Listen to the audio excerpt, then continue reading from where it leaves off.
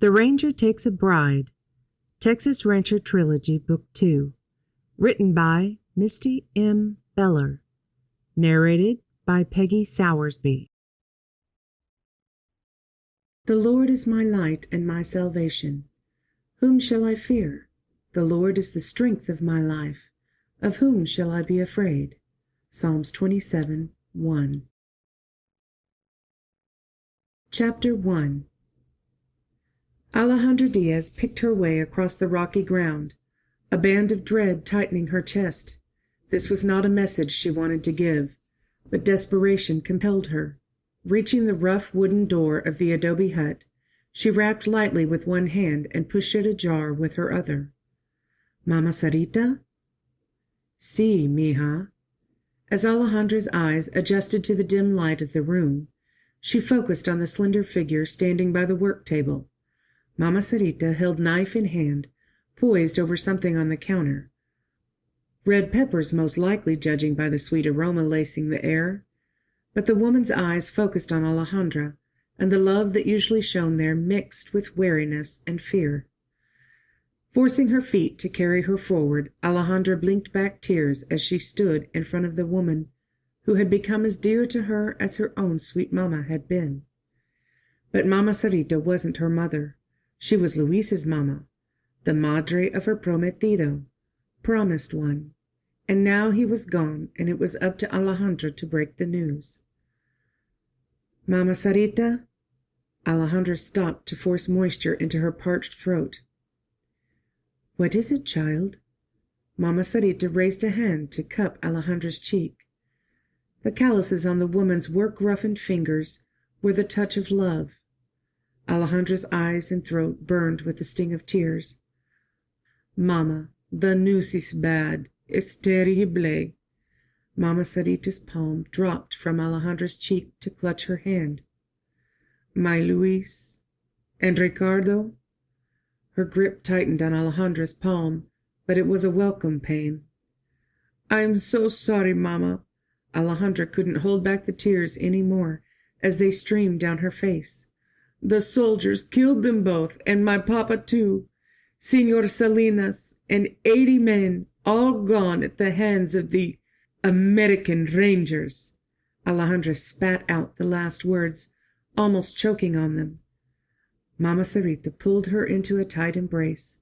The feel of this madre's arms was more than Alejandra could resist, and she allowed the sobs to overcome her body.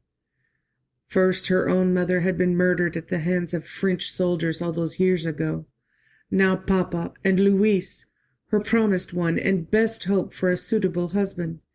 And Papa Ricardo, Luis's padre. A wave of realization washed over Alejandra. Now she and Mama Sarita had only each other. In one fell swoop, the soldiers had left them both alone and abandoned. Alejandra clutched the woman's swaying body tighter. As long as there was breath in her body, Mama Sarita would never be alone. Alejandra ladled the atole into a bowl, then settled a spoon into the thick, grainy liquid. Mama Sarita liked atole with plenty of ground corn, so it was more like a porridge than a drink, so that's exactly how Alejandra made it. Mama Sarita said it kept her menfolk full longer, so they could work harder. She always patted Papa Ricardo's muscular shoulder when she said the words. The love between them always lit the small adobe dwelling. Pain seared Alejandra's heart at the memory, partly because she mourned the loss of the 3 men who had meant the most to her, and partly because of the agony Mama Sarita must be experiencing. Papa Ricardo and Luis had been her world. Swallowing back fresh tears, she carried the bowl to the front doorway and sat next to the hunched figure seated on the stoop. "I brought you a breakfast. Thick, warm atole." Mama Sarita accepted the bowl Alejandra placed in her hands, but her eyes stared out across the narrow, dusty road that ran in front of the hut. The trail passed by each of the ranch worker huts, nestled in openings in the trees, and eventually ended at the Rincón de Cucharas outpost of the vast Rancho Las Cuevas. Rancho Las Cuevas had been her and Papa's home for these 6 years, but much longer for Mama Sarita. How long had Luis said? They'd come here when he was but a child of 5, and now he would have celebrated his 20 años in less than a week. 20 years, except the American soldiers killed him. Alejandra fought the urge to hit something, but instead she raised her hand to finger the scar that marred her right cheek, extending from her cheekbone to the base of her ear. Yes, soldiers brought nothing but pain and heartache. What was the fighting about, mija? Mama Sarita's voice drifted through the tirade in Alejandra's mind. She turned to look at the older woman, but Mama Sarita still stared into the distance, over the road and into the woods beyond. Alejandra swallowed. I'm not sure exactly. There was trouble with some cattle. I think our vaqueros brought the animals across the Rio Bravo, and the soldados americano wanted to take them back. They killed Señor Salinas and 80 of our vaqueros. So the cattle belonged to the Americanos? Alejandra jerked her attention to Mama Sarita's face. The leathery skin between her brows pinched as if she were trying to decipher a mystery. See, Mama. And they took the animals back across the river? See? What was Mama Sarita trying to determine? If the Americanos were in the right? Of course not. They were soldiers, invading a land that wasn't their own and murdering innocent people. Murdering Papa. The thrumming of hoofbeats in the distance finally brought Mama Sarita's head around. Through the trees a rider became visible, a man wearing the wide-brimmed hat of a vaquero. As he reined his bay to a stop in front of them, a cloud of dust rose into the dry air.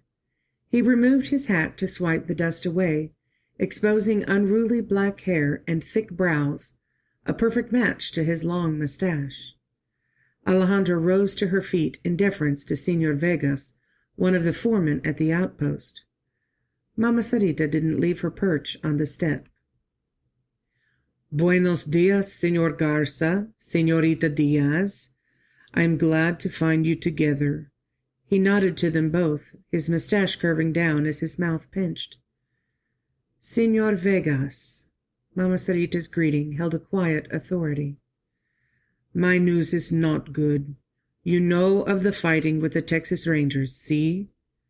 Alejandra nodded. Many vaqueros were lost, your men among them. He paused and eyed them both as if assessing whether they'd heard the news already. The now familiar burn pricked Alejandra's throat and stung her eyes, but through her blurry vision she glimpsed a nod from Mama Sarita. Did the older woman not have any tears left? Or was she still in shock, not fully understanding what had happened? The man continued.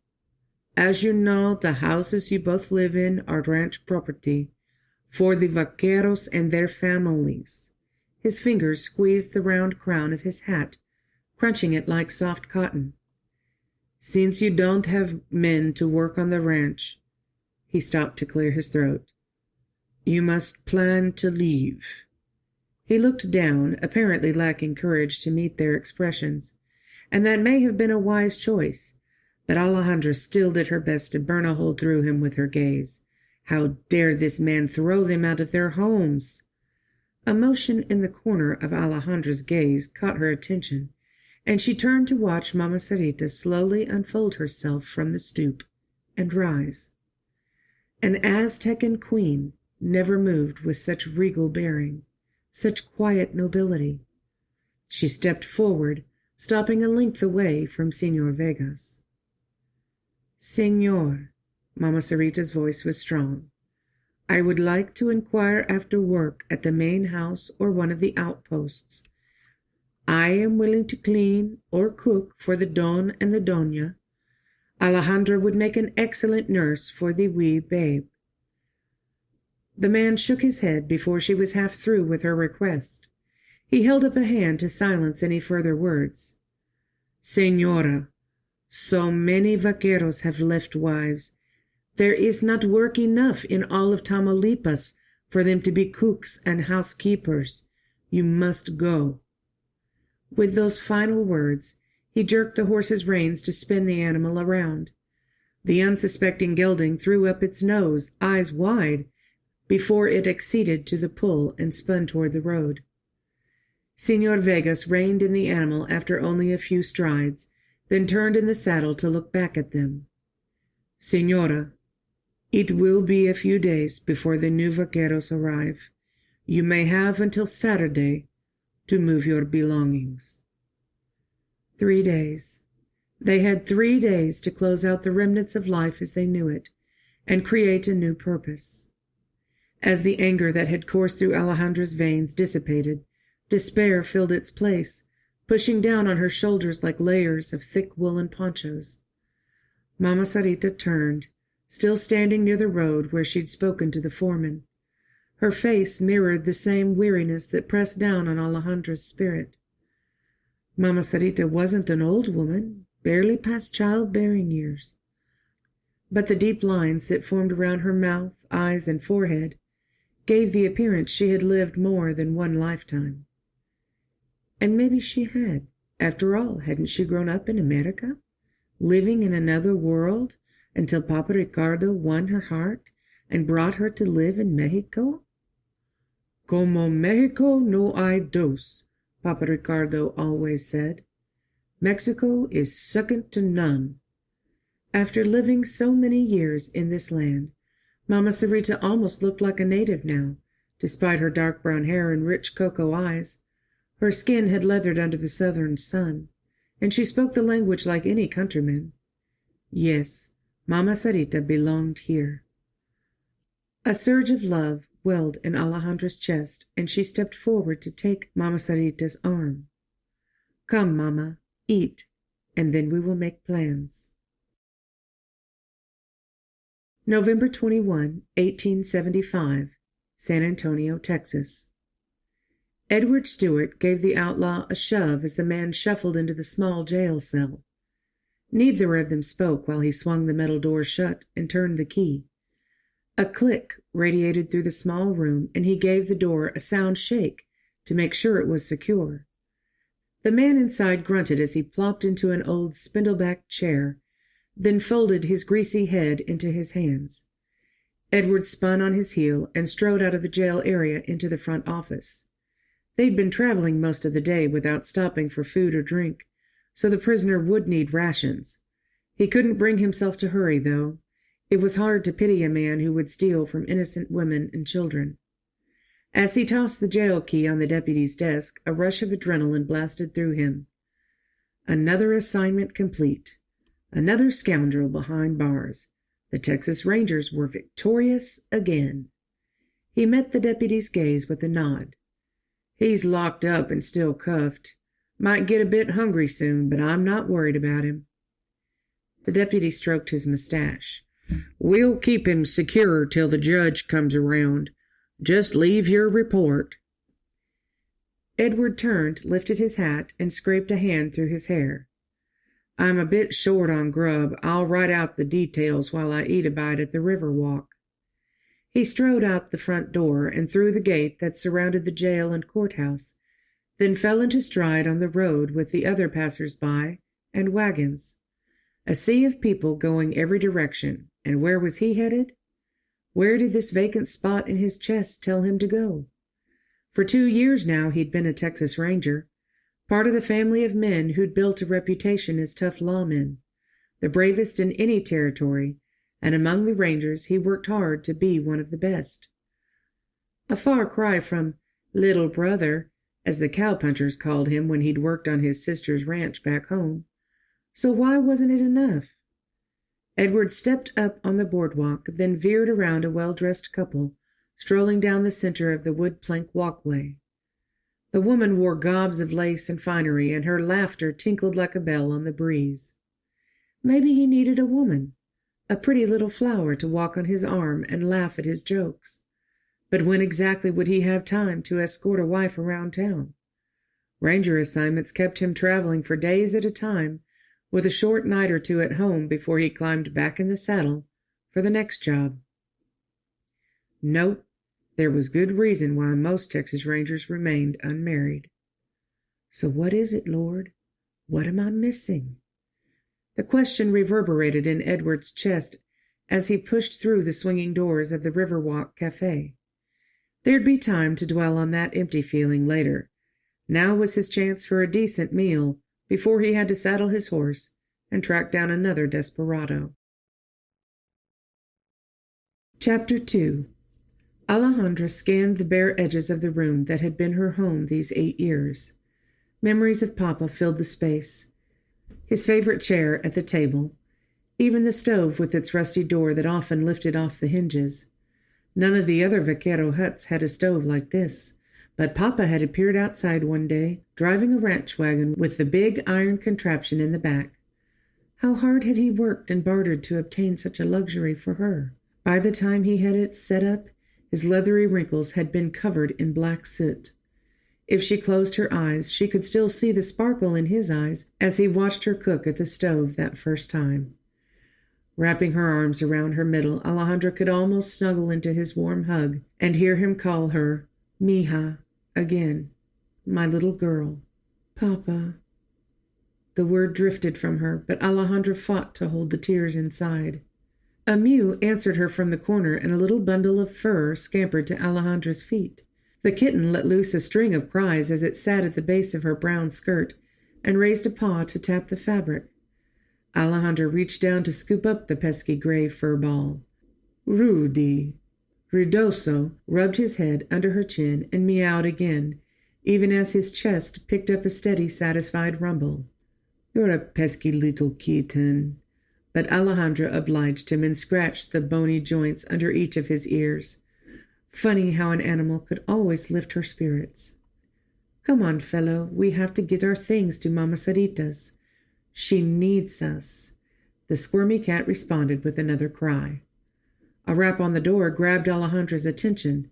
It was too soft to be one of the vaqueros. Mama Sarita? But when she cracked the door, a younger face smiled back at her. Buenos dias, Alejandra. Elena Gomez stood on the stoop, her baby girl smiling out of the sling across her chest. Elena. Alejandra opened the door wider and stepped back. And little Damaris, please come in. Elena hesitated. I just came to check on you. I'm making rounds to all the women who lost their men in the battaglia. Alejandra spun on her heel and strode further into the room. I was just leaving. I'm going to stay with Mama Sarita until we decide where to go.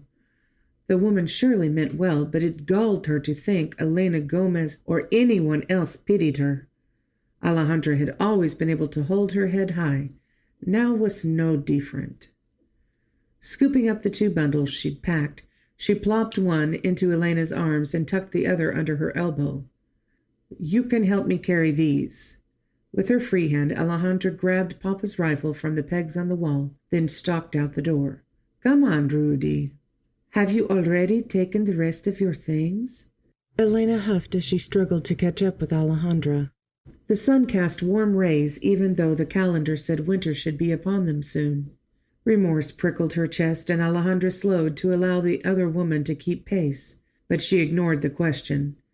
Elena didn't need to know her only possessions were a spare dress, 2 blankets, a few food scraps, Mama's Bible and Papa's gun, and Rudy. If at all possible, she would take the bothersome cat wherever she and Mama Sarita went. Do you know where you'll go? Elena's child whined from the sling, probably because of the jarring pace. The young mother spoke soothing words to her babe, and Alejandra slowed her steps even more. Elena didn't mean to be annoying with her questions. When the baby stopped fussing, Elena looked at Alejandra but kept her steady pace. So do you know where you'll go? Alejandra raised a shoulder in a casual movement. Apparently the woman wouldn't be put off. Not sure. I've heard there are lots of jobs in Nuevo Laredo, even for women. Hotels in need of cleaning maids and cooks, sewing rooms that make fabric and clothing and blankets. So many options. Elena seemed so proud of her news, and it was kind of her to share. But working in a small dark room hunched over a needle or loom didn't sound like a fiesta, and cleaning up after strangers? Alejandra swallowed a lump in her throat. Cooking didn't sound so bad, though. Maybe she and Mama Sarita could work together in the same kitchen. Would God be so kind as to allow them that one small mercy? Did he even care? Not if she asked, but maybe he would listen if Mama Sarita made the request. They'd finally reached the older woman's door, and Alejandra tapped her knuckle. Mama Sarita? Come in, mija. Alejandra pushed the door open and stuck her head in. Mama sat on the edge of the bed in the corner, a stack of papers in her hand. Her face creased into a smile aimed straight at Alejandra. A weight lifted in Alejandra's chest, and she couldn't help a small smile in return. I've brought you a visitor. She pushed the door wide and stepped inside, placing her bundle and rifle in the corner. Elena scurried in behind her. After handing off the second bundle to Alejandra, Elena hastened to the bed and perched next to Mama Sarita, resting a hand on her shoulder. I came to check on you, Senora. Is there anything I can do to help? The image pressed firmly on Alejandra's conscience. She should have been kinder to Elena. The woman had come to help, and it wasn't Elena's fault that her husband was still alive and well, despite all the other men dead. No, Alejandra should rejoice with her friend that the babe's father lived, and they wouldn't be cast into the streets, the way Alejandra and Mama Sarita were about to be. As soon as the mother and child left, Alejandra moved toward the stove. What would you like for la comida? No, mija. Come sit at the table with me. We must talk. Alejandra spun to face Mama Sarita. Her voice held such a weight, such dread, laced with determination. She didn't meet Alejandra's gaze, but motioned toward a chair at the table as she settled into the one next to it. Alejandra sank into the chair beside Mama Sarita. What now? Had something else happened? Mija, I have sought the Lord's guidance for our next direction. Alejandra nodded, her mind churning with the information Elena had shared on the walk over. See, Mama? Elena said there are jobs for women in Nuevo Laredo. We could work together as cooks, maybe. I'll see if I can find a ride for us on a wagon. Mama Sarita's hand settled on Alejandra's arm, stopping any further chatter. That will be good for you, but do not seek a ride for me. The words echoed in the quiet room, but couldn't penetrate the walls of Alejandra's understanding. What? Paper shuffled as Mama Sarita raised a hand from her lap, displaying a stack of tattered letters. I should go live with my sister. Sister? Mama Sarita had never spoken of family before, save Papa Ricardo and Luis. If she had a sister, why didn't she speak of her? Why didn't the sister take part in all the holidays? Familia was so important to Mama Sarita. And then a terrible thought struck her. Though she was Mexican in every way that mattered now, Mama Sarita had been raised in America. Is that where her sister still lived? It was too awful to even consider. Are you saying move to America? Alejandra tightened her jaw, trying to still the quiver in her chin. Sí, mija. I must go home. Home? The word struck Alejandra like a blow to her face. She grabbed Mama Sarita's hand and pulled it across the table to her own bosom. But, Mama, this is your home. We must stay together. We have to. It didn't matter that her voice rose like a frightened horse in a barn fire. Mama Sarita dropped the papers on the table and brought her free hand up to cup Alejandra's cheek.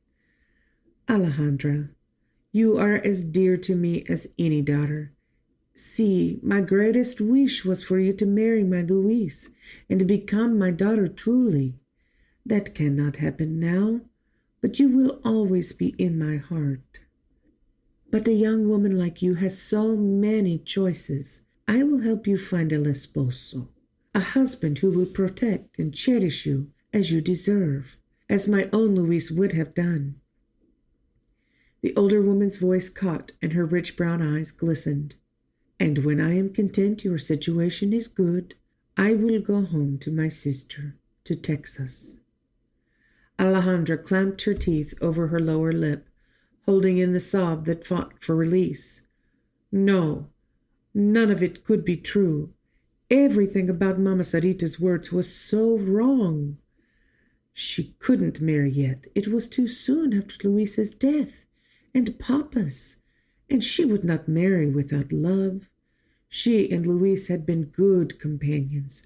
Her love for him was perhaps not as great as her love for his family, but she would not allow herself to be promised to another man for whom she had not even friendship. And Texas? Mama Sarita couldn't leave. No, not to another country. Even if it was the place she had grown up, how could Mama Sarita want to go back to the land of the soldiers who had killed her husband and son? The sob in Alejandra's chest broke free, loosening the tears she tried to hold back. Mama Sarita pulled her into an embrace, clutching Alejandra's head to her shoulder and rocking. Mija, my Alejandra. Over and over she murmured the endearments, rocking, holding, letting Alejandra cry without shushing her. At last the torrent of tears slowed enough for Alejandra to quench them. She sniffed and pulled back, wiping her eyes with the underside of her apron. I'm sorry. Hush, mija. Don't apologize. Tears are healing and can bring clarity. I have cried many tears to myself to reach this point. Alejandra nodded. Her mind was clearer. There was no doubt now what she had to do. Inhaling a long breath, she met Mama Sarita's gaze. You're sure you want to go to Texas? Nothing but love shone in the older woman's eyes, bolstering Alejandra even more. Her decision was right. See, mija, it's a little town there called Seguin. The people are good. I have prayed much and feel it's the Lord's will. Her hand closed in a fist over her heart. Okay, then, we will go. Mama Sarita's forehead wrinkled, confusion turning the deep brown in her eyes murky. You don't have to go with me. I understand your home is Mexico. Alejandra forced resolve into her spine. She couldn't back down now. Placing her hand in the woman's dear, calloused one, she kept her voice gentle but firm. Mama Sarita, where you go, I will go. You're my only family left. I won't let you leave alone. I can't. Where you live will be my home also. Mama Sarita's mouth pinched for a long moment, and the expression in her eyes bespoke a battle among her emotions. Finally, a corner of her lips quirked, then the other side. Her eyes softened into the most radiant smile Alejandra had seen in days. My Alejandra. With those words, Mama pulled her into another embrace, squeezing with such fierce love there could be no doubt of the emotion. Alejandra clung to her in return. Surely anything they would have to endure in America would be worth it, as long as they were together, right? Chapter 3. Alejandra wrapped her red shawl tighter around her shoulders and hunched underneath the pack on her back. They'd been walking for days now. She'd lost track of how many sunrises they'd seen on the trail, but it'd been more than a week since they rode the raft across the Rio Bravo and landed on Texas soil. With every day they traveled, the landscape became a little more lush, even though the grass had turned an early December brown, and the trees were mostly skeletons. The air held a little more chill now, too. A soft mew from behind brought Alejandra's head around. The cat sat on the road staring at her as if it refused to take another step. Even though she carried him half the time, this trip had been hard on the little furball. Come on, Rudy, catch up! He released one more sad mew as if making sure his complaint was documented, then scampered to catch up. A movement at her side caught Alejandra's attention. Mama Sarita stumbled and gasped as she went down on one knee. Alejandra reached frantically and snagged a handful of the woman's sleeve. She held on tight until Mama Sarita regained her balance, then rose to both feet. Are you hurt? Alejandra bracketed her with a hand on each shoulder and peered into tired eyes. No, I stumbled on a rock. I'm all right. She allowed a long breath to slow the wild beating in her chest. "I wish you would have let me buy a donkey for the trip. This is too far for you to walk, especially carrying a pack." Truth was, if she'd had enough money, she would have bought the donkey without Mama's consent. Even after all the things Mama Sarita had given away to neighbors, their belongings filled 2 large satchels. It was too much for the older woman to carry day after day. "Mija, I'm old, but I'm not decrepito. The walking is good for me, and we'll save our money for our new life." She patted Alejandra's arm, then turned and strode off, her step a little jauntier than before. Was she trying to prove she was up to the challenge? Alejandra sighed and forced her own heavy feet to move, lengthening her stride to catch up with the other woman. It would help if her legs weren't so short, especially compared to Mama Sarita's tall, willowy figure. Ahead of her, Mama Sarita's head bobbed and she listed sideways. Before Alejandra could leap forward, Mama was down on one knee, then rolling onto her side. The whole scene happened as if in a dream, one of those terrible dreams where Papa was falling over the edge of a cliff, and no matter how hard Alejandra pushed, she couldn't make her body move faster than a slow crawl. In the dreams, she would finally reach Papa, just as his grip on the ledge loosened, and she would watch him writhe as he dropped down, down, down. She landed on her knees at Mama Sarita's side, forcing the remnants of the dream out of her mind. "Mama!" "I'm all right, mija." But her breath came hard and her words wrapped around a groan. The older woman's hand drifted down to her right leg. "Where are you hurt? Your knee?" Mama shook her head once. "My foot." Her face scrunched, then she struggled to sit up. "Lie still, Mama. Let me look at it." But Mama Sarita pushed aside her words with a wave of her hand. Against her better judgment, Alejandra helped her sit up, then knelt by her feet and loosened the laces on her shoe. It was a homemade boot constructed of a soft leather upper and several layers of thick cowhide for the sole. Or perhaps the leather had been stiff in the beginning, but had softened after many years of wear. As she slid the shoe off, a moan crept out of Mama Sarita. Alejandra swallowed back her own cry as she peeled down the stocking, and the puffy red flesh of the ankle glared up at her. A pale green seeped just under the skin. She'd not seen such a bad sprain since Pop had been thrown from one of the younger saddle horses when an angry bull charged. Alejandra raised her hand to examine their surroundings. No houses in sight, and she couldn't remember seeing any for at least 10 or 15 minutes now. Should she walk on ahead and try to find someone to help? There was no way Mama Sarita could hobble very far. Trees bordered the road just ahead. Should she try to settle Mama Sarita inside the woods so she'd be protected? That looked like the best option for now. Alejandra gazed into her friend's pain-streaked eyes. "Do you think we can get you over to those trees?" She nodded toward the woods. "Then I'll go for help." Mama nodded. "Yes, I think we're not far from San Antonio, maybe another mile or 2. Just get me off the road and I'll be fine." She tucked Mama Sarita's arm around her neck, and together they hobbled the 20 paces to the edge of the tree line. As she was about to lower the older woman to the ground, a rustling noise sounded within the timber. "Wait, Mama, I hear something." Alejandra held her breath as she listened. Could it be? Had luck finally smiled on them? "I think I hear water running ahead. Can you rest against this tree while I go see?" Mama nodded and released Alejandra for the smooth bark of the maple tree. Deep lines formed around her eyes and her lids hung half-closed. Alejandra's heart clenched at the sight. She had to get her settled soon, but a cool stream would be the very best thing for Mama Sarita's swollen foot. She dashed through the trees as Rudy scampered along underfoot. "Move, gato!" she grunted, sidestepping so as not to crush the animal. When a small stream appeared through the woods, she could have cheered, but moving Mama Sarita to the spot proved agonizing, not because the sweet woman complained, but because it was clear from the shaking in her hands and her heavy breathing that every step was pure torture. After settling her with the swollen ankle submerged in the creek, Alejandra loosened Papa's rifle from where she'd tied it to her satchel.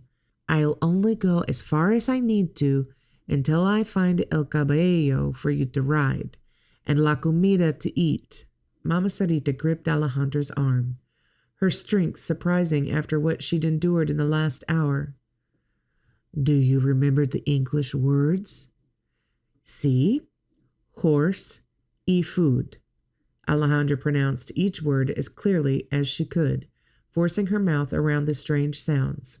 They'd practiced American words every day on this journey, but it had taken a day or two before Alejandra summoned any desire to learn the language of these people. How she wished now she'd worked harder to memorize everything Mama Sarita tried to teach her. Bueno, Mama Sarita nodded. I mean, good. I must begin to speak more English to you. Don't stop at the houses you come to, but go into San Antonio and find a mercantile. You never know what kind of people you'll meet on the road, but the storekeeper will help you. See, Mama, I'll leave the rifle with you.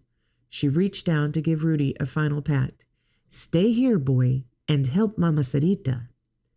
The cat meowed, brushing against the gathered blue fabric at the base of her skirt.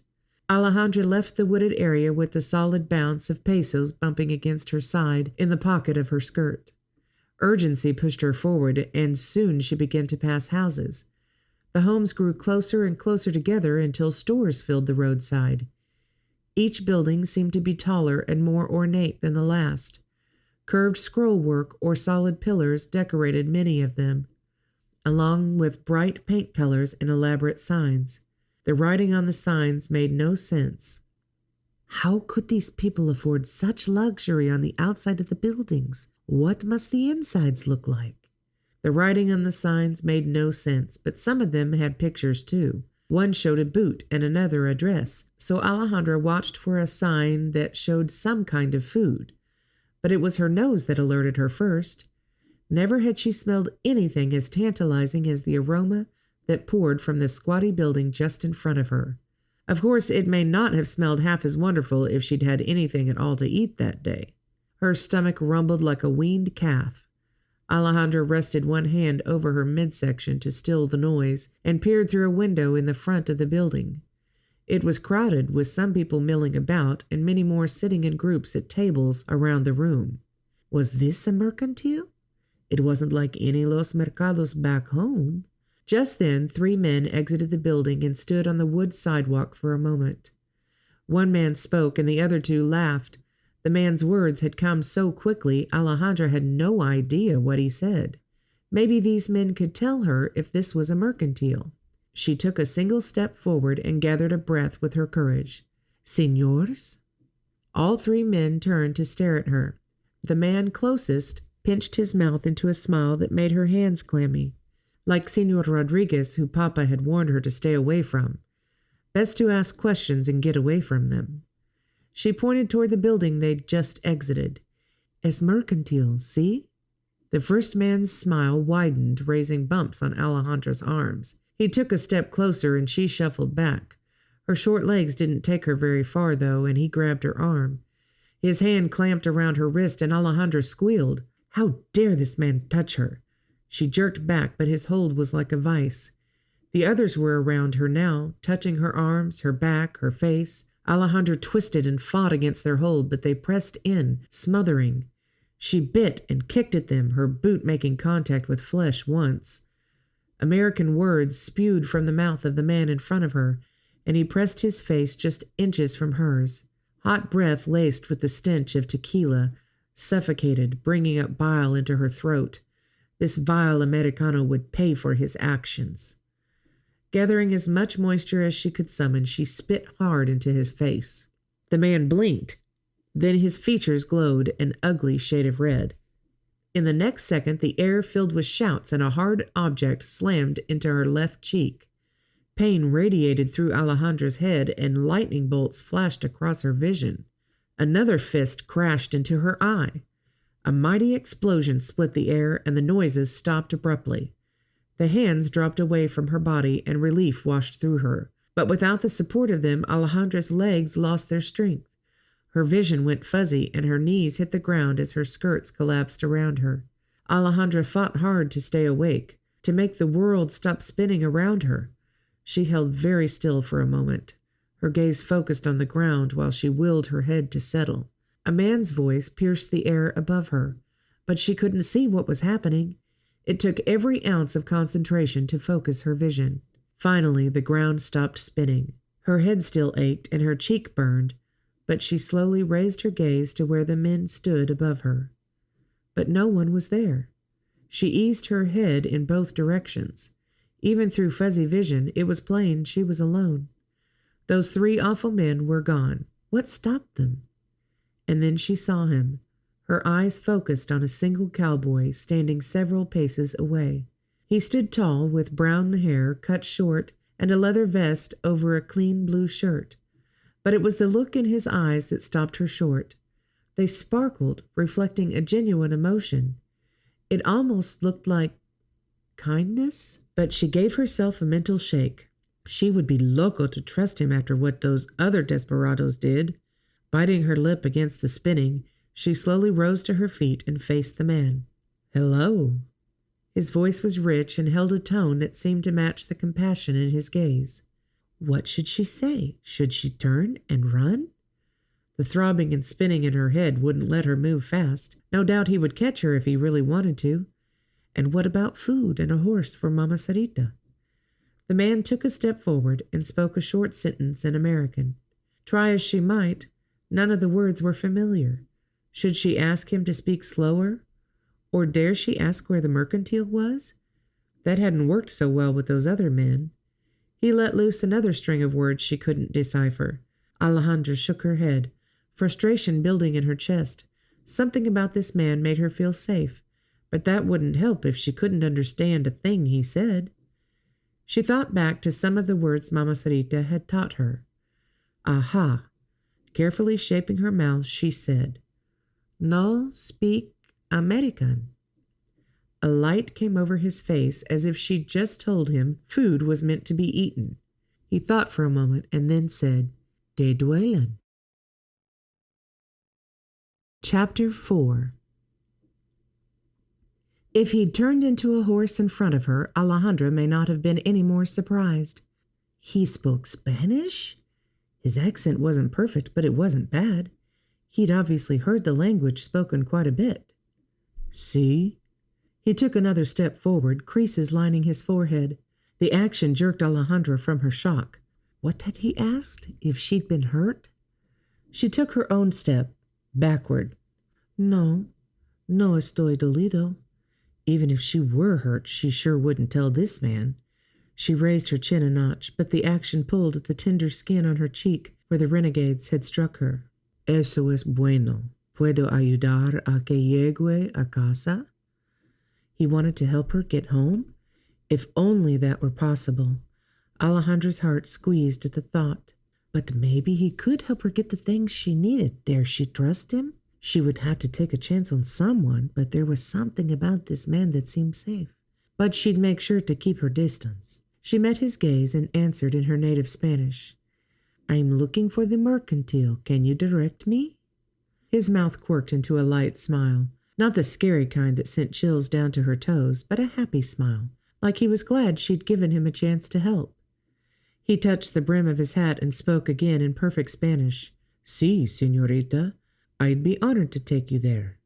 Turning, he extended a hand in the direction from which she'd come.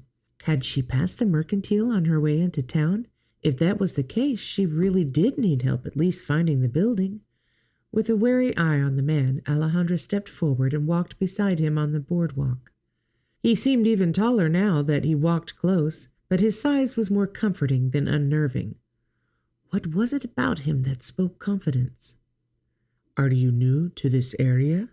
His Spanish was slow but easy to understand. Her gaze shot to his face and found him watching her. She jerked her focus back to the street in front of them. He kept to a leisurely stroll, but she still had to take long steps to keep up. See? Should she say anything more? No, it couldn't be safe to give any more details than necessary. He seemed to accept her silence without resentment, though, and they walked past a few more buildings. Stopping in front of a tall 2-story structure, he opened the door and motioned for her to walk in. "What are you looking for?" he asked in a low voice. "La comida," she whispered back. The place was filled with shelves and displays and tables covered with more than Alejandra could have imagined. Boxes and bags and barrels lined one empty wall, and a table in the far corner held stacked rows of fabrics, more colors and designs than she'd seen in years. The man motioned toward the other side of the large room. Jars lined a bookcase, and more large sacks sat on the floor. A small table draped with a bright red tablecloth held loaves of bread and round containers that looked like they held cornbread cakes. Alejandra's stomach rumbled, loud enough for the whole store to hear, especially the cowboy standing mere feet away. "Don't look at him. Pretend nothing happened."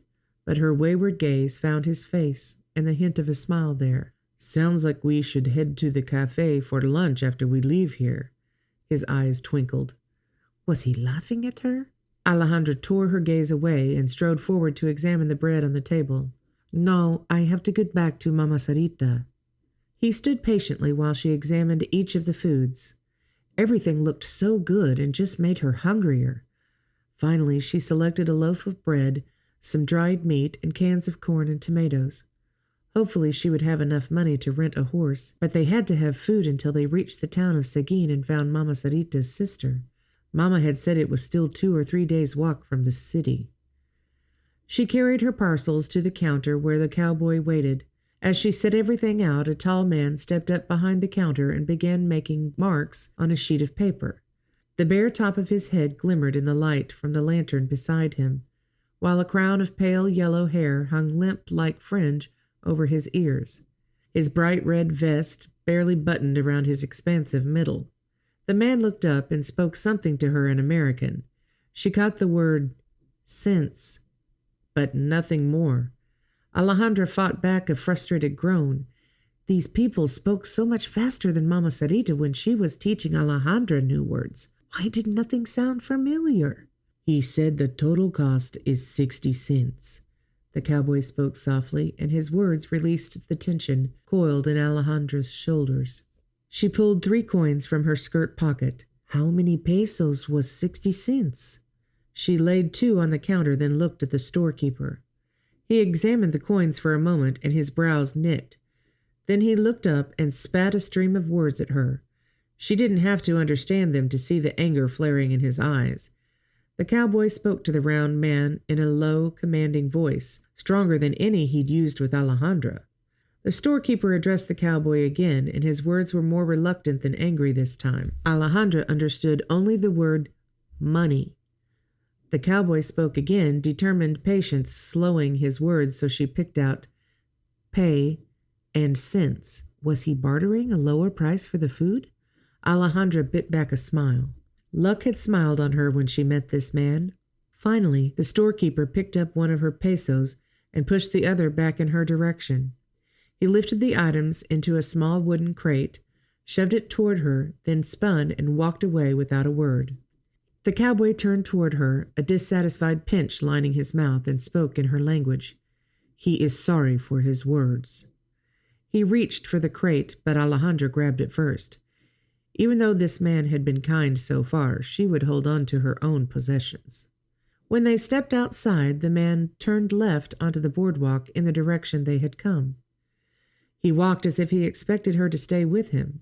Where was he taking her? She needed to ask directions to the livery, then it would be best to send him on his way. Alejandra stopped, and a stride later he turned to look at her, brows raised. "What's wrong?" She squared her shoulders. "Please tell me where to find the livery, then I won't be a bother to you any more." Twin lines formed on his forehead. "Can I buy you lunch at the cafe first?" This man wanted to give her food? No. That would be trusting him too much, and Mama Sarita waited. No, she wouldn't fill her stomach knowing Mama had not eaten yet today. Shaking her head, Alejandra said, "No, Mama Sarita waits for me. I need to rent a horse and go back to her." The cowboy's mouth pinched again, and he seemed reluctant as he turned back the way he had been walking. "The livery is this way." Alejandra scurried to catch up with him, then settled into his relaxed stride. Several moments passed before he spoke again. "Can you ride a horse?" Alejandra's gaze jerked to him. "Couldn't everyone?" "See, but the horse is for Mama Sarita to ride." He glanced at her with one brow raised. "Can she ride a horse?" "See." The way his eyes danced when he smiled was captivating. "The livery owner will need to know how long you plan to keep the horse." Oh, she hadn't thought about how to bring the horse back to this town. Maybe after Mama Sarita was settled with her sister, Alejandra could bring the horse back, then walk to Seguin again. She nibbled her lower lip. How long would that take? Maybe this cowboy would know of the town. "Señor, do you know how far to Seguin?" The man's eyes widened. "Seguin? Your madre is going to Seguin?" No need to correct his misunderstanding of her relationship with Mama Sarita, but why did he seem surprised about the town? "See, we are both going. Do you know how far?" He seemed to recover himself. "It's about 30 miles, a long day's ride." He paused for a moment. "So you need 2 horses." "No, Mama Sarita rides because her foot is injured. I will walk." Those 2 lines formed on his forehead again, but the man didn't answer. In fact, he remained silent as they passed 2 more buildings, then stopped in front of an open barn door. Edward straightened his spine as he stepped through the wide livery door, the woman by his side. Something about her drew him in a way no other woman had. She was beautiful, to be sure, even with streaks of dirt gracing her cheeks and jaw. Her tiny features and dark eyes took his breath every time he looked at her. It's a good thing he found her when he did. Goosebumps covered his arms every time he thought about what those lowlifes would have done with her. No woman deserved that, especially not this delicate flower beside him.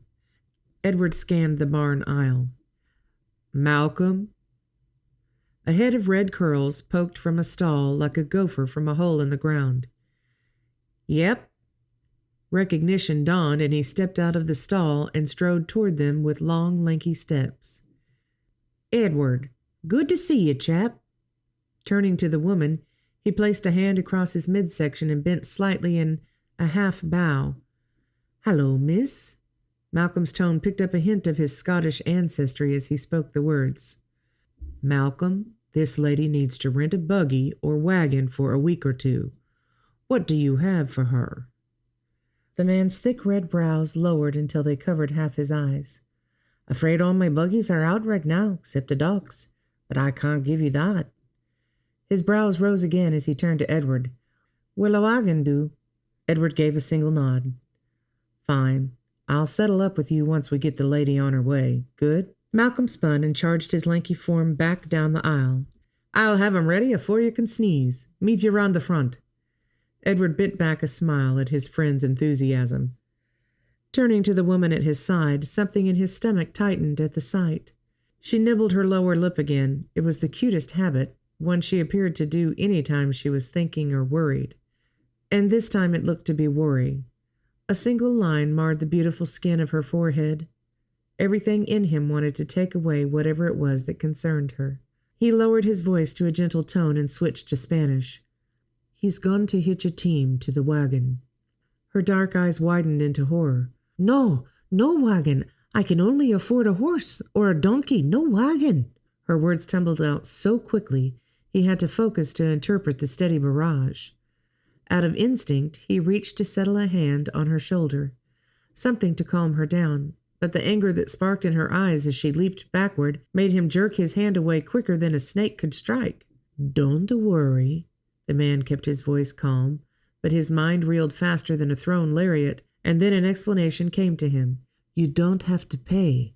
The owner needs the wagon delivered to the livery in Seguin, so he would consider it a favor if you drove it there, no charge."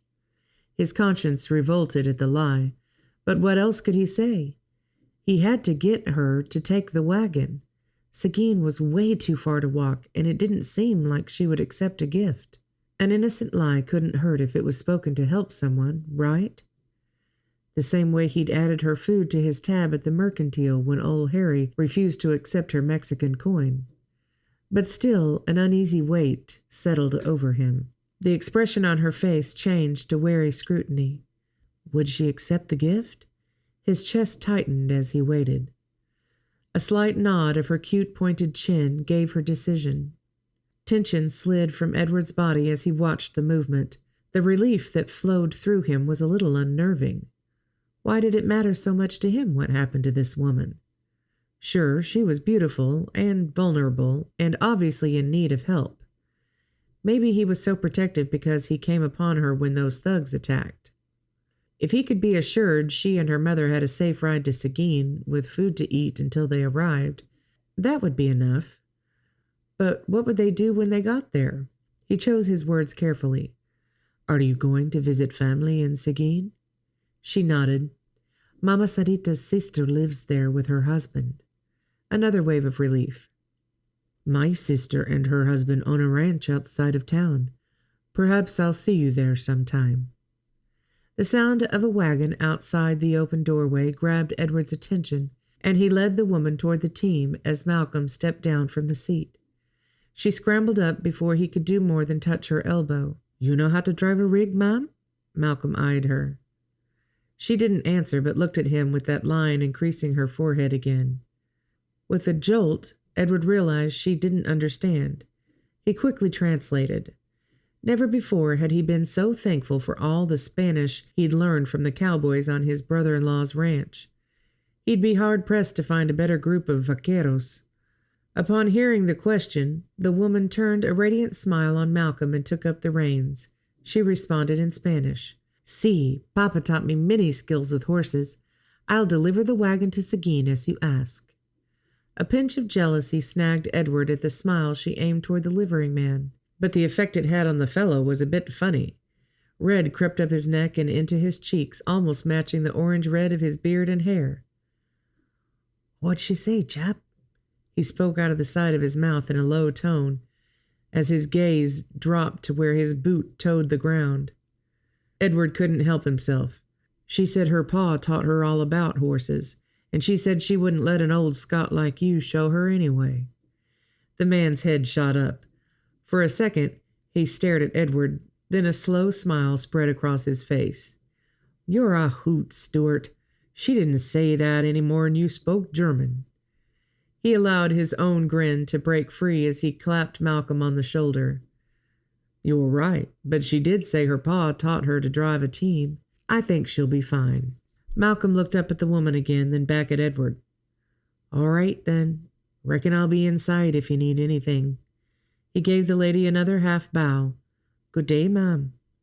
When he was gone, Edward stepped closer to the wagon and rested his hand on the corner. He spoke in Spanish. Is there anything else I can help you with in town? I'd take you to Seguin myself, but I'm supposed to report for work this afternoon here in San Antonio. Her chin dipped as her mouth spread into a shy smile. You've done too much already. I thank you for your kindness. He had to fight his reflexes so he didn't reach up and stroke the delicate skin of her cheek. He had to get control of himself. What if he never saw this woman again? He had to report for another assignment today, so it would be days or even a week before he got back to Seguin. But he'd look her up for sure. And then a thought struck him.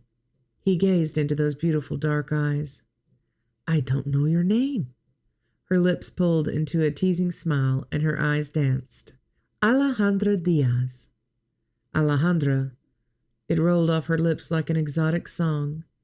Everything about this woman was intoxicating. And you are? Like a simple-minded dog, he stood there looking at her. He reached up to tip his hat, then realized it wasn't there. Instead, he offered a lazy salute. Edward Stewart, Miss Diaz. It's been a pleasure to meet you. She rewarded him with that same radiant smile she'd given Malcolm. His heartbeat sped up and his stomach did an extra flip. I thank you, Senor Stewart. You've been most kind. I'll bid you adios now. With that, she gave the reins a strong shake. The horses stepped into the harness, pulling the wagon forward. "Adios," Edward called. Something in his chest constricted as he watched her drive down the road and out of sight. Chapter 5. Reining the horses to a stop beside the trees that sheltered Mama Sarita, Alejandra set the wagon brake and jumped to the ground. This blue skirt didn't billow like her brown one did, letting her move more freely. Carrying the bread and meat, she wove through the trees until she reached the river. Mama Sarita sat with her eyes closed and foot extended into the water. Her eyes flickered open when Alejandra dropped to her knees beside the older woman. "I brought food and a wagon. Eat some now, then more while we travel." "Gracias, Dios." Mama Sarita whispered the prayer as she took the bread Alejandra offered. The woman's eyes studied Alejandra's face while she ate, halting at her left eye. "Mija," she breathed, reaching to almost touch the aching skin. "What happened?" Alejandra gulped. "It's nothing. Some people weren't friendly, but the kind man helped, and I have what we need now." "Mija," the word repeated, sounded almost like a groan this time. Alejandra looked around for a distraction. Mama Sarita had enough heartache without worrying about that. "Tell me when you're ready to go." "I am ready."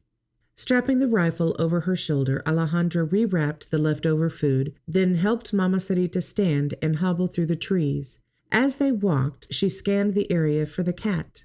No gray ball of fur scampered beside them, so she raised her voice to call. "Rudy!" Nothing. Mama Sarita hobbled slower now, her face contorted into a grimace, but they were almost to the road. Once they reached the wagon, Mama Sarita held onto the side while Alejandra laid blankets in the bed. They worked together to lift Mama Sarita and her very swollen ankle up into the conveyance. By the time she lay back against the blankets, much of the color had drained from her tanned face. Alejandra stroked hair from the older woman's face. "I'll get Rudy, and then we'll move on. Hopefully you can sleep while I drive." "Gracias." The word was faint, and Mama Sarita's eyelids had already drifted shut. Alejandra retraced their steps to the stream, calling her wayward cat every few seconds. Where could he be? He was normally underfoot, always wanting to be close to her. She'd never been concerned he'd run away. At the water, she paused to scan the bank in each direction. "Rudy!" Something moved upriver, rustling the leaves as it scampered near a tree. Her heart picked up speed, but then the animal stepped away from the tree. Only a squirrel. She walked that direction anyway, calling Rudy's name as she went. What should she do if she didn't find the cat soon? Leave him? That would mean one more loved one lost. Moisture stung her eyes. Why was life so hard? Maybe they could spend the night here and give Rudy time to come back. But Mama Sarita needed a doctor. She surely didn't need to sleep out in the woods with her foot swollen, and they wouldn't have enough food if they didn't leave for Seguin today. After walking for several minutes, she came to a break in the trees. In the clearing sat a tall farmhouse, at least 2 levels high and painted white. Could Rudy be there? Dare she go ask if they'd seen him? But what had Mama Sarita said?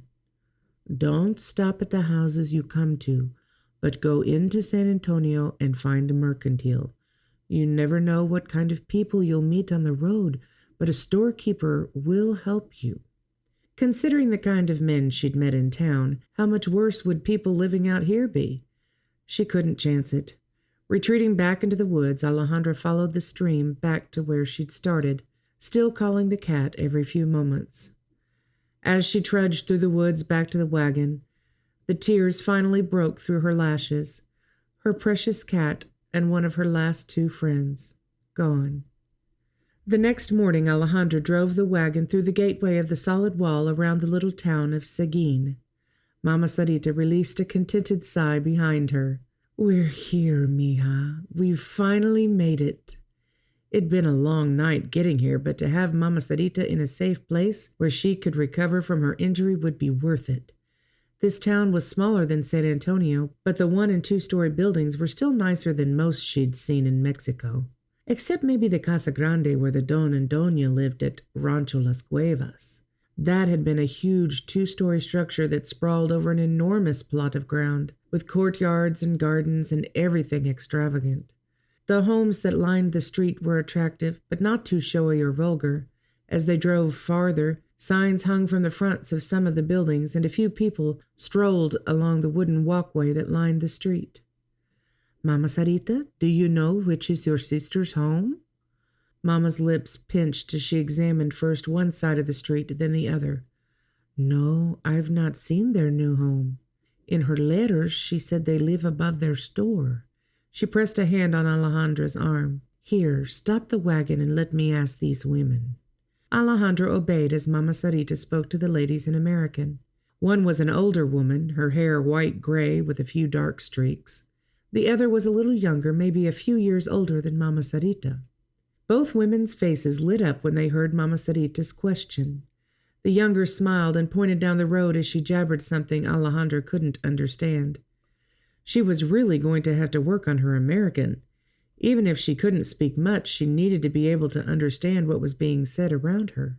Mama Sarita spoke to the ladies again and waved. Alejandra picked out the words, "Thank you," before Mama Sarita turned to her. "They said it's the second to last building on the left side of the street. The name, Stewart Mercantile, is over the door." Alejandra nodded as she slapped the reins on the horses' backs, and they started off. The building was just where the women had said, a 2-story structure, built of the same white adobe-like material as many of the other structures. Alejandra reined in the team beside the Mercantile, then jumped down and turned to help Mama Sarita. Instead, the woman held out a letter. "Here, take this inside and show it to whoever is behind the counter. Tell them to come outside." Mama Sarita used the American words "come outside," sounding them slowly. Alejandra took the paper and strode toward the door, repeating the 2 words over and over in her mind. She would learn the American language if it killed her. A bell on the door tinkled as Alejandra opened it, and her eyes immediately found a tall, broad man behind the counter on the left side of the room. The rest of the open room was similar to the Mercantile in San Antonio, but not as large. It was early in the day still, and no other customers were there. "Howdy, miss." The man had a booming voice, but at least she was able to understand those 2 words. She stepped toward the counter, picking her way around a table stacked with cans. "Señor." Holding the letter out like a sign, her mouth formed the American words. "Come outside, por favor." The lines on his forehead deepened as he took the letter and examined the writing on the front. "Come outside," she said again, this time pointing in the direction she'd come. A light dawned in his eyes. He seemed to understand what she wanted him to do, and his face held a curious half-smile. He said something Alejandra couldn't understand as he strode around the edge of the counter and motioned for her to precede him. Alejandra released her breath as she scurried toward the door, where Mama Sarita waited. Alejandra went to stand next to Mama Sarita's side of the wagon and watched the man. He stopped on the boardwalk and raised a hand to shade his eyes as he took in the 2 of them and the wagon. It was clear the instant he recognized Mama Sarita. His eyes grew into round circles, even under the shadow of his palm. He took a tentative step forward. "Sarah?" His voice held wonder as if he might be seeing a vision. "Hello, Walter." Emotion spilled out of Mama Sarita's tone. "Sarah," he breathed again. He stepped back, and it looked like he would turn and hurry inside, but then he changed direction and strode toward the wagon. "Let me help you down. Your sister will have my head if I wait 1 more second before I bring you in." "Wait." The single word from Mama Sarita stopped him in his tracks at the base of the wagon, and he raised the hand to his eyes again to shield them from the eastern sun. "What's wrong?" Walter's booming voice was laced with concern. Mama Sarita answered him, but the only words Alejandra could pick out were, "Hurt, Laura, and here." The man spun on his heel and disappeared back in the shop. Mama's eyes sparkled when she turned to smile at Alejandra. "He's gone to bring Laura. You'll like her, mija. She's one of the sweetest creatures God put on this earth." The joy that lit Mama Sarita's face as she described her sister made Alejandra's heart constrict. One wicked part of her regretted having to share Mama's love, even with her own sister. But her nobler side couldn't wait to meet the woman of whom such good things could be spoken. They didn't have to wait long. Footsteps inside gave warning just before the front door burst open and a tall, willowy woman bounded out. "Sarah!" The woman, who could only be Laura Stewart, had Mama Sarita in an embrace almost before Alejandra could step out of the way. The sisters laughed and cried and hugged for almost a full minute as Alejandra and Laura's husband looked on. Then Mama Sarita leaned back from her sister's embrace and wiped her eyes. She gathered Laura's hand in her left and reached for Alejandra with her right hand. She said something to her sister in English with the words, "daughter," and "Alejandra." Then she turned to Alejandra and bestowed a smile filled with such love, Alejandra wanted to spring into her arms. But instead she listened as Mama Sarita said in Spanish, "Mija, I'd like you to meet my sister Laura and her husband Walter." Laura stepped forward then and wrapped Alejandra in her arms. Her words weren't distinguishable, but the warmth in her hug was clear. The next morning, Alejandra was elbow deep in wash water as she scrubbed a frying pan and listened to strings of American words fly back and forth between the sisters. Tia Laura, as she insisted Alejandra call her, stood beside her with a clean cloth, drying and putting the dishes away after Alejandra cleaned them. Mama Sarita sat in a chair by the table with her swollen foot propped in a second chair. As they worked, Tia Laura rattled on about something to do with a store and a baby. Alejandra allowed her gaze to travel around the small room as it had done more than once since they'd arrived yesterday. This was so much nicer than the adobe huts with dirt floors they'd lived in at Rancho Las Cuevas, and in the bedroom where she and Mama Sarita had slept, there was a real mirror. The mattress sat on some kind of wood contraption that kept it off the floor, and there had been soft cotton squares filled with goose down for them to lay their heads on.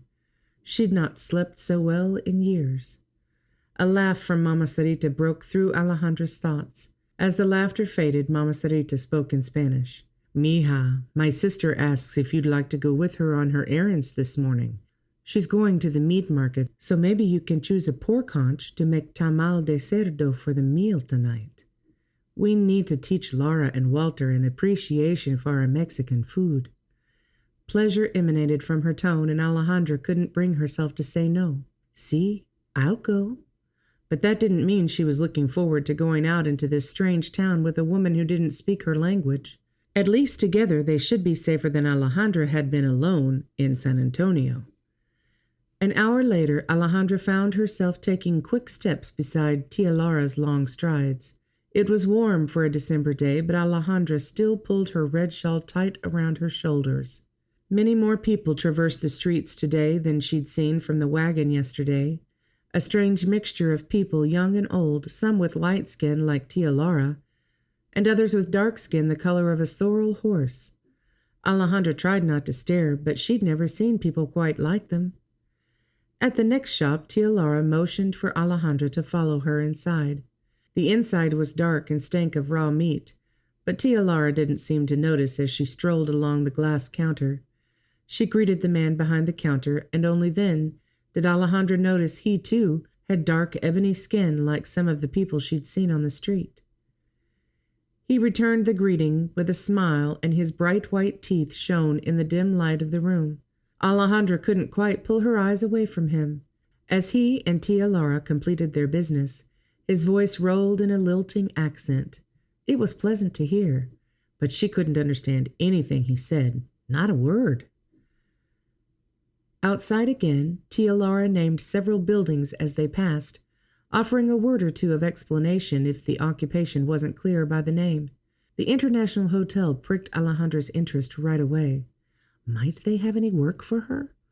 What was the American word for someone who cleaned a house or hotel? She'd have to wait until she learned how to say them from Mama Sarita before she inquired at the hotel. A middle-aged woman holding a child's hand passed them on the sidewalk and flashed them both a wide smile. The people here were so kind, even if some of them did look a little strange. Maybe they'd come to a good place after all. A place where she and Mama Sarita could start a new life. Something flashed across the street. Just the glimmer of sunshine on metal, but it grabbed Alejandra's attention. A wagon passed, obstructing her vision for a few seconds.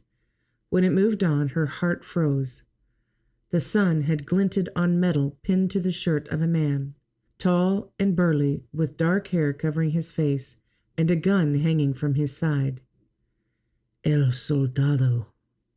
Even in this town that seemed so friendly, they hadn't escaped the presence of soldiers. Alejandra gripped the package in her hands tighter and lengthened her stride. Soldiers had killed Mama, Papa, Luis, and Papa Ricardo. There was no way she'd let them separate her from Mama Sarita. No way. Alejandra slid the brush through the long, coffee-colored strands of Mama Sarita's coarse hair as they prepared to start the day.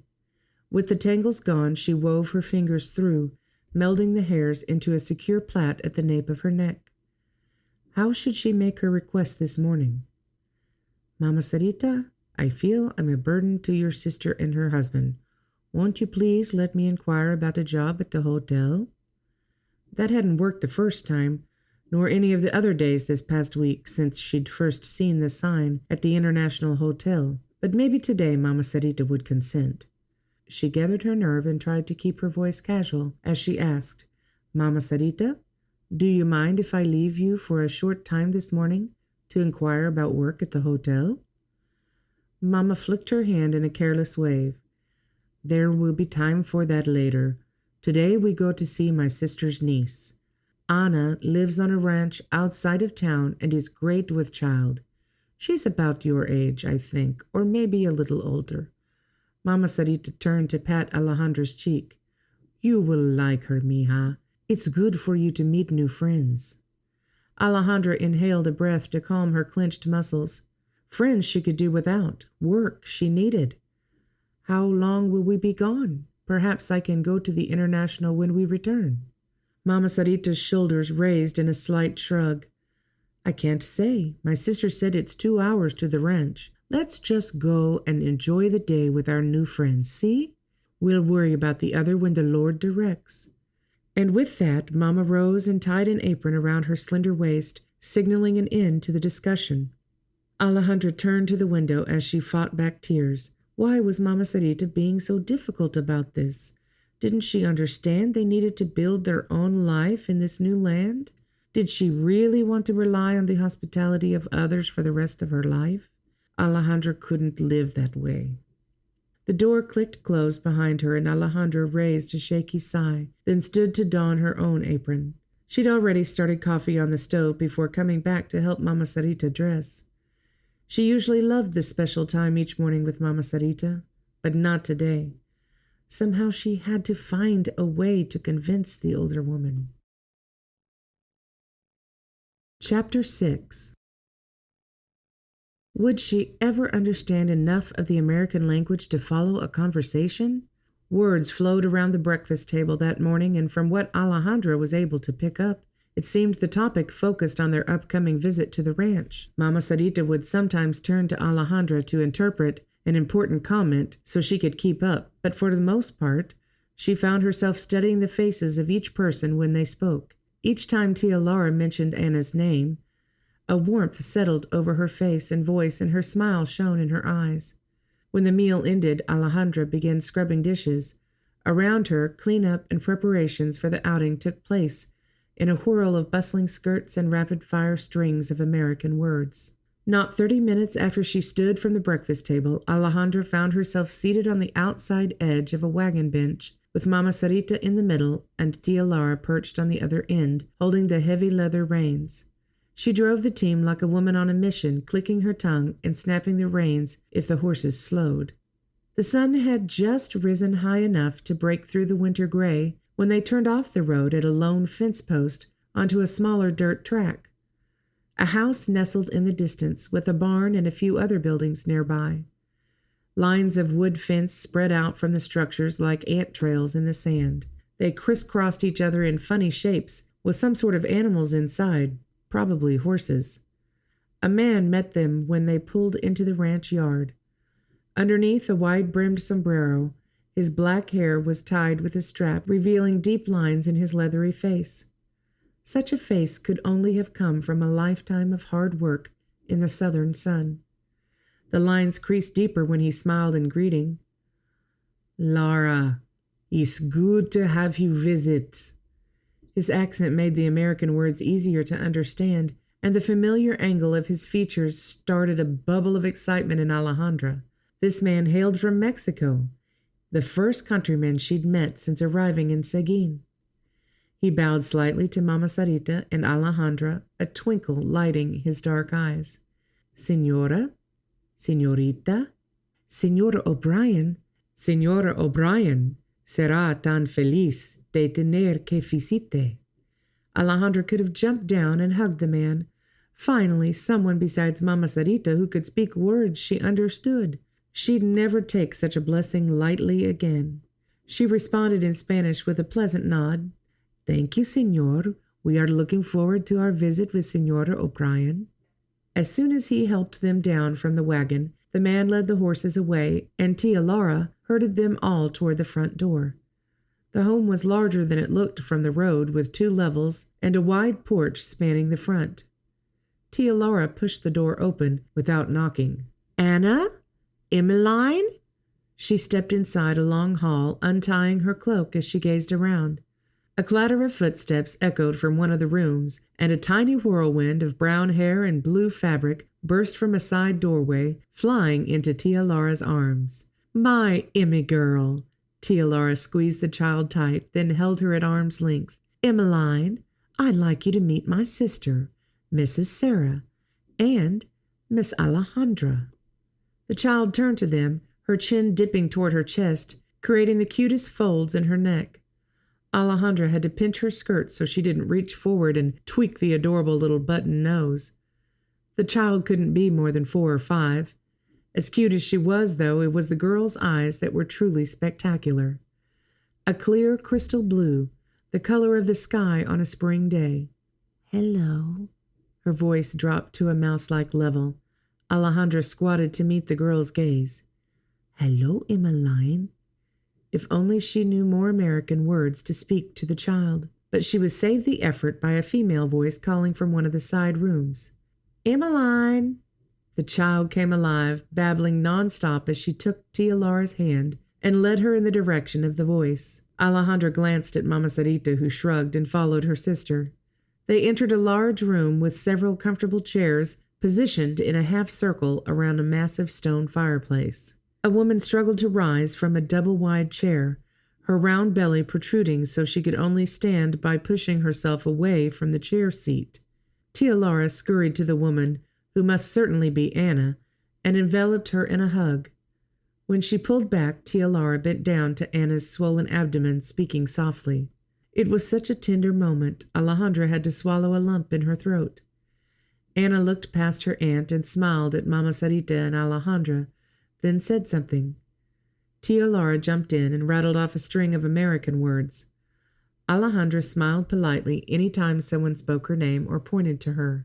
The dialogue moved too fast, though, for her to keep up with the conversation. Would she ever be more than an outsider? Mama Sarita, in her everlasting kindness, must have sensed Alejandra's frustration. She turned to speak in Spanish. "Anna says the child inside her has moved a lot lately. She is sure it must be a boy." "Sí," said Anna, her eyes brightening as Spanish rolled off her tongue. "Él es grande y activa, al igual que su papá." Alejandra stared at the woman, then closed her open jaw. Anna spoke almost perfect Spanish. But how? She looked so American. "How is it you speak Spanish?" Alejandra finally asked in her native tongue. Anna smiled, laughter lighting her brown eyes. "Most of our ranch hands are from Mexico. Juan and the others have taught me much over the last 10 years. A smile parted Alejandra's lips, too, and she didn't try to hold it back. 2 people now who could speak her own language. It was a good thing she came to visit this ranch, after all. Anna reached for Alejandra's hand and led her to the couch. She had to let go so she could use both hands to lower herself, but when Anna was settled, she patted the seat next to her. "Come and tell me about yourself, Alejandra Diaz. In which part of Mexico did you live?" time moved without notice as Ana peppered Alejandra and Mama Sarita with questions. None of it seemed like prying, though. How could it when such innocent interest widened her eyes? It wasn't long before Emmeline started to squirm in the chair beside her mother. Tia Laura rose and spoke something to Ana in American, then extended a hand to the little girl, and they left the room. Ana turned back to Alejandra with an apologetic tilt to her mouth. My aunt says she's going to have to learn Spanish to join our conversations. Oh my, the last thing Alejandra wanted to do was displease Tia Laura. She started to ask Ana to call her back, but the woman placed a hand on Alejandra's arm. She was teasing. Emmeline misses her aunt, so they've gone to prepare lunch together. Mama Sarita scooted to the edge of her seat.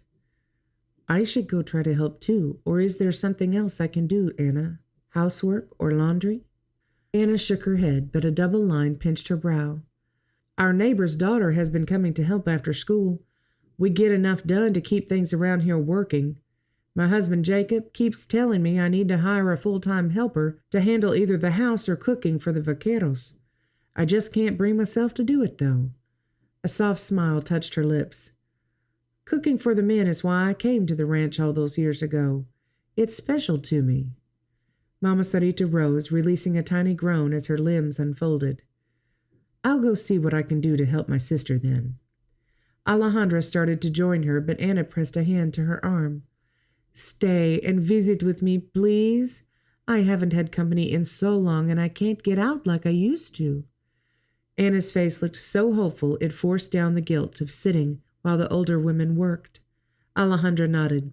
See, I am happy to talk to you. They chatted for a while longer until a tantalizing aroma captured Alejandra's senses. She stopped in the middle of her question to Ana about how much land the ranch covered. Do you smell that? I think Mama Sarita's made her famous chicken tortilla soup. Before Ana could respond, the front door opened and boot thumps echoed in the hallway. Who is it? Ana called in American as she watched the open doorway. A man strode through it, tall and lean and dressed like a vaquero, with a leather vest over his long work shirt. He said something in American as he strode toward Ana. A smile lit his crystal blue eyes as he gazed at her. No doubt about it, this had to be Emmeline's father, Ana's husband. Her suspicion was confirmed when he leaned over Ana and lowered his mouth to hers. Alejandra turned away to give the couple privacy and to fight the moisture building in her eyes. Would she and Luis have been like this if he'd lived longer? He'd never looked at her the way Señor O'Brien looked at Ana. But Luis had seemed to enjoy being with her. Now she would never know. Ana's voice broke through Alejandra's thoughts. In Spanish, the other woman said, Jacob, I'd like you to meet Alejandra Diaz. She just moved here from Mexico with Aunt Laura's sister, Mama Sarita. Señor O'Brien smiled from his place beside Ana's seat as he answered in Spanish. It's a pleasure to meet you, Señorita Diaz. Any friend or family of Walter and Laura is always welcome here. Alejandra allowed a smile to bloom over her face. So many people that spoke her language here. Thank you, Señor. Señor O'Brien joined them for the midday meal. But he left again soon after, and Mama Sarita urged her sister to leave the kitchen and spend time with Ana and little Emmeline. While they cleaned the dishes in the kitchen, Alejandra eyed the room.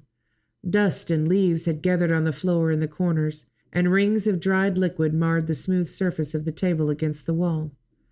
Mama Sarita, do you think Ana would mind if I swept and wiped the tables? Should I ask her? A smile lit Mama's face.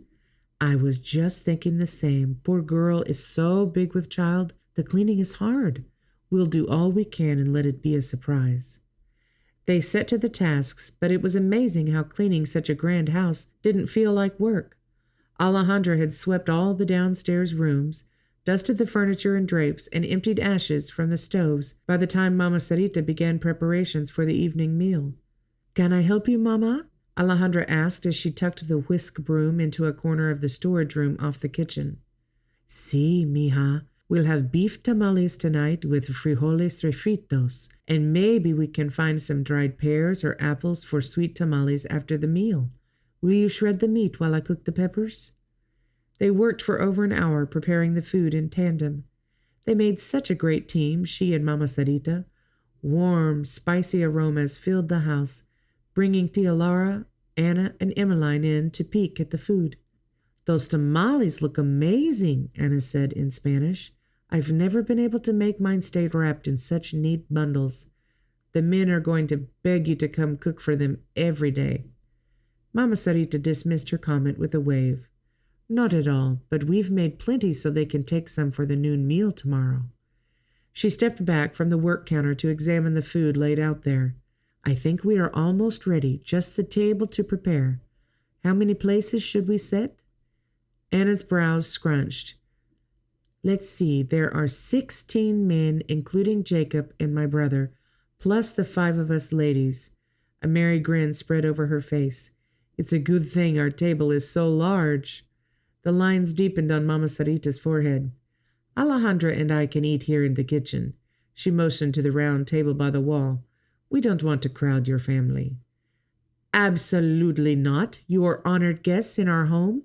If I thought there wasn't room, I would let Emmeline eat early, but that's not the case." "What's not the case?" A deep voice resonated from the dining room, and moments later Senor O'Brien appeared in the kitchen doorway. "I was telling Mama Sarita and Alejandra we wouldn't dream of letting them eat alone in the kitchen. There's plenty of room at the big table for us all." Senor O'Brien's brows lowered and his blue eyes darkened. "Of course there's room. You'll eat in the dining room with all of us." Then his face softened. "Your family, after all." As he left the room, Alejandra set back to work organizing the apple tamales on a clean tray so they would be ready after the meal. Without warning, a rumbling sounded, along with the bang of wood on wood from the front of the house. The floor beneath her vibrated, and it took her a few moments to realize the rumble was the thud of many boots in the hallway. Tiny clinking noises sounded from the shelf where the serving dishes were stacked, as they too started to vibrate. Was this the vaqueros coming in for the evening meal? How did the house stand up to so many men filing through every day? Anna stuck her head in the door. "Alejandra, we're ready to sit down for the blessing." "See, coming now." She settled the last 2 tamales on the tray, wiped her hands on her apron, and scurried toward the door. The dining room hummed with conversations as some of the men stood, and others settled into chairs. After a quick glance around to find Mama Sarita, Alejandra dipped her gaze and tried to be as invisible as possible, while she slipped toward the seat where the woman motioned. What a relief to be seated between Mama Sarita and Tia Laura. Senor O'Brien cleared his throat and conversation quieted, replaced by the scraping of chairs as all the men settled in. They bowed their heads almost in unison, and Senor O'Brien offered a prayer in American. Alejandra pressed her eyes closed, trying to understand some of the words. She was getting used to a prayer being spoken before each meal, since Tia Laura and Tio Walter followed the same tradition every time they sat down to eat. Senor O'Brien spoke some of the same things Tio Walter did, but the earnestness with which he said "thank you" and "Father" made each word seem so heartfelt. He ended with "Amen," and after she made the sign of the cross on her chest, Alejandra peeked around her lashes to make sure everyone else had opened their eyes. The last thing she wanted to do was offend these people by appearing irreverent if they had any strange customs after prayers. When she did raise her head, she scanned the faces around the room. Anna was right. Most of the vaqueros were Mexican. And then her gaze skidded to a stop. That face! That man! She blinked to clear her vision. Could it be him? It had to be. As if he could feel her gaze on him, he glanced up from the tamale on his plate, and a slow grin spread over his handsome face. The cowboy from San Antonio, Edward Stewart. Chapter 7. For a long moment they stared at each other. What was he doing here? Had he said something about working at a ranch outside of Seguin? Maybe, now that she thought about it. His deep brown eyes held hers as his grin produced a dimple in one cheek. That smile made her stomach do a funny flip. Alejandra, have you met my brother yet? Anna's voice rose above the clatter of plates and forks. Alejandra brought her head around to see who Anna was talking about. but Anna's smile was trained toward the cowboy. Señor Stewart. Edward. Her mind strained to understand what Anna meant, but it was like trying to run through deep water. I've had the pleasure of meeting Señorita Diaz. Señor Stewart's deep voice rumbled from across the table, pulling Alejandra's attention to his face. His mouth formed an amused tilt. I'm glad to see you made it to our humble ranch. Heat flamed up Alejandra's neck. He hadn't actually told the others they'd met before today. Should she say something about it? If she didn't, it would be like their own secret. Not that it was a bad secret. He'd saved her life, after all. Shouldn't they all know of his bravery? But before she could speak, Anna said something to him in American. It sounded like she introduced him to Mama Sarita. Señor O'Brien changed the conversation back to Spanish as he addressed Mama Sarita and Alejandra. Have you met the rest of the men? We've a good group of vaqueros on the double rocking bee. He pointed to the man beside him. This is Monty, our foreman. The place wouldn't run without him. Have you met the rest of the men? We've a good group of vaqueros on the double rocking bee. He pointed to the man beside him. This is Monty, our foreman. The place wouldn't run without him. Monty dipped his chin in a sheepish grin. It was a nice smile, though, with his white teeth flashing against his tanned skin. He looked about Señor O'Brien's age, but a little more trail-worn, perhaps. Then there's Miguel, and Juan.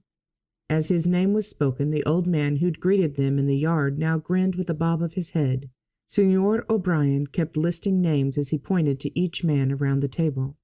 Alejandra offered a polite smile to each, almost all the men being her own countrymen, but she couldn't help darting glances out of the corner of her eye at the American across the table, and every time she did, he was watching her. It sent a flush of heat through her chest. What was it about this man that made her react so? The conversation turned back to American, and Alejandra kept her eyes on her food while she tried to pick out the words. They must be talking about cattle and something about cold, a river, longhorns. Some of the words were close enough to the Spanish ones she could understand if the person spoke slowly enough. She would get this. She had to. After the men polished off the apple tamales, chairs scraped against the floor and boots thumped as the group rose. It had looked like there was a lot of people when they were all seated, but with so many men standing, their presence overpowered her small frame until there was hardly room to breathe. Alejandra slipped from her chair and into the kitchen. Whew! Striding to the sink, she rolled up the sleeves of her best white shirtwaist. From the bar on the window-sill, she scraped a few soap shavings into the bucket of wash-water where the frying pans had been soaking. Alejandra? Whirling, she found Anna in the doorway, a friendly smile on her face, and one hand settled on her middle. See, Jacob thought you might like to walk out and see the horses with me and Emmeline. I haven't been out of the house all day. She brushed a hand over her wispy brown hair. I could use some cool air. Alejandra slipped her gaze from Anna to the near-vacant dining room behind her. There was a table full of dishes to wash. No way could she leave with all this work to be done. But would it be rude to deny a request from their host? Mama Sarita appeared in the doorway behind Anna, shifting her to the side with a gentle hand. Alejandra, her voice was stern. My sister and I will take care of this washing. Go with Anna and let us work in peace. With that command, Mama Sarita strode to Alejandra and pulled the cast-iron pan from her hand. She dropped it into the water bucket with a clunk. Then she propped a hand on each of Alejandra's shoulders, spun her toward the door, and pushed. Alejandra fought to turn herself around so she could speak to the forceful woman. Mama, she hissed, I should stay in here to help. There's too much work to be done. Go with Anna. Mama Sarita had her at the door to the hall by now. With a firm pat on the back, she said, Enjoy yourself. Then she spun back toward the kitchen and set to work. A chuckle sounded from Anna as she stepped up to Alejandra and linked a hand through her elbow. Let's go get some fresh air. I think these ladies want to work without us. Emmeline scampered to meet them in the hallway, and Alejandra fought down her guilt, while Anna helped her daughter with hat, coat, and mittens. Mama Sarita did deserve a chance to visit with her sister alone. After all, they'd been separated for all those years. If only she could have talked both women into letting her clean the table and kitchen while they relaxed by the fire. "All set?" Anna turned a cheery smile on Alejandra. Squaring her shoulders, Alejandra grabbed her shawl from the peg and stepped toward the door. "Let's go." Anna frowned, not moving forward. "Do you have a warmer coat? The nights are getting cold." Alejandra raised an arm to examine her wool shawl. Papa had brought home the strip of cloth as a gift, and she dyed it a deep red and embroidered blue forget-me-nots around the edges. It was one of her few luxuries, a special adornment that made her feel beautiful. Anna examined the flowers in one corner. "This shawl is lovely, Alejandra. The needlework is amazing. Did you buy it in your hometown?" "See, Papa bought the material, and I added the flowers." Anna's gaze drifted over Alejandra, a new respect sparkling in her eyes. "You're so—" She paused as if trying to think of the word in Spanish. "Talented." Heat raised up Alejandra's neck and her eyes fell to the shawl. "Gracias." Anna slipped an arm around Alejandra's shoulders. "We'll need to make you a warmer coat, too. Texas winters can be awfully cold, with snow lasting for days or sometimes weeks. Jacob said he didn't think this winter would be as bad, but you'll still need something besides this lovely wrap."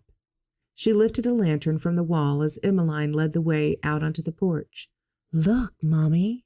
The child spoke in a hushed tone, her face turned to the sky. "The moon's bigger tonight." The mother and child discussed the night sky and the patterns of the moon as they walked. Alejandra lagged behind, staring up at all the twinkling lights against the black background. There were so many tonight, just like she used to see back home. The 3 stars of Orion's belt, the lion Leo. They were all familiar, like a comfortable blanket. So many things of this place reminded her of Mexico. The language the people spoke, the food, the stars overhead. Could it be on this cattle ranch in the middle of Texas she wasn't so very far from home? After a pleasant quarter hour with Anna and Emmeline in the barn, Anna looped her hand around the crook in Alejandra's arm again and strolled toward the house.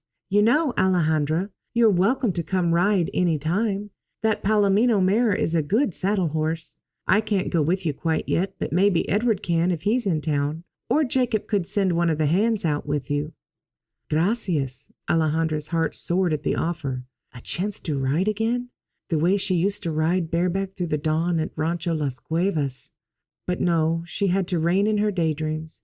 They lived in town, and it was a 2-hour wagon ride to this ranch. Her chances of riding at all were not likely, and certainly never in the first light of dawn. When Emmeline pushed open the door to the house, Signor O'Brien met them in the hallway. "Would you ladies like to come into the den? We have some news to share." News? Was it something private meant only for his wife and daughter? Perhaps she should go make herself useful in the kitchen. After all, she was the only one in the group who wasn't really family. She was halfway down the hall when a deep voice called out, "Alejandra, Señorita Diaz." His voice. It froze her feet but sent her heart racing.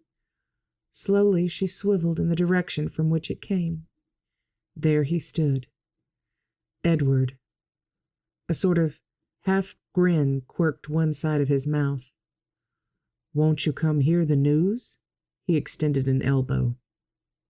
But she couldn't take her focus from his eyes. They spoke to her, called her, sent a warmth through her chest as if she were the most important person who existed in his life. How could a simple look say so much? She found her feet moving of their own accord, carrying her to him. His gaze tracked her progress, never leaving her own. He slipped her hand into the crook of his arm and guided her through the open door. His warmth radiated through the cloth of his sleeve, seeping through her body. She floated on air walking next to this man. A few gazes turned to them, and Alejandra noticed a twinkle in Anna's as she observed them. Edward escorted her to a wing-back chair, and Alejandra slipped into the soft cushion, heat finding its way to her face. She didn't quite have the nerve to meet his gaze with so many people around. "It's been a pleasure to have you ladies visit today." Señor O'Brien stood by the fireplace as he spoke in Spanish. Then, with a warm smile at Tia Laura, who nestled on the couch next to Mama Sarita, he translated the words into American. Scanning the rest of the group, he continued in Spanish. "It's not been healthy for my Ana to try to keep up with this house and cooking for the men in her condition, even with Emmeline here to help." He reached to tweak his daughter's nose as she snuggled next to her mother. She scrunched it in response, bringing a deep chuckle from him. This child was one of the cutest Alejandra had seen. He addressed the group again. "So I'm very pleased to announce that Mama Sarita and Alejandra have agreed to join our little group and share more of the cooking skills we sampled tonight." His gaze found first Mama Sarita, then Alejandra. "We look forward to your coming." His words hit her like a blow to the head, leaving stars across her vision and a fuzziness in her mind. Join their group? What did that mean? A hand slipped around her shoulders and Alejandra looked up into Mama Sarita's concerned face. The woman crouched down in front of Alejandra and leaned close to her ear so only Alejandra could hear the words. "Mija, I'm sorry I didn't ask you first, but it sounded like the perfect solution. You've been concerned about finding a job and the O'Briens need help. They're paying us good money, and we'll live here in the big house." A paying job. Hadn't she hoped to find employment where she and Mama Sarita could work together as cooks or housekeepers? But she'd never quite envisioned this. Another ranch like Las Cuevas. Except the O'Briens and even the Vaqueros seemed like good people. And then there was Edward. Did she want to be so near to him? A groan pierced her thoughts as Anna pushed herself up from the chair next to Alejandra. Señor O'Brien was quick to reach out and help her, but Anna had one hand propped under her belly and another at her back. There was no way she could keep up with cooking and cleaning for the herd of vaqueros that had been in the dining room tonight, and caring for her daughter too. Anna needed them, there was no doubt, and likely she'd need even more help when she had the babe. She turned back to Mama Sarita, then released a long breath. "See, we'll stay and work here. It's good." At least she hoped so. Chapter 8. The next day, Alejandra perched on the wagon bench next to Mama Sarita and Tia Laura again, this time with all of their possessions folded into 2 bags in the bed behind them. The ride had grown long and silent. Surely they were nearing the ranch. At first, Mama Sarita tried to keep up cheerful conversation, but the knot in Alejandra's stomach silenced her. What if Alejandra couldn't keep them safe on this ranch? If something happened to Mama Sarita here, she could never forgive herself. After a while, the 3 of them settled into melancholy silence. Out of the corner of her eye, she saw Tia Laura grasp Mama Sarita's hand. Was Tia Laura concerned for them, or just sad to see her sister leave? What would it be like to have a sister? Not even decades apart could break such a strong bond. Would her own mother have given birth to another child if the French soldiers hadn't cut her life short? Alejandra's fingers found their way to the scar on her cheek. That had been the worst day of her life. When the soldiers had ripped her from her mother's arms, she'd tried to fight back. They'd only laughed and hit Mama so hard she cried out, and then one of them pulled out that awful sword. She could still see the blood, hear Mama's scream. More blood, everywhere Mama's blood. The burn on Alejandra's cheek as they'd tried to shut her up. "Mama!" Alejandra bent over herself as a sob escaped. Why did it happen? How could God let the evil soldados murder her mother? A warm touch settled around Alejandra's shoulders. "Mama?" Alejandra forced her eyes open. Mama Sarita. This woman had filled the void created that awful day. Alejandra leaned her head against Mama Sarita's shoulder and drew in a deep breath. By the time they pulled into the ranch yard at the Double Rocking Bee, Alejandra had composed herself. She nodded to the kind old man who helped them from the wagon. Was his name Juan? Yes, that sounded right. Anna met them at the door with a bright smile. "I can't tell you how excited I am to have you here. Your company, not just the extra help." She quickly translated her words into American for Tia Laura, then beamed at her aunt's chuckle. As soon as they'd hung their cloaks on the pegs in the hall, Anna turned and motioned for them to follow her. "Emmeline's taking an early nap, so the house is quiet right now. I'll wait till she's up before I show you to your rooms, if you don't mind. I'm heating your chicken tortilla soup from yesterday for lunch. It was so good. I thought you might like something warm after riding for hours in the cold. The men are working in the north pasture again today, so they won't be back until tonight." She paused her chatter long enough to turn and throw a grin at them. "It was handy to have the leftover tamales to send out with them for lunch. You're both so clever. Have I told you how thankful I am you've agreed to come stay with us?" Alejandra bit back a smile. Maybe this would be good for them all.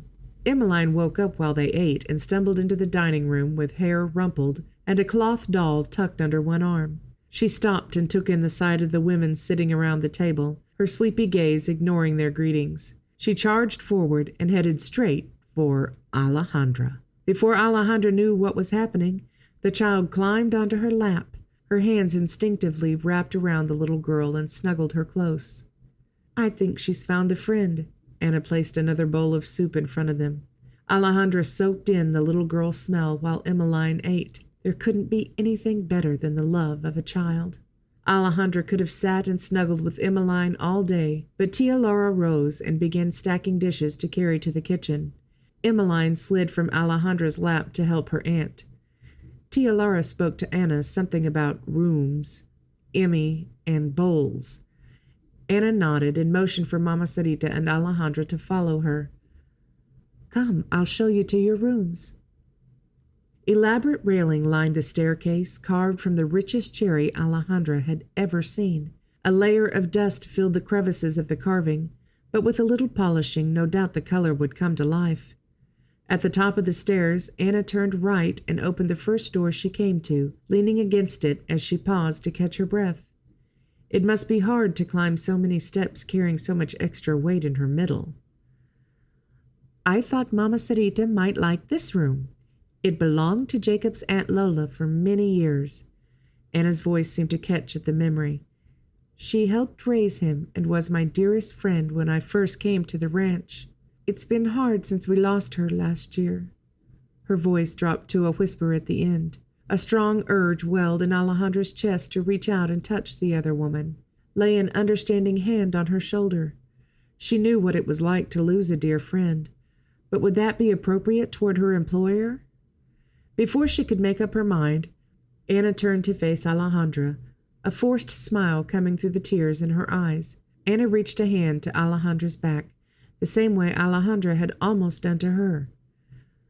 "You know what it means to lose a good friend, too. It's such a comfort to have you both here." How had she done it? Not only had Anna set aside the boundaries of being an employer and made Alejandra feel like a friend, she'd put into words exactly what Alejandra wanted to express. Moisture clouded her own eyes as she stared at this kind American woman. All she could manage to choke out was, "See." But she could see it in Anna's eyes. She understood. When Anna led her to the next door and motioned for her to step inside, Alejandra sucked in a breath at the sight before her. This wasn't what she'd expected. The large, sturdy pine bed dominated the middle of the room. Its exquisite quilt had a star design pieced together from red like the stain of blackberries, forest green, and blue as vibrant as a bluebird.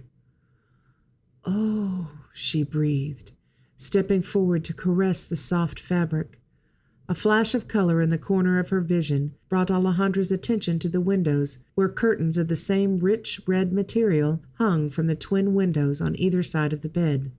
An armchair rested under the glass on the left, and a pine bureau and mirror to match sat in the opposite corner. The room breathed an aura of comfortable luxury.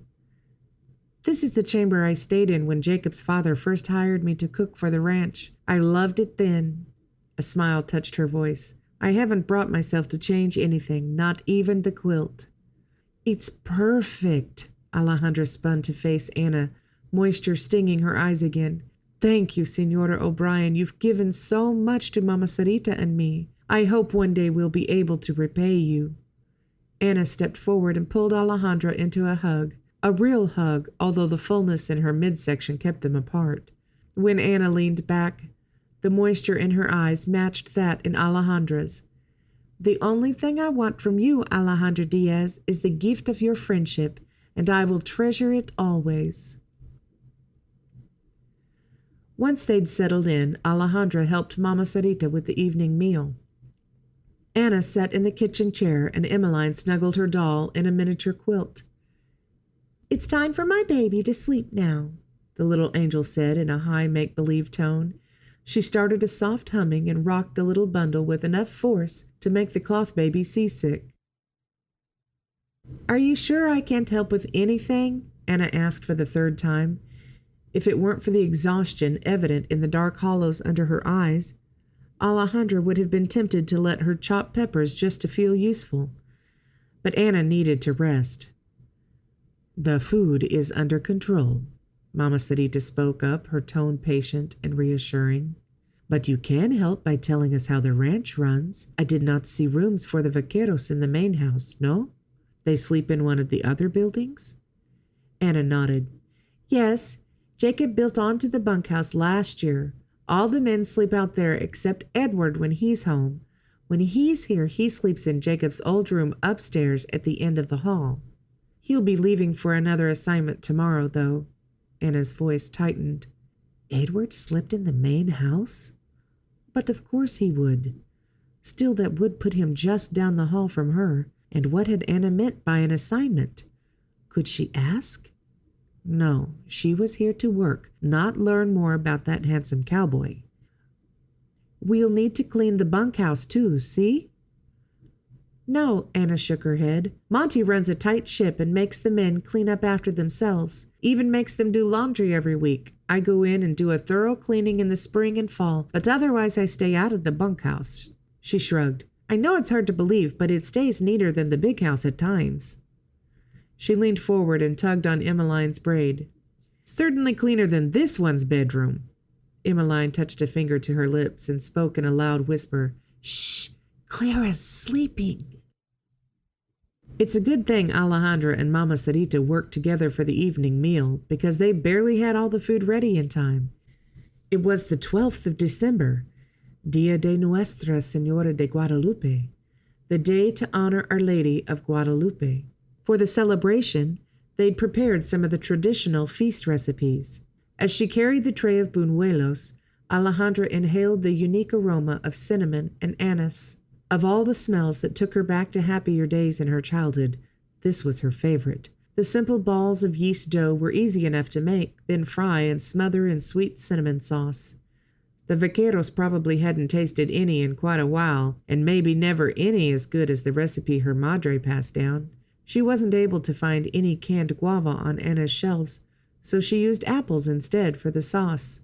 Hopefully the taste would still be good. Regardless of the outcome of the buñuelo sauce, tonight they would celebrate. Men trickled into the dining room as she placed the platter on the table.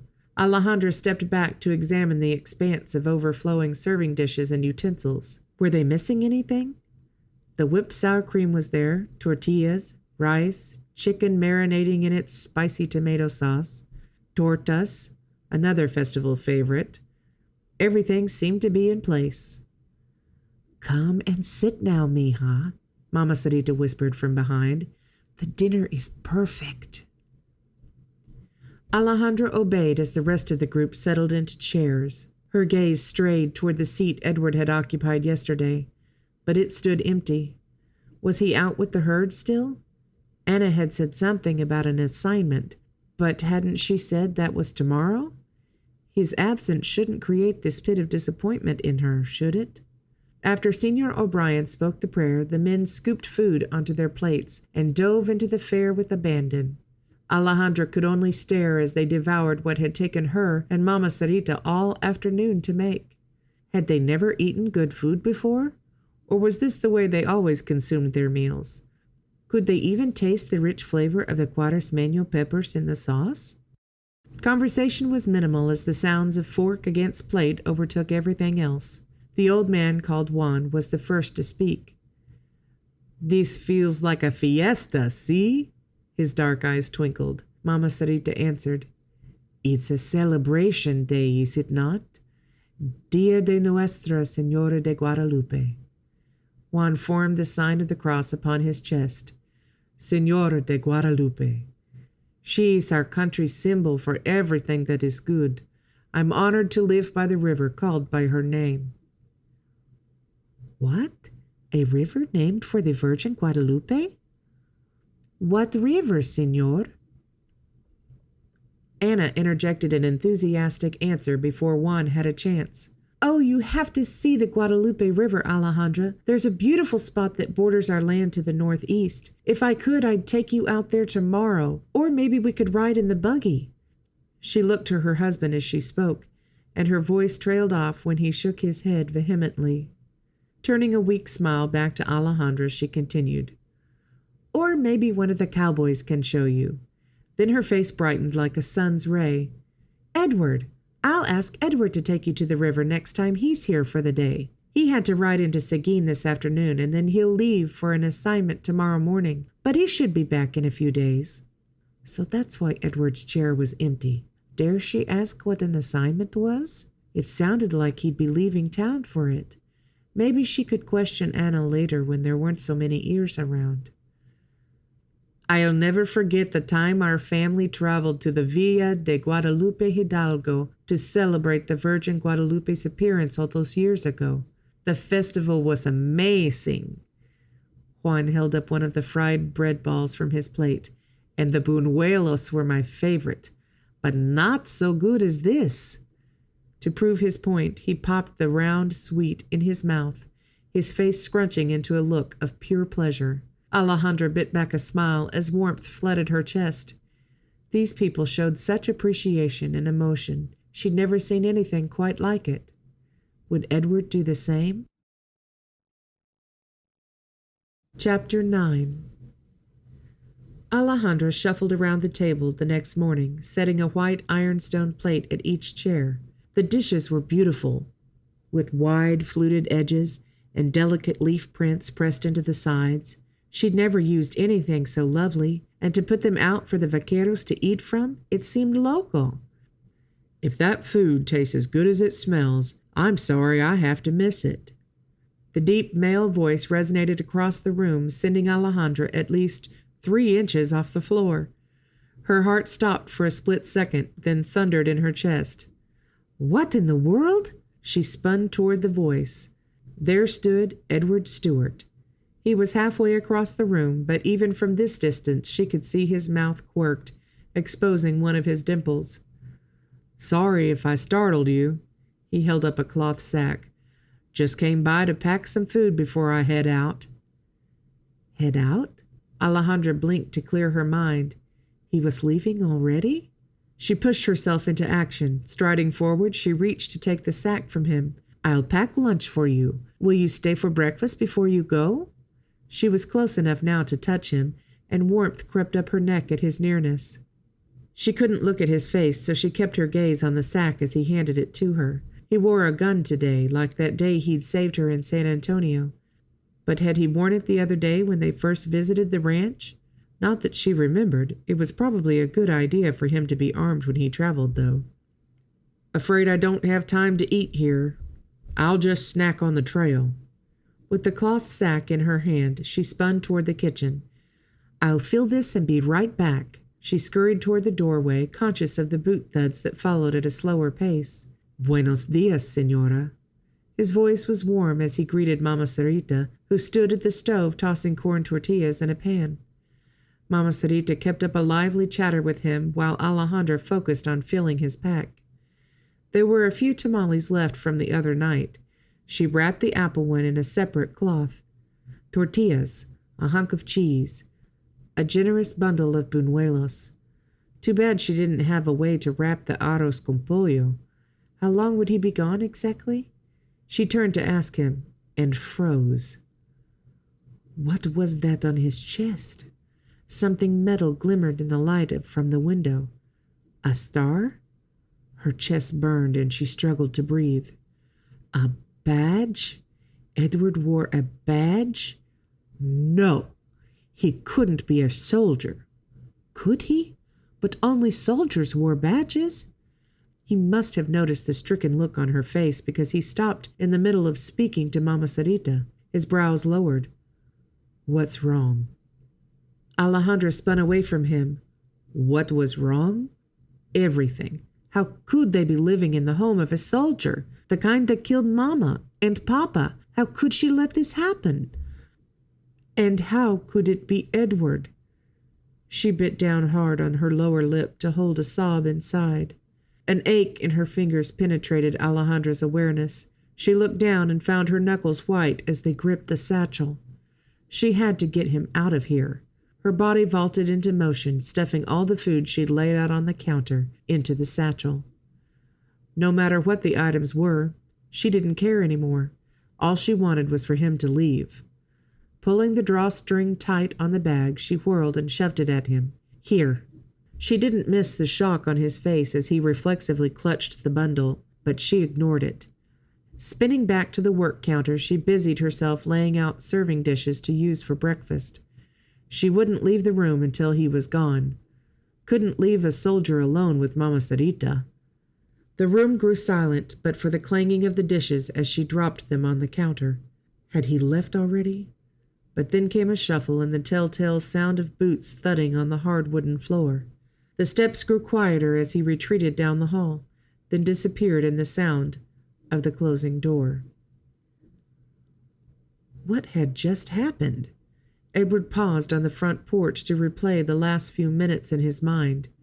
One moment Alejandra was giving him one of her shy smiles, and the next she looked at him as if he were a two-headed demon. Had he done something to anger or upset her? Not that he could remember. Certainly not anything he'd intended to do. Mama Sarita was telling him what Emmeline had said about her favorite Uncle Eddie. That shouldn't have upset Alejandra. So what then? He wasn't dumb enough to think that she was upset about him leaving, even if he wanted that to be the case. A horse nickered from the corral beside the barn, pulling Edward's gaze in that direction. He had to get going if he was going to make it to Austin in time to meet the other Texas Rangers. With a weight in his chest, he turned and strode down the steps. For the first time in 2 years, he hated leaving the ranch, especially without knowing what had upset Alejandra. Mija. Alejandra didn't look up from the peppers she chopped, but the concern and hint of reprimand in Mama Sarita's voice was hard to miss. The huevos rancheros are better with chunks of peppers, not powder. Powder? She paused for a glance at the green vegetables scattered under her knife. It wasn't powder, but the pieces were somewhat shredded, or mutilated might be a better word. A gentle hand touched her shoulder. Mija, what's wrong? Without warning, tears blurred her vision, their sting a perfect match to the burning in her chest. A sob escaped, and she clamped a hand over her mouth, just as Mama pulled her into an embrace. The tears would no longer be held back.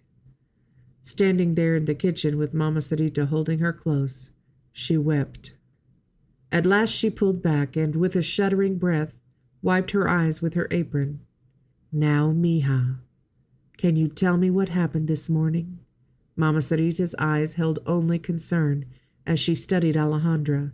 Alejandra's gaze skittered down to where her fingers wrapped around her apron hem. She had to tell Mama Sarita, right? So the older woman would be wary. Or maybe they should leave the ranch. Yes, they had to leave. She looked up to meet Mama Sarita's gaze. The badge. He's a soldado, Mama Sarita. He wore the badge of a soldado. She gripped the older woman's arm. We must leave here. We can't stay in the same house with him.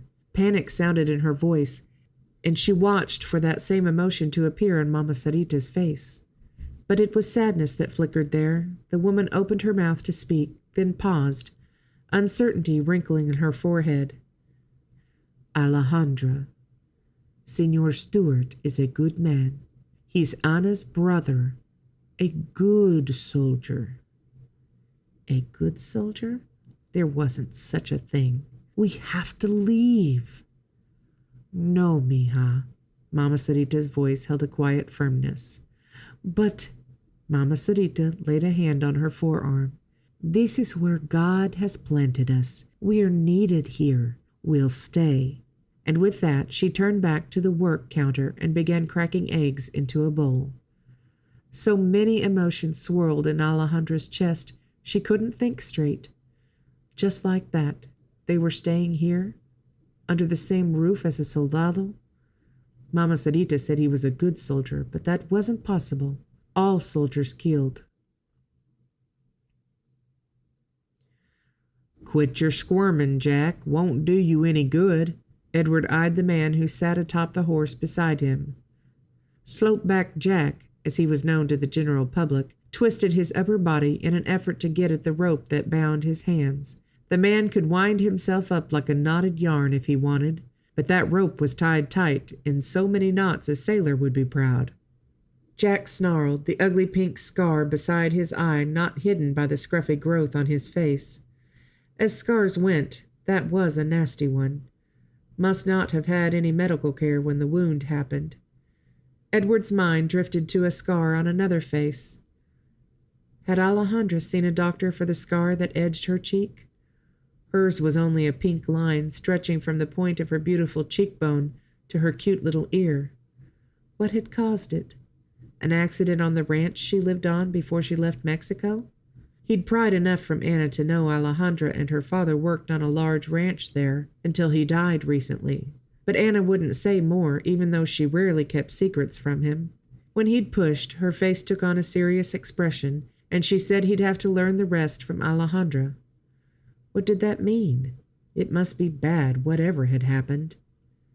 Did it have anything to do with the way Alejandra had looked at him the morning he left on this assignment? A sudden thought flashed in his mind. An awful thought. Had someone hurt her? Maybe something that happened in the kitchen that morning had brought back a terrible memory. His chest tied in knots like the ones holding the prisoner captive. What terrible thing had Alejandra suffered? If it had to do with her scar, it couldn't have been very recent. His horse bobbed its head, jerking at the reins. Oops. He'd been squeezing with his legs at the same time his hands had a stranglehold on the reins. Poor animal, getting conflicting signs from him. Relaxing both his legs and the reins, he reached down to pat the gelding. Sorry, boy. But if he ever got his hands on the louse that hurt Alejandra, Edward wouldn't be sorry. The man would pay. Dearly. The next day, apprehension tightened Edward's chest as he rode into the yard of the double-rocking bee. He'd been more eager to come home after this assignment than any he'd had yet, but would Alejandra be back to her normal self? Would she flash that timid smile at him when he told her how good the food was she'd packed for him? That smile could make a man hike barefoot through a cactus grove. Juan stepped from the barn and shuffled toward Edward as he dismounted. Hello, boss. The older cowhand still spoke with a heavy Mexican accent. Juan had been on the ranch before Edward and Anna came, and he was getting up in years now. Not so much that he didn't want to feel useful, but riding herd all day took too much toll on his weather-beaten body. Taking care of the barns and stock around the house seemed a good fit for the dedicated cowpuncher now. Besides, it was nice to have a man close to the house to protect the women, just in case. Amigo. Edward extended a hand and a smile to greet the man. I take your horse. Give him a good rub down and corn. No, Juan, I can take care of Pepper. A decent cowboy always took care of his horse. That's the first thing Monty taught him about riding with the cowpunchers as a lanky 15-year-old. But Juan didn't seem to have any intention of obeying orders. He grabbed Pepper's reins and started toward the barn. I bring your bedroll in later. If you hurry, you'll be in time for the lunch, he called over his shoulder. Shaking his head, Edward removed his hat and slapped it against his leg as he turned toward the front door. Would Alejandra be as eager to see him as he was to feast his eyes on her? A savory aroma with a hint of spice greeted him when he stepped through the front door. Women's voices drifted down the hallway, and he followed them into the dining room. Anna, Mama Sarita, and Alejandra ate at the far end of the table. Conversation stopped when they saw him, and Mama Sarita rose quickly and strode to the kitchen. "Sit down, Señor Stewart. I'll bring your plate out." His normal seat was in the middle of the table, but it didn't seem right to leave so much space between him and the ladies, so he sat in the first empty seat near them, just around the table's corner from Alejandra. She hadn't looked at him yet, but he couldn't stop staring at her. Her sleek black hair was wrapped in a knot at the back of her neck, and stray wisps framed her face. Each of her features was so refined, almost like a china doll. She was breathtaking, truly, but she steadfastly ignored him. Mama Sarita shuffled from the kitchen with a bowl in one hand and a small plate in the other. Steam wafted from the bowl along with that same aroma he'd noticed when he first entered the house. Chili and bean soup?" He raised a questioning gaze to the older woman. The skin around her eyes creased into a cheery smile. "Si, and Anna made the cornbread for tonight's dinner. You will have an early taste." He shot a grin at his sister. "Yep, Anna makes the best spicy cornbread in Texas." "You haven't tried Alejandra's yet," Anna shot back. "She made it for us 2 nights ago, and it makes mine taste like I forgot to add the water." "Really?" Edward paused from eating to watch Alejandra's reaction to the compliment. She sent Anna a quick smile that didn't reach her dark eyes, then dropped her focus back to the brown mixture in her bowl.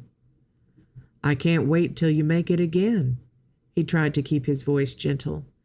She made no visible reaction to his words, except for a slight stiffening of her spine, and then he saw white knuckles where she held the spoon. If she squeezed any harder, that poor metal spoon would bend in half. What was wrong with her? Was she this tense all the time, or just when he was around?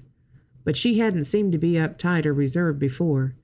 Maybe a bit in San Antonio after he scared off those thugs. But even then, when she hadn't known him from Methuselah, she'd been more relaxed and affable than she was now. As soon as the meal ended, Alejandra darted to the kitchen and didn't reappear. It was high time he figured out what was going on. Chapter 10. Edward ran a hand through his hair. Maybe he should clean himself up before tracking down Alejandra. At the very least, change shirts and dunk his head in a bowl of water to rinse the sweat off. And maybe a quick shave. Too bad he hadn't stopped for a haircut on his way through Seguin. A half-hour later, he was as clean as he could get without a barber and a bathtub. Jogging down the stairs, he fingered the cut on his right cheek where he'd gotten sidetracked with the razor. Voices and laughter drifted from the kitchen, so he headed there first. Emmeline and Mama Sarita sat at the small, round table, the little girl giggling at something the woman said.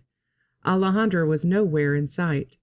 Emmeline turned that little cherub face on him. "Uncle Eddie, Mama Sarita's telling me about the 3 piggies." He tweaked her chin. "One of my favorites." Turning to the older woman, he asked, "Is Alejandra around? I need to ask her a question." Her face took on a sad half-smile. "She's in the back doing the washing." Nodding, he turned toward the door that led from the kitchen to the rear yard. A blast of cold hit him as he stepped outside. Maybe he should get his coat first.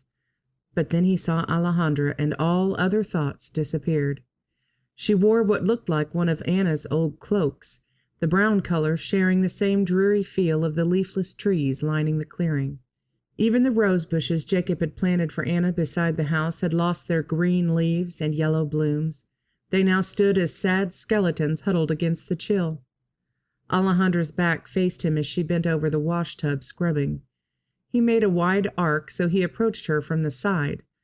The last thing he wanted to do was startle her and add that offense on top of whatever else had her so upset. He stopped a length away from her. "Alejandra?" He cringed at the hesitation in his voice. She didn't react, just kept scrubbing at a piece of red flannel. He tried again in slow Spanish, this time making sure his voice carried a little more strength. "Is something wrong? Have I upset you? Nothing, not even a stiffening of her shoulders. I want to help. Please, you can trust me. That got a reaction. Like a sleeping bear waking, she straightened up from the washtub and shot him a look that could have boiled water in a snowstorm. He took a step back before he realized his action. Trust you? Her eyes sparked like a red-hot horseshoe pulled from a forge. She rattled off a string of rapid-fire Spanish that took all his focus to try to understand. Only one word clearly stood out to him, probably because she spit it with the vehemence of a cornered mountain lion. Soldado. And with that word she flung the red flannel back into the wash bucket, whirled, and fled into the house. The door banged shut behind her. Soldado? Soldier? What did she mean by that? Edward shook his head to clear it. This wasn't making a bit of sense. Was there something in her Mexican background that made her hate soldiers? But how could he know what? What could he ask? Maybe Mamacita would share some of Alejandra's history. But would she really share such details about her beloved friend? Not even his own sister would open up to him. And then a face popped into his mind. Monty. Monty had lived in Mexico. He wouldn't know anything specific about Alejandra, but maybe he'd know what Mexicans might have against soldiers in general, or what that had to do with him. And besides, Monty was about the wisest man Edward had ever known. It was uncanny, the knowledge he held. Edward saddled an Appaloosa gelding and set off toward the north pastures where Anna said the cattle grazed. He finally found the herds in the farthest section, near the line shack where the cowboys took turns staying when the weather got bad. Monty sat on his horse near the edge of the tree line, still as an oak tree, while he stared at the animals. As Edward neared, Monty didn't turn, but his lips moved as if he counted something. The cattle? Edward halted his horse next to Monty's and waited. His friend would speak when he was ready. Until then, he'd do best to let the man alone. As he waited, Edward took in the sight before him.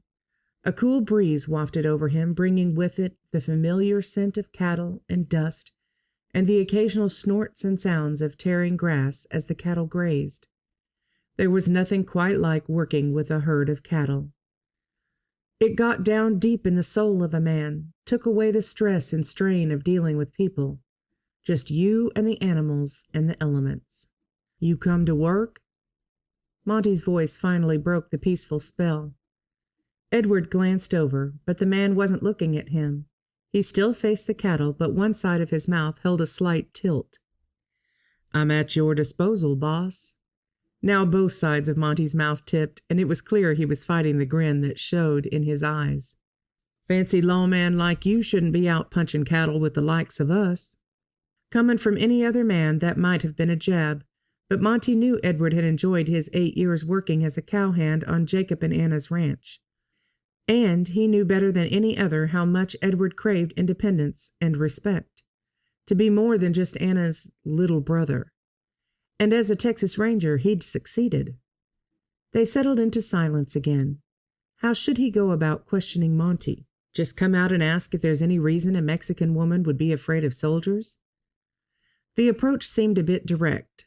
Soldiers were supposed to be good people. He didn't want to insult the man's country by insinuating the lawmen there were scoundrels.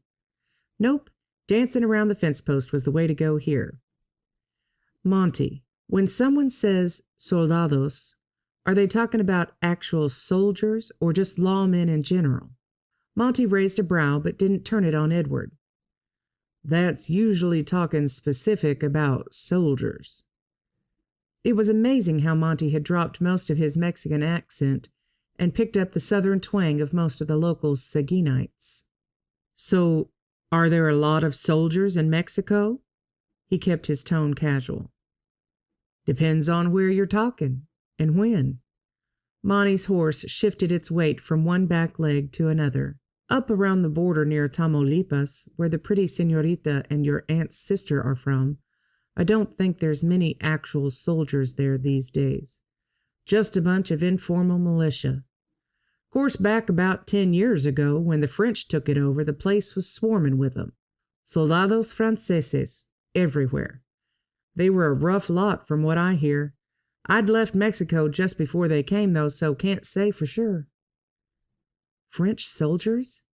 10 years was a while ago, but if the episode had been frightening enough, it could leave scars on a person's mind, especially a young girl's. Scars. Is that where the scar on Alejandra's cheek came from? It looked like it could be about 10 years old.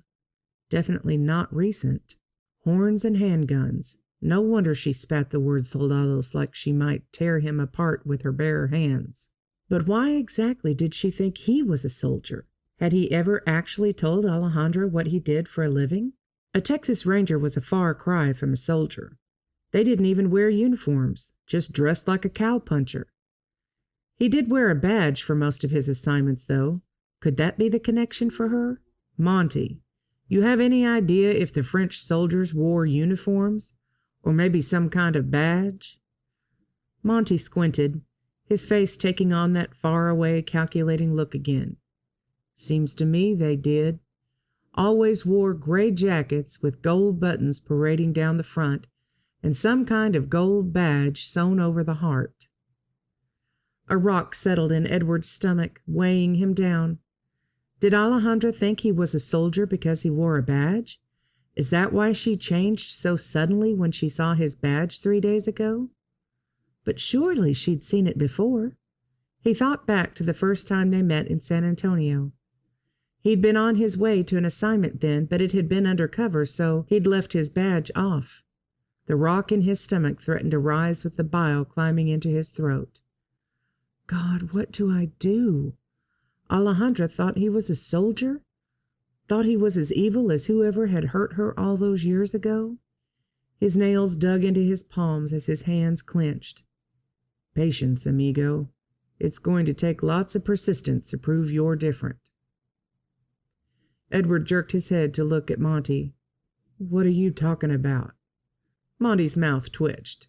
To show that pretty señorita you're a good soldier. And if her past is as bad as you think it is, she may not ever trust you. The man was too good at reading minds. That's probably why he could outsmart even the cleverest longhorns. Edward turned back to the sea of brown and black hides stretched across the pasture before them. Patience and persistence, huh? Anything else? Not unless you plan to turn in your badge. Turn in his badge? Not likely. Alejandra bent low over the soft cotton cloth as she threaded her smocking needle through the layers. So do you have names picked out for a boy and girl? Anna's lips pinched as she rolled her eyes.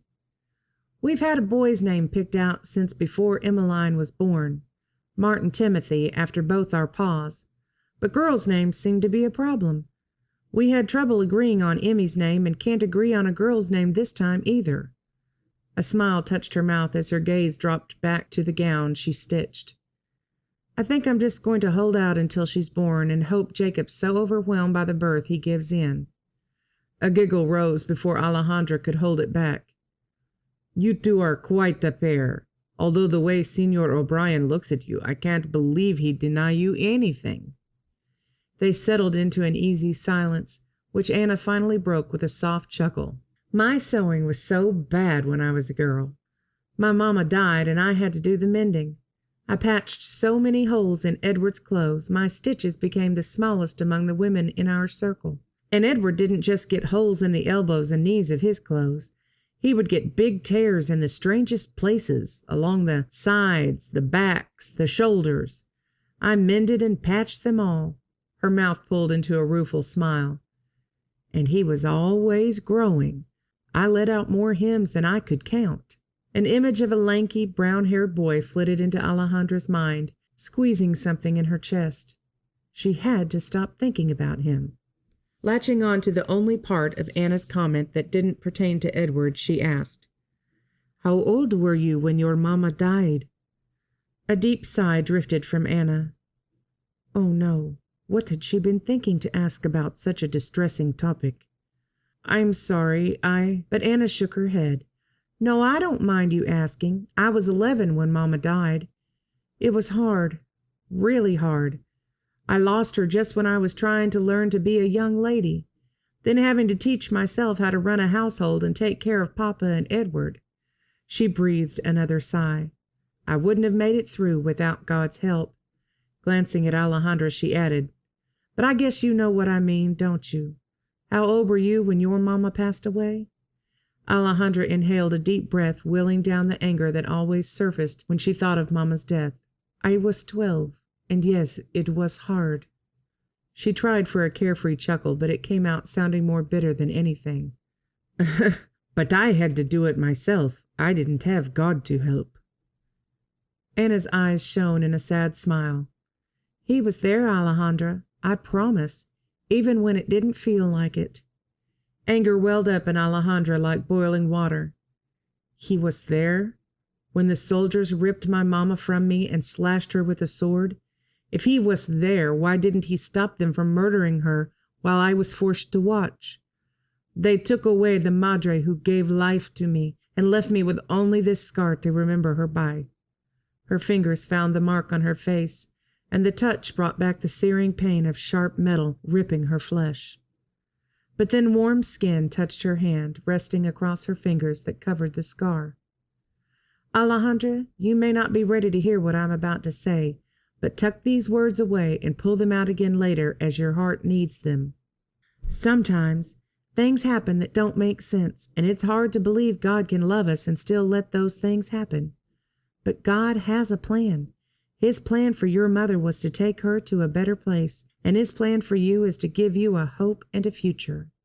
She settled her other hand on Alejandra's bare cheek, framing her face between both palms. "But Alejandra, moving forward into that future requires forgiving God for the past." The burn of tears threatened to choke out her self-control. She had to restrain them, couldn't let herself dwell on Anna's words now. That would be the end of her. Drawing a deep, shuddering breath, Alejandra pulled back, away from Anna's gentle touch that just might be her undoing. She flicked the back of a finger under her eye where a single tear had escaped her barrier. Then she took up the tiny gown in one hand and her smocking needle in the other. She couldn't meet Anna's eyes, couldn't face the disappointment she was bound to see. Silence stretched between them again as Anna resumed her sewing too. But the quiet was torture.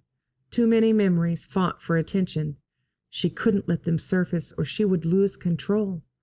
Clearing her throat, Alejandra searched for a new conversation topic, one that would surely be safe. "Would you like me to put out your nativity scene, since today is Las Posadas?" Anna's brows almost met as her forehead wrinkled. "Las Posadas? What does that mean?" "It's the celebration when we set out the nativity. Then Papa would lead our friends in a parade to the scene, the same way Joseph and Mary searched for the inn." A light filled Anna's eyes. "What a great idea!" But her mouth pinched. "Unfortunately, we don't have a crochet, but I'll make sure Jacob remedies that before next year." They didn't have a nativity set? "Do you celebrate Navidad?" Anna blinked. "Christmas? Oh, yes. That's one of my favorite holidays. It might be simpler this year because of my condition." She motioned toward her expanded middle. Alejandra sat straighter. "But that's why we're here. Tell me what you normally do, and I'll make sure it's taken care of." Finally, she'd be able to really make a difference. A smile spread across Anna's mouth. "Okay, then. I guess we should talk about the Christmas dinner first." Chapter 11. The day before Navidad, or Christmas, as the Americans called it, a special mood seemed to fill the air. A sense of anticipation. It shimmered in the eyes of the vaqueros as they sat around the breakfast table. The spark even shone in Edward's eyes, until she shot him a hard glare. That snuffed it out quickly enough. It still didn't seem fathomable that a woman as kind and sweet as Anna could have a brother who was a soldier. As soon as the men left the house and the breakfast dishes were cleared, Anna brought out a huge bowl that had been tucked in the storage closet. She uncovered it for the women to see. "I thought we could string some popped corn for the Christmas tree." Emmeline clapped her hands. "Goody! They settled into chairs around the fire in the living room, and with the group of them working, had several strings of popped corn assembled in no time.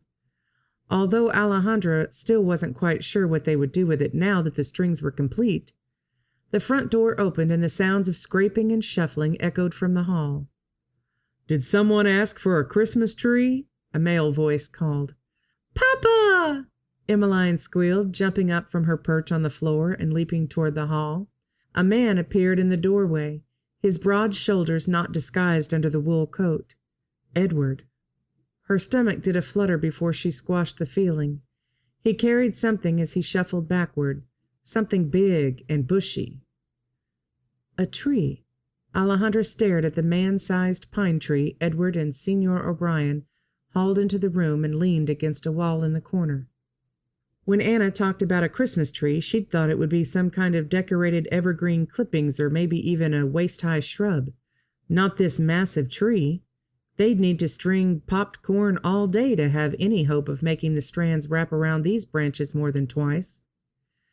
Emmeline danced around the men as they worked to secure it in a wood platform Signor O'Brien brought in.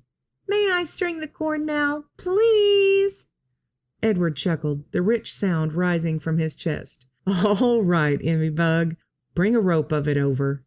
The child scooped an armful and carried it to the tree, plopping it on the floor. "Where do we start?" "Well," he squatted beside the girl, "the first thing every cowgirl needs to learn is how to take care of her equipment." He picked up the popcorn string at one end and began looping it loosely over his hand. "You have to keep your lasso from getting tangled up, see?" He was so gentle with the child, holding the loop and following her around while she placed it just so on the tree. How could this man be a soldier who murdered people and tore apart families? It didn't make sense. After the tree was garnished, Anna called for Emmeline to take her daily nap. "Mama, can I please stay up and watch the tree a while longer?" The little girl turned those pleading blue eyes on her mother. How in the world could Anna say no? But one look at her friend showed a resolute expression that wouldn't allow her mind to be changed. Alejandra stepped forward and scooped up Emmeline's hand. "Come, Nina. I'll tell you a story about my favorite Navidad before you go to sleep." Emmeline gripped Alejandra's hand with her soft, chubby one as they left the room and headed up the stairs. The trust in that action started a longing in Alejandra's chest. How wonderful it was to have a child to love. Alejandra settled back in her chair and eyed the activity as their big Christmas meal dwindled to a close. It looked to have been a success, if the empty plates and dishes strewn across the mahogany wood surface was any indication. The food had been a challenge for sure. The tamales and roasted turkey were familiar, but Anna also taught her how to make mashed potatoes and a thick gray substance she called gravy. And then there was the apple pie, with a filling not unlike a sweet tamale, but the outside was so different from the corn batter. But oh, she could still taste the amazing flavor on her tongue. At least a few of the vaqueros seemed to like it too. As she watched, Miguel reached for the pie tin that had only a single piece left. But Donato was too quick for him, grabbing the pan and almost dumping the sweet onto his plate. "Hey!" Miguel frowned like a child who'd had his favorite toy taken away. Then a glimmer touched his eye and he reached to scoop a forkful of pie from Donato's plate. Donato elbowed him soundly in the side, but as the men loaded the sweet treat into their mouths, the friendly dispute ended as looks of pleasure came over both of their faces. Donato's eyes drifted shut as if he could savor the flavors better that way. Warmth crept into Alejandra's chest. How different was her life now than just 3 months ago. Life had been steady enough with Papa in their little hut at Las Cuevas, but now, surrounded by this unlikely mixture of friends, a peace touched her spirit like she hadn't felt in a long time. If only Papa could be here to feel it too. A quiet sniff sounded beside her, and Alejandra glanced at Mama Sarita. The woman met her gaze, a lone tear trickling down her cheek. She reached for Mama's hand, and the older woman returned her squeeze. They'd lost so much, the two of them, but they had each other, and she wouldn't let that change. Her eyes scanned the faces around the table again, snagging on the empty chair across from her. Edward. Anna had said he was called on an unexpected assignment this morning. What kind of work took a man from his family on Christmas Day? Nothing respectable, that was for certain. Signor O'Brien rose from his chair, and a hush came over the room. As he moved to a small side table in the corner, some of the men exchanged smiles. Did they know what was happening? "Normally, Anna does the honors on Christmas," Signor O'Brien said as he picked up a stack of brown paper bundles and examined them. "But something tells me she's been on her feet more than she ought this morning, so I'm taking this job." He began handing a package to each of the men, not going down the row but looking at the paper on each, then taking it to a specific vaquero. Alejandra eyed Juan, who was one of the first to receive a paper bundle. His gnarled fingers fumbled with the paper, but he finally split the seam to reveal a bright red pañuelo. Or what did the Americans call it? A bandana, something like that. A smile split Juan's craggy brown face, lighting his eyes. He held the pañuelo up in one hand and a gold coin in the other. "Muchas gracias." He looked to Anna first, and then to Signor O'Brien, who still passed out packages. Anna's eyes shimmered as she met the older man's gaze. "You are welcome, Juan. It's only a small token, but given with all our love and appreciation." Alejandra had to swallow down the lump in her throat. These people acted like part of the same family. Someone tapped her shoulder. She turned to find Signor O'Brien holding a brown paper package out to her, a warm smile twinkling his blue eyes. "For you, señorita." "What?" She took the bundle without thinking. He moved on, leaving her to finger the coarse surface of the paper. The package was small, not much larger than the length and width of her hand. Alejandra glanced at Mama Sarita, who held a similar package, but she watched Alejandra. "Open it, mija." Her fingers found the slit and eased the two edges apart. White cloth peeked up at her. Alejandra opened the paper wider and gasped. A beautiful white handkerchief lay in her hands, edged in lace and with her initials, A.D., embroidered in lovely script in a corner. She lifted the fabric and fingered the delicate edging. Something hard rolled out, and Alejandra grabbed at it. She caught it by the edge and raised up a shiny gold coin. Turning to Anna, she found the woman watching her with a soft smile. "It's been a long-standing custom that Jacob's pa would give the men a $5 gold piece each Christmas. My first year here, when I was just the cook, I made them all a new handkerchief. Papa O'Brien's not with us anymore, but we love the traditions." Alejandra gazed at the elaborate handkerchief in her hands, then looked back at Anna. "You made this? Anna, it's beautiful."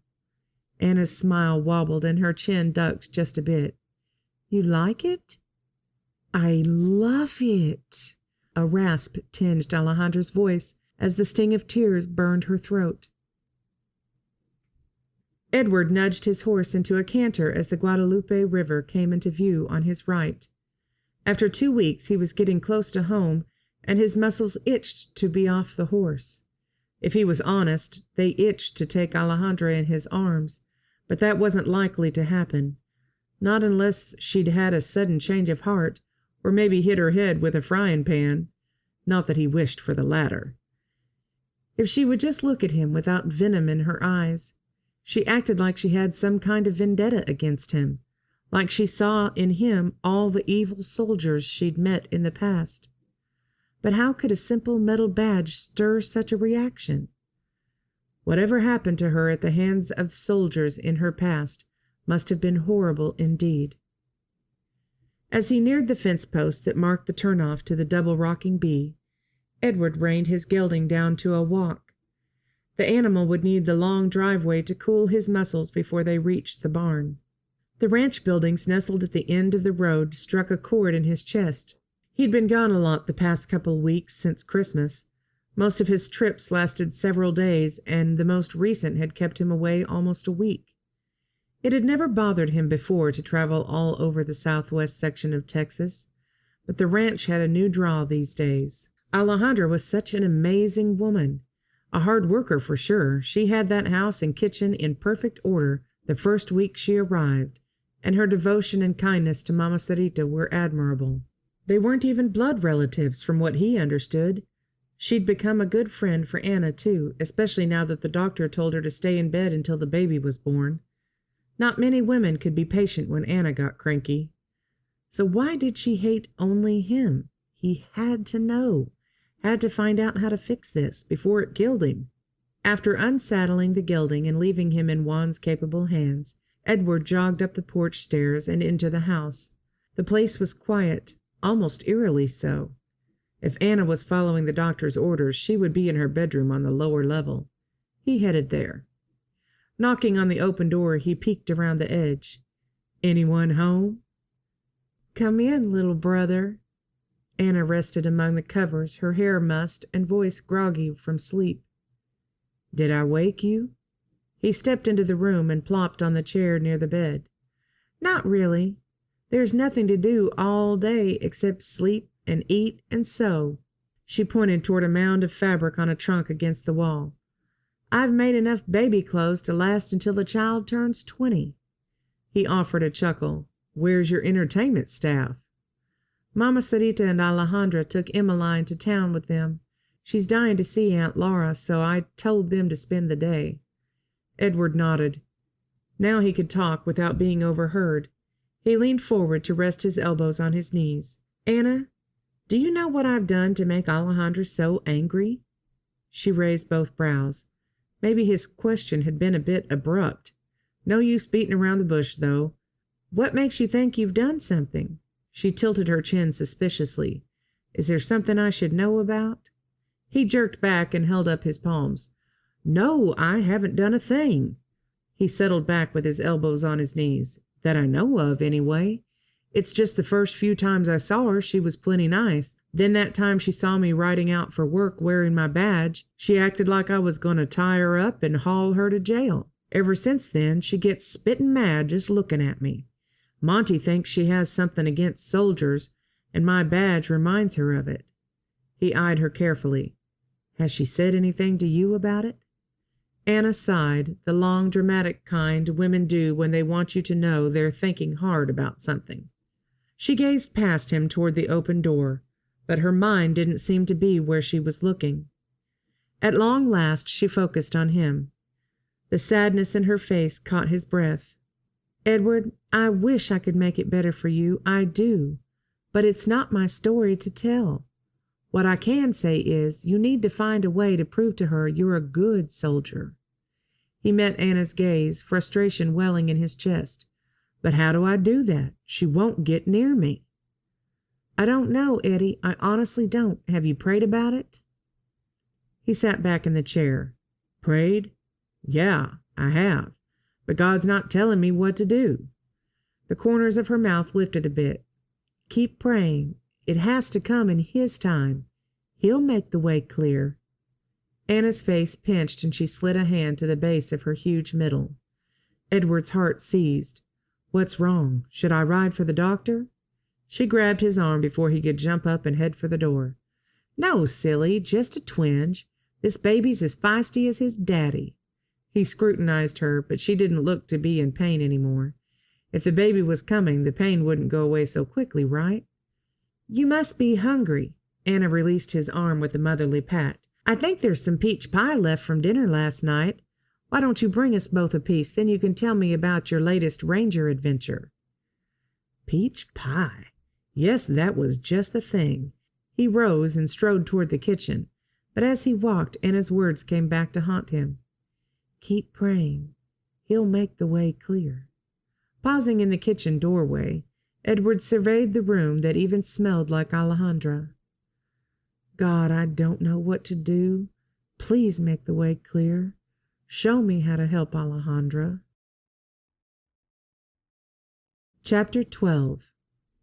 A flash lit the night sky as a blast of gunpowder exploded near the shack in the valley below. "Give it up, Matthews," Edward called down to the source of the blast. "You're blocked in. Give yourself up."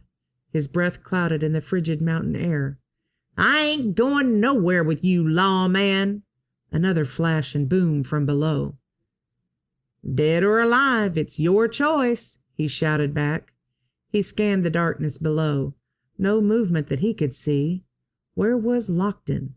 The other rangers should be in place by now. A shouted curse echoed from the valley, followed by the sounds of a scuffle and winded grunts. That's what he'd been waiting for. Edward leaped forward, traipsed down the hill with his Winchester rifle at the ready. Matthews should be the only bandit in this grovel of a cabin, but a ranger never took anything for granted.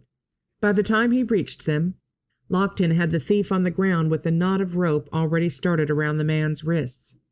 "I'll take care of this snake. You want to check the cabin for the goods?" Lockton snarled as he yanked another loop tight. His scowl alone was enough to make some men turn themselves in. Edward booted the cabin door open and scanned the room with his rifle barrel. Nothing moved. He stepped in farther and his ears picked up a noise.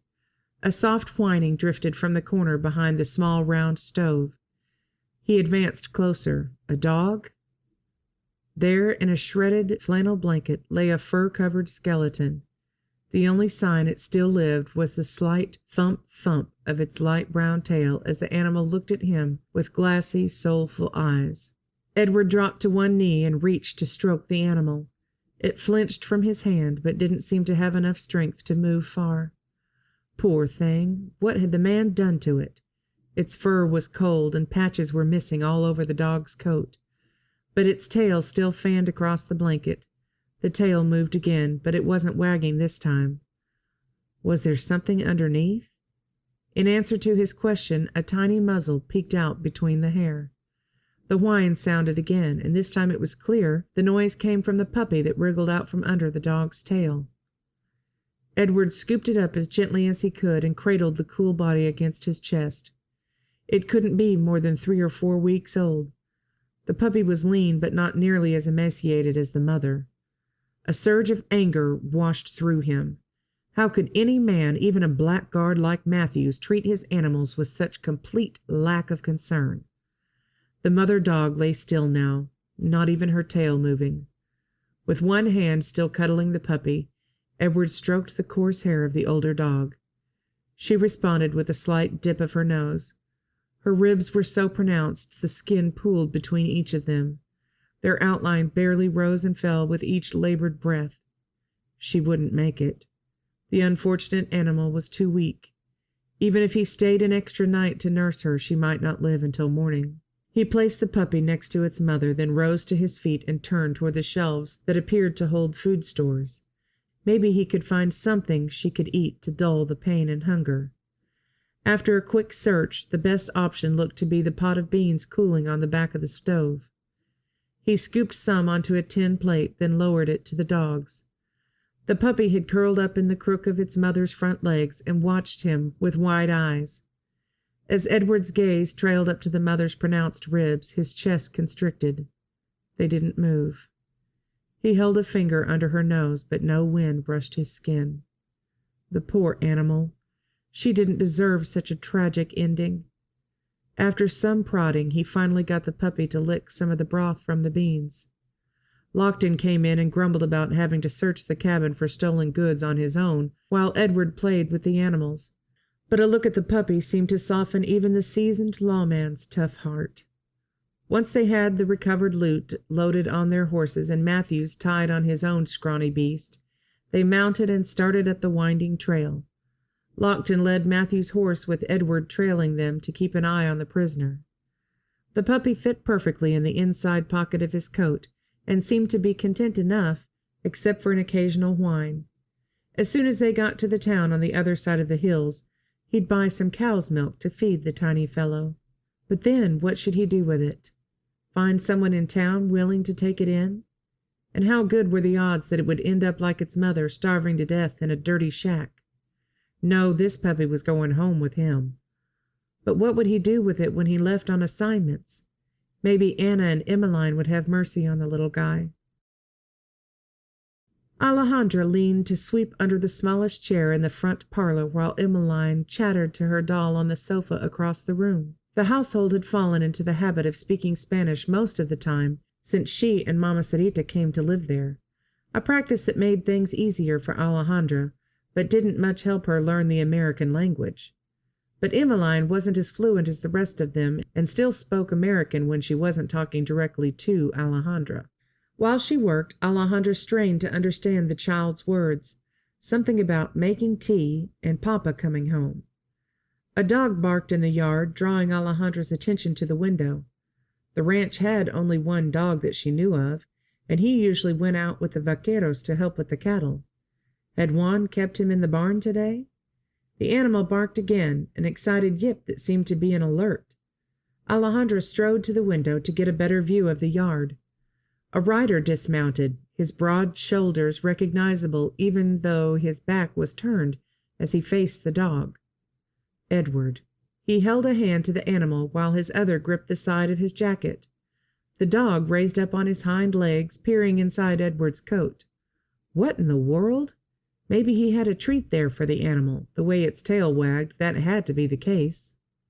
Juan approached them and picked up the horse's reins, then stood to watch Edward and the dog. After a moment he shook his head and walked away, a grin raising the corners of his mouth. Edward straightened with a final ruffle to the dog's head. Holding his coat closed across his chest, he strode toward the house. When his boot steps sounded on the front porch, Emmeline looked up from her doll. Seeing him through the window, she leaped from the couch and ran to the door. "Uncle Eddie!" She threw herself at his legs, her little girl arms not reaching very far around. There was nothing quite like the love of a child. Edward's gaze snagged on Alejandra's before he squatted down to Emmeline's level. "I brought a special present for you, Emmy girl. But first, have you been good?" Emmeline clasped her hands behind her back and nodded. "Uh-huh." "And have you obeyed everything your mama and papa and Señorita Alejandra and Mama Sarita have said?" Her head bobbed again. "Uh-huh. Now can I see the present?" His mouth cocked, pressing a dimple in his cheek. "Okay, then." He opened his coat and reached into his pocket, then pulled out a dog. A little, tiny puppy, just barely longer than his hand. Alejandra gasped, but the sound was drowned by Emmeline's squeal. The girl reached to take hold of the animal, but Edward caught her hands. "Whoa, slow down there. Just pet him like this." He cradled her tiny hand in his as they stroked the puppy. Emmy giggled. "He's so soft." The whole scene made Alejandra's lungs ache. How precious the little puppy was, especially in the arms of the big, strong hombre, while cute little Emmeline stroked and talked to it. What was a soldier doing with a little puppy like that? Soldiers killed, not rescued. But maybe as a gift for Emmeline he was willing to make the effort to bring it home. Edward seemed to love his family, if no one else. "You know what, Emmy Bug? This little guy's getting hungry. You want to help me feed him?" Edward sat back on his heels, preparing to stand. "What does he eat?" He patted the lower pocket of his coat. "I have his favorite milk right here." Edward looked up at Alejandra then and caught her watching them. She jerked her gaze away, but heat climbed up her back. "Alejandra, would you like to come help us?" His voice deepened, becoming milky rich. Something in his tone reminded her of that day in San Antonio when he helped her obtain the wagon to travel to Seguin. He'd been so helpful, so kind.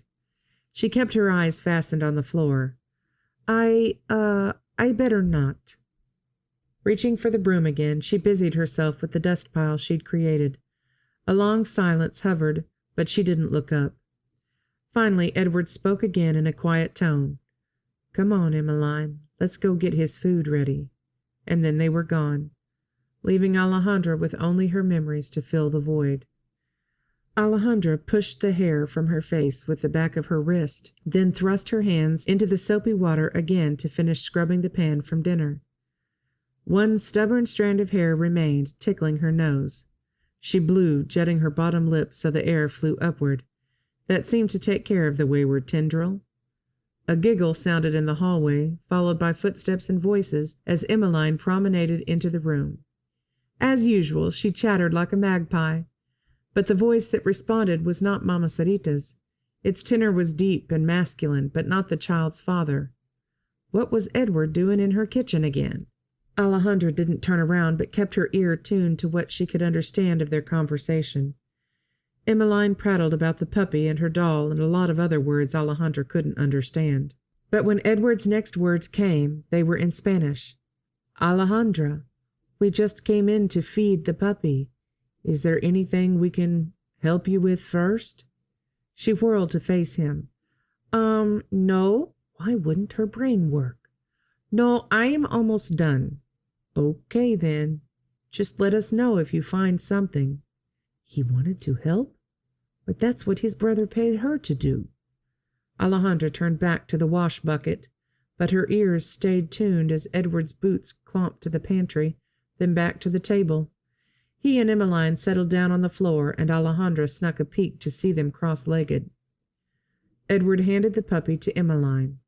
"Here, cradle your arms like I showed you and let the puppy rest on them. There, see how cozy he feels?" He removed a lid from a jar and poured milk onto a small plate. "Okay, now, can you set him on the floor so we can help him eat?" Emmeline gave the puppy a quick peck on top of its head, then placed him in front of the plate. Edward guided the little guy toward the milk and coaxed him to dip his snout in. The puppy must have dipped too far because he came up sputtering and sneezing little white drops. Alejandra bit her lip against a smile. "Come on, fella, you'll like it once you try it," Edward crooned to the puppy. For such a big man, he was being incredibly gentle. "He's doing it! He's drinking!" Excitement laced Emmeline's words as she rose to her knees and bounced. "Easy there, cowgirl." Edward held up a hand to calm her. "We don't want to scare him." The puppy seemed to have figured out how to drink the milk because he lapped for several minutes while Edward held him in position. At last the animal looked up from its dinner, then collapsed into Edward's hand. "I think he might be finished." Edward scooped him up and snuggled him close, his gaze turning toward Alejandra. Heat crawled up her neck. He'd caught her watching them. Again. She spun back to her work. "Would you like to hold him, Alejandra?" The rich tone of Edward's voice stopped her movement. She forced herself to breathe. "Come on, Miss Alejandra. He likes to lick my fingers," Emmeline giggled. "Maybe he'll lick yours, too." Alejandra turned slowly back to them, the happy sounds pulling her like food to a starving child. Emmeline giggled again as Edward held the puppy to sniff her ear. One step at a time, her feet carried her toward them. Emmeline patted the floor next to her. "Come sit next to me and I'll show you how to hold it." She took the puppy from Edward as if she'd handled baby animals all her life. "You have to make a cradle in your arms like this for him to snuggle into," the little girl demonstrated, a little rougher than the puppy might have liked, but it didn't complain. "Like these?" Alejandra mimicked Emmeline's arms. "Yes, now you can hold him." The puppy's warmth washed through Alejandra, and she snuggled it under her chin. The little fellow nuzzled her neck, then licked his rough tongue across her finger. She almost giggled the way Emmeline had, but on the heels of the laughter came a longing she hadn't felt in weeks. Rudy used to snuggle under her chin like this, her precious cat. Was he safe now? Somewhere warm and dry with a full belly and someone to love him? She had to believe that. Anything else was too hard to imagine. Alejandra bit her lip to hold back the tears. She had to think about something else. Emmeline reached to stroke the puppy, and Alejandra focused on the girl. A soft smile curved the child's mouth, and her blue eyes twinkled as she watched the animal. Alejandra's gaze drifted to Edward and collided with his warm brown eyes, watching her. Something about the softness in his expression, the way his eyes glistened, the sting of tears burned again. He was being too nice. How could she hate the man when he was so kind? But she had to stay strong. He was a soldier, and no matter what, she couldn't give him the satisfaction of seeing her weak. Chapter 13. 2 days later, Edward carried his bedroll in one hand and the puppy in the other as he tromped down the stairs. "You hungry, fella? We'll stop outside for a minute, then see what we can round up for us to eat." A blast of cold air slapped his face when he opened the front door. On the porch, Edward dropped his bedroll by the door, then jogged down the steps and set the puppy in a grassy area. "Do your business, boy." Tired of cleaning up after you in my room." It was a good thing Anna wasn't up and around much, or she'd never stand for the dog in his bedchamber. But the puppy was just a little tyke, not big enough to stay by himself in the barn. He examined the sky. Low gray clouds seemed to press down on him. Looked like the first snow of the winter would come today. Not something he was looking forward to riding through. A gust of wind whipped him, and Edward wrapped his coat tighter around himself. So that raised the question what to do with the animal when he left today. He couldn't drag a dog around on all his assignments. Besides, after a few days of good food, the animal was almost too big to ride in Edward's coat pocket. So what now? Juan might not mind taking care of him, but the weather was too cold for a young puppy to sleep in the barn without the warmth of its mother. Maybe Anna would take pity on the poor thing, but her mind was pretty busy getting ready for the baby, especially since Doc said the infant might come any day, and she wasn't supposed to be up and around either. So that left, dare he even hope that Alejandra might be willing to care for the puppy? She'd seemed to enjoy holding it that one time she hadn't fled the room the moment he entered. Even got a little teary-eyed. Anna said the woman loved horses, and she seemed to have a soft spot for dogs, too. Maybe she'd do it for the puppy's sake, even if she wouldn't for Edward. The puppy's deed accomplished, Edward scooped him up and headed toward the kitchen. Following the aroma of hot cakes to its source, he found Mama Sarita pouring batter in a frying pan and Alejandra whipping something in a bowl. Smells good in here." Mama Sarita smiled over her shoulder. "Will you eat breakfast with the family, or should we pack food for your trip?" He exhaled. "Afraid I have to leave early again today." She nodded. "We'll pack your satchel then." Her hands flew as she flipped a batter cake in the frying pan, then smeared jam onto some that cooled on a plate and rolled them into skinny tubes. His stomach growled. Alejandra wrapped the stack of hot cake tubes in a cloth, then stuffed them in his burlap satchel along with several other cloth-wrapped bundles. The women worked together without words, as though they could read each other's thoughts. Like magic. And he had a front-row seat. "Looks like it's going to snow today." Mama Sarita looked up, the creases in her brow deepening. "You must be careful then. Can you stay home instead?" Warmth stole over Edward's heart. "I'll be fine. Pepper and I have ridden through much worse." When the bag was packed, Alejandra handed it to Mama Sarita, then stepped over to add more hot cake batter to the pan. Why wouldn't she give the satchel to him herself? Why did she avoid him like scarlet fever? It was frustrating to be judged so harshly by a simple badge. Didn't she see he'd never hurt someone without just cause? Couldn't she tell he was different from the soldiers who had hurt her? He clamped his jaw. Mama Sarita passed him the bag of food, and he realized he still held the puppy. Best to ask now and get it over with. Maybe Mama Sarita would be willing to care for the animal, even if Alejandra couldn't bring herself to. "Do you think, would you mind caring for the puppy while I'm gone? If it's not too much trouble." Heat flamed his neck. Why did he stammer like a schoolboy? Alejandra's head came around and a glimmer lit her eyes, but she didn't speak. "See? Of course." Mama Sarita reached for the little guy where he snuggled against Edward's chest. The animal braced against her with his paws, but she scooped him up and cuddled him close. "Emmeline tells me she's been helping you feed him. It will be good for her to help us." Mama Sarita smiled at him, the lines around her eyes giving her the look of wisdom. "Thank you." What else was there to say? Mama Sarita still looked at him, but her smile had dimmed, a sadness shadowing it. Alejandra had turned back to her work and wasn't looking at him at all. He shuffled his feet. "Okay, then. I'll be off." Still nothing from Alejandra, but what did he expect? Hoisting the sack over his shoulder, he turned and trudged from the kitchen. In the barn, he went through the motions to saddle Pepper, but his mind couldn't get past the image of Alejandra's back to him and the sad smile that haunted Mama Sarita's eyes as she held the puppy. Was being a ranger worth it? He thought back to his reasons for joining the force. Independence and respect. mostly respect if he was honest. He huffed a humorless chuckle.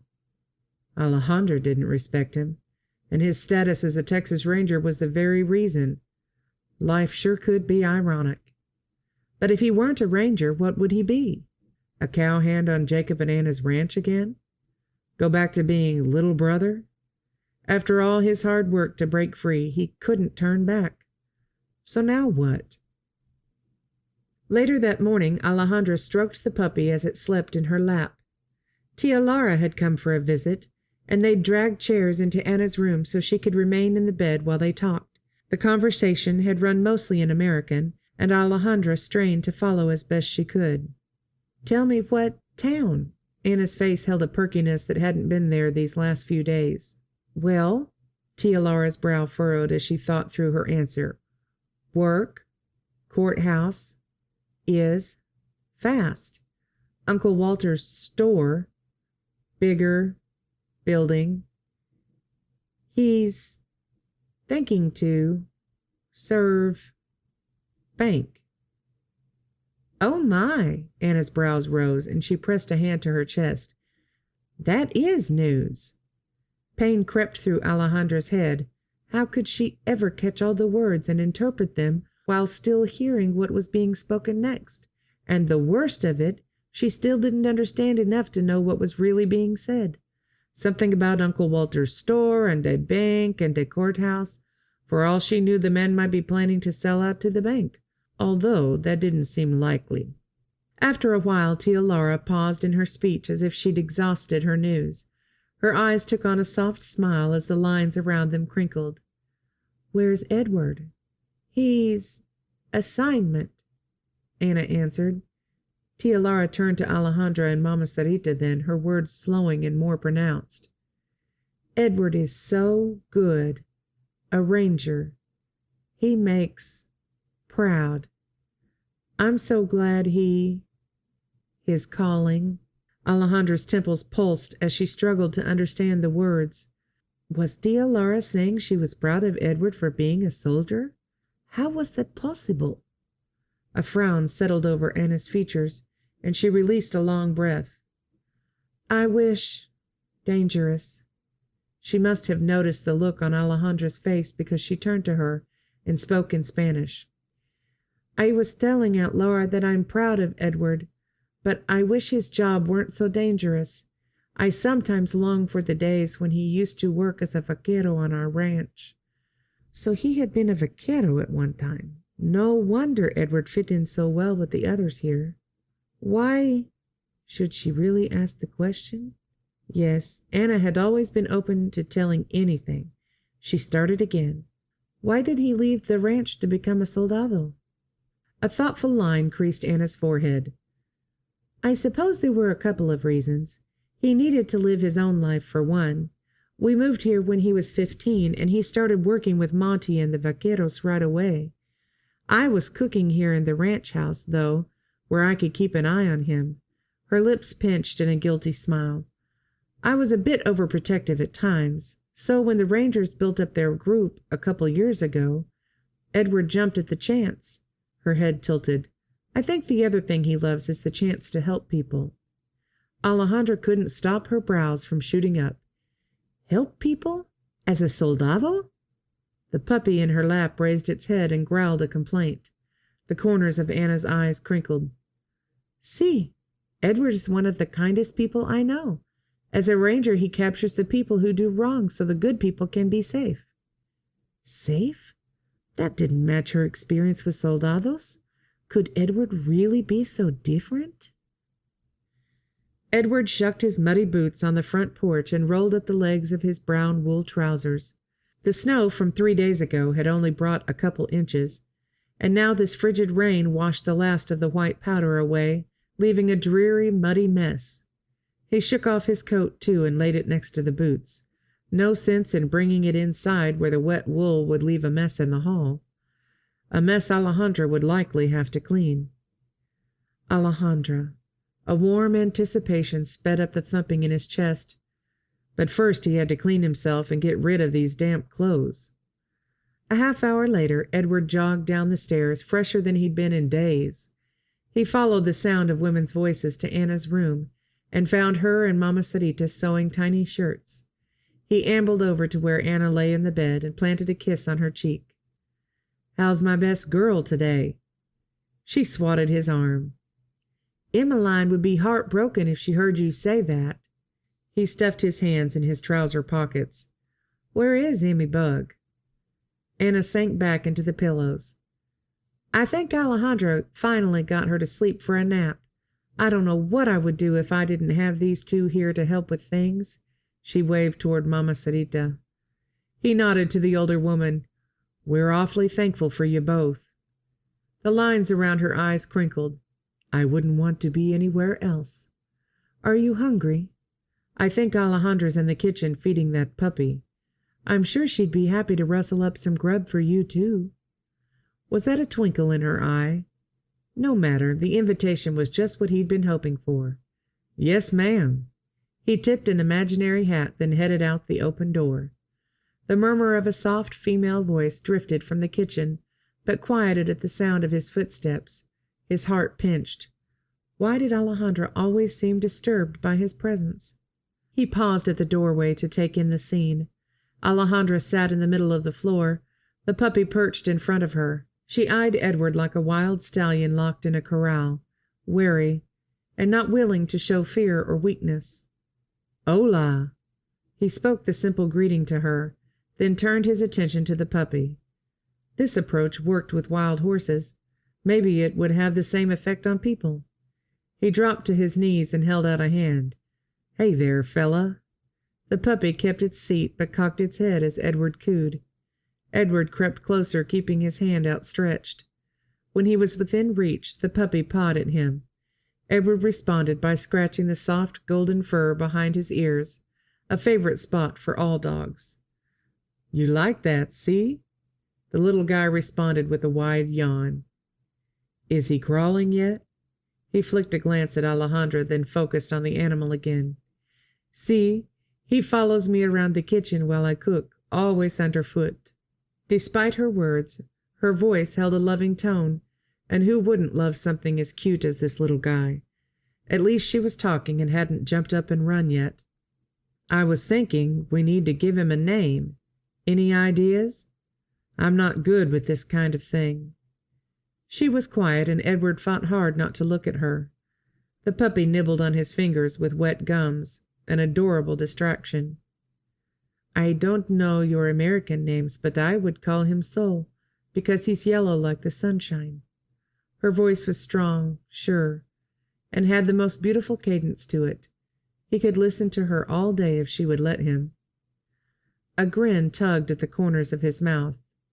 "Sol. I like it." He scratched under the puppy's chin. "What do you think, Sol? Perfect?" The animal let out a high-pitched bark. He glanced up to grin at Alejandra and found a smile playing with the corners of her beautiful mouth. "He likes it." See. Chapter 14. A woman's cry pierced the kitchen walls, half scream, half moan. Alejandra wrapped her arms around Emmeline as the girl scrambled onto her lap. "It's all right, Nina. Your mama's doing a great job, and I'm sure she'll be fine. It will be over soon, and you'll have a new baby to help take care of." Oh, how she hoped her words would be true. Anna had to be fine. Women had babies all the time, and many of them came through with no problems. But not all. An invisible weight pressed down on Alejandra's shoulders. For once she wished she could pray to a God who would take care of things, a God who would make things better. It was awful to be so useless. She could do nothing to make sure Anna came through this healthy, but Dr. Steiner was with her, and Mama Sarita and Tia Laura. She couldn't ask for any better nurses for her friend, and it was Alejandra's job to keep Emmeline busy. Another cry rent the air, this one snapping Alejandra from her thoughts. "Come on, Emmy, let's go see how the horses are doing." She rose to her feet and clasped the girl's hand. They went out the back door, the quicker to get outside and away from the heart-wrenching screams. Alejandra tried to keep up a steady stream of questions and conversation, but for once Emmeline didn't seem inclined to talk. She didn't blame her. It was hard for Alejandra to pull her mind from what was happening in that bedroom. How much harder for this little girl who was so worried about her mama. When they rounded the house, a figure paced the front porch. Signor O'Brien, or Jacob, as he insisted she call him. He paused when he saw them, and Emmeline raced up the stairs to throw herself in his arms. "Papa!" He scooped her up and held her tight for so long. It was amazing Emmy didn't squirm out of his grip, but they both seemed paralyzed with fear. Alejandra had to do something to help. "Emmeline and I were just going to the barn to pet the horses. Would you like to come with us?" He hesitated, then looked back at the house. No, I should stay here, just in case." Alejandra forced a smile onto her face. "Of course, you'll want to be ready the minute the doctor tells you whether it's a boy or girl." See. Jacob still had that hesitant, uncertain look on his face. He finally set Emmy down, then pointed her toward Alejandra. "Give the horses an extra pat for me." "All right." Emmeline plodded down the stairs obediently, and Alejandra took her hand again. When they stepped into the barn, it took a moment for Alejandra's eyes to adjust to the dim light. As they did, the form of a man took shape, walking down the center aisle. Those shoulders. Her heart squeezed at the sight. "My two favorite girls." The rich voice flowed over her, bringing heat to her face. As the words sunk in, surely he didn't mean her. He was just being kind. But a soldier? Kind? "Uncle Eddie!" Emmeline's voice lacked its usual zest, but she still flew to Edward, wrapping herself around his legs. "Emmy bug." He bent down so she could see the puppy in his arms. "Sol here was just asking for you." Emmeline ruffled the animal's fur, bringing her face close to his and cooing. He responded by licking her nose. Instead of giggling like normal, she looked back at Edward, her voice taking on an unusual seriousness. "Mama's having the baby now, but I think it's bad because she was screaming awful loud." Edward's brow wrinkled as he studied the girl. Then he lowered himself to the ground and sat cross-legged right there in the middle of the barn aisle. Wrapping a hand around Emmeline's waist, he settled her on his leg where she could still see him. "Emmy girl, do you know it was just the same when you were born?" Alejandra swallowed down a lump in her throat as the little girl shook her head, wide eyes focused on him. She couldn't help but stand mesmerized, watching Edward's tenderness with his sobrina. "It was, and I was so scared something was wrong. Your mama's always been strong and brave. When I heard her cry like that, I just knew it was bad. But then I prayed and asked God to keep her safe and make you healthy, and the next thing I heard was a little tiny baby crying." He tickled her tummy, and Emmeline doubled over in a giggle. When she recovered, she studied Edward's face again. "So God made her okay?" Edward nodded. "Yes, and I think we should pray again. What do you say?" Emmeline raised her face to Alejandra and reached out. "Miss Alejandra, come pray for Mama with us." How could she deny such a request? She crept over and sat down on the ground. This dress was due for a washing anyway. She left as much space as she could between Edward and herself, despite Emmeline clutching her hand. "Father, please be with Anna and the baby." Edward's strong voice washed through Alejandra. "Keep them healthy and make the hard work go quickly. In the name of your Son, Jesus. Amen." "Amen." Emmeline released her hand. Alejandra looked up, her focus pulled as if by a rope to the warm chocolate eyes of Edward Stewart. She might have fallen into that gaze as deep as it was. The dark shadows under his eyes gave him a haunted look. What was it that plagued him? His sister? Out of the corner of her eyes she saw the motion of his hand stroking the top of Emmeline's head. He did love his family. That couldn't be denied. "Uncle Eddie, now that you prayed and Mama's going to be better, can we go see her?" Emmeline turned those blue eyes on her uncle again. A smile tipped the corner of his mouth as he looked down at the child. "Soon, Emmy girl. As soon as they call us. Shall we take Sol to see the horses first?" "Yes." Emmeline scampered up, and Alejandra stood too. As she rose, a hand touched her elbow, assisting her efforts. She scrambled up, then spun to face Edward, breaking the contact. But those eyes caught her again, stopping her mouth before she could snap at him. The haunted expression! It pierced to the core of her being. Would his prayer make a difference? Would God listen to Edward better than he'd heard Alejandra all those years ago when Mama was killed? A voice called from somewhere outside the barn, and Edward's head whipped to the side, listening. Alejandra held her breath to hear better. Yes, it was Mama Sarita calling Edward. He shoved the puppy in her arms and took off in a sprint. Alejandra reached for Emmeline's hand. Come, Niña. When they made it to the front porch, Mama Sarita stood waving them in, a huge smile lighting her face. It's a boy, and your mama's dying to see you, little one. Mama Sarita took the puppy from Alejandra. She's asked for you too, mija. Go see the babe. Anna wanted to see her? Surely not. But Mama Sarita's eyes twinkled as she nodded toward the front door. Go. Tiptoeing toward Anna's bedchamber, Alejandra met the doctor coming out. Go on in, but just for a moment. He motioned into the room. Anna needs her rest, but she insists on seeing everyone first. Alejandra stopped at the open door to examine the scene inside. Anna lay in the bed, eyes drooping and mussed brown hair no longer confined to a braid. In the crook of her arm lay Emmeline, her face upturned as she chattered to her mother in American. Jacob stood beside them, a sentinel on guard duty. One protective hand rested on his wife's shoulder, but his face shone with such pride it was impossible to miss. Edward perched on the edge of the bed beside his sister, his back to the door. What relief must he feel seeing her well and safe?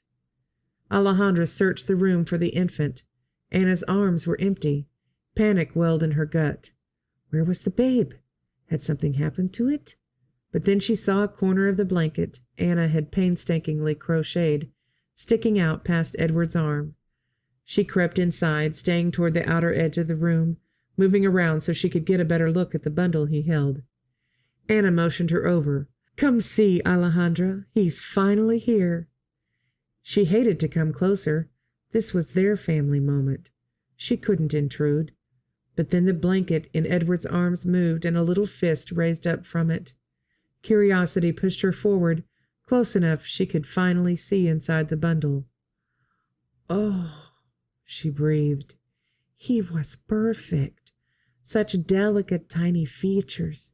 His little nose, mouth, chin, all too precious for words. He opened his eyes, a dark smoky blue, and looked at her. Not an intense focus, but a vague fuzzy gaze. A noise came from his mouth, an incoherent babble, but the look and the sound seemed to be a greeting. Hola, niño. She smiled at the babe. He thrust his tiny hand in her direction, and Alejandra couldn't resist caressing it. His skin was softer than anything she'd touched.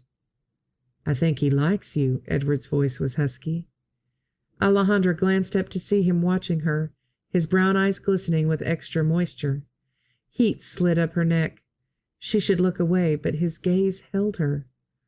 A dimple appeared in one of his cheeks as his mouth tipped. God answered our prayer. The rest of the day Alejandra watched for an opportunity to hold the babe for longer than a quick moment, but the first opportunity came that evening. Poor Anna was exhausted. The wee one seemed to be eating well and healthy, but hadn't settled down to sleep longer than a few minutes at a time. When Alejandra offered to care for the niño while his mother rested, Anna almost drifted to sleep before she could say yes. Now, as she sat in the rocking chair in the main room, little Martin slept in her arms. She looked down into his perfectly formed face, and that ache formed again in her chest. The same knot that had started when she'd first touched his little fist, when the babe lay in the arms of his Uncle Edward. Had Edward's prayer made the difference in Anna's delivery? Or had she and the baby already been healthy, without the need of a God to intervene?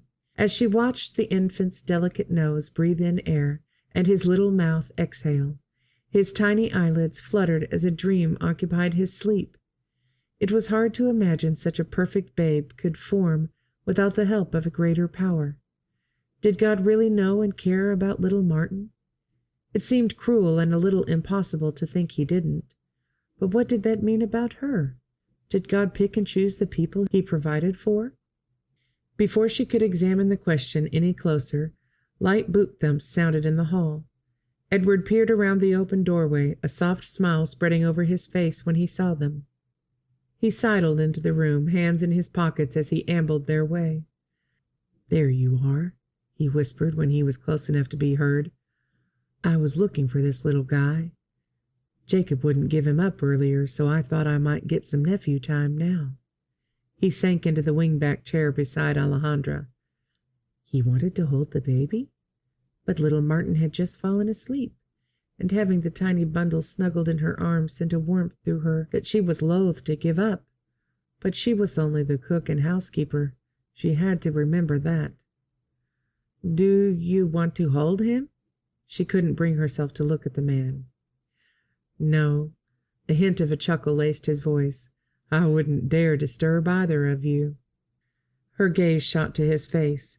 He was looking at the babe with such love shining in his eyes, it squeezed the breath from her chest.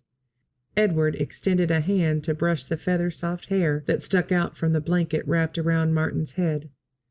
"I always wanted a little brother when I was younger." His voice was soft, throaty. "Someone to help bear the brunt of Anna's mothering.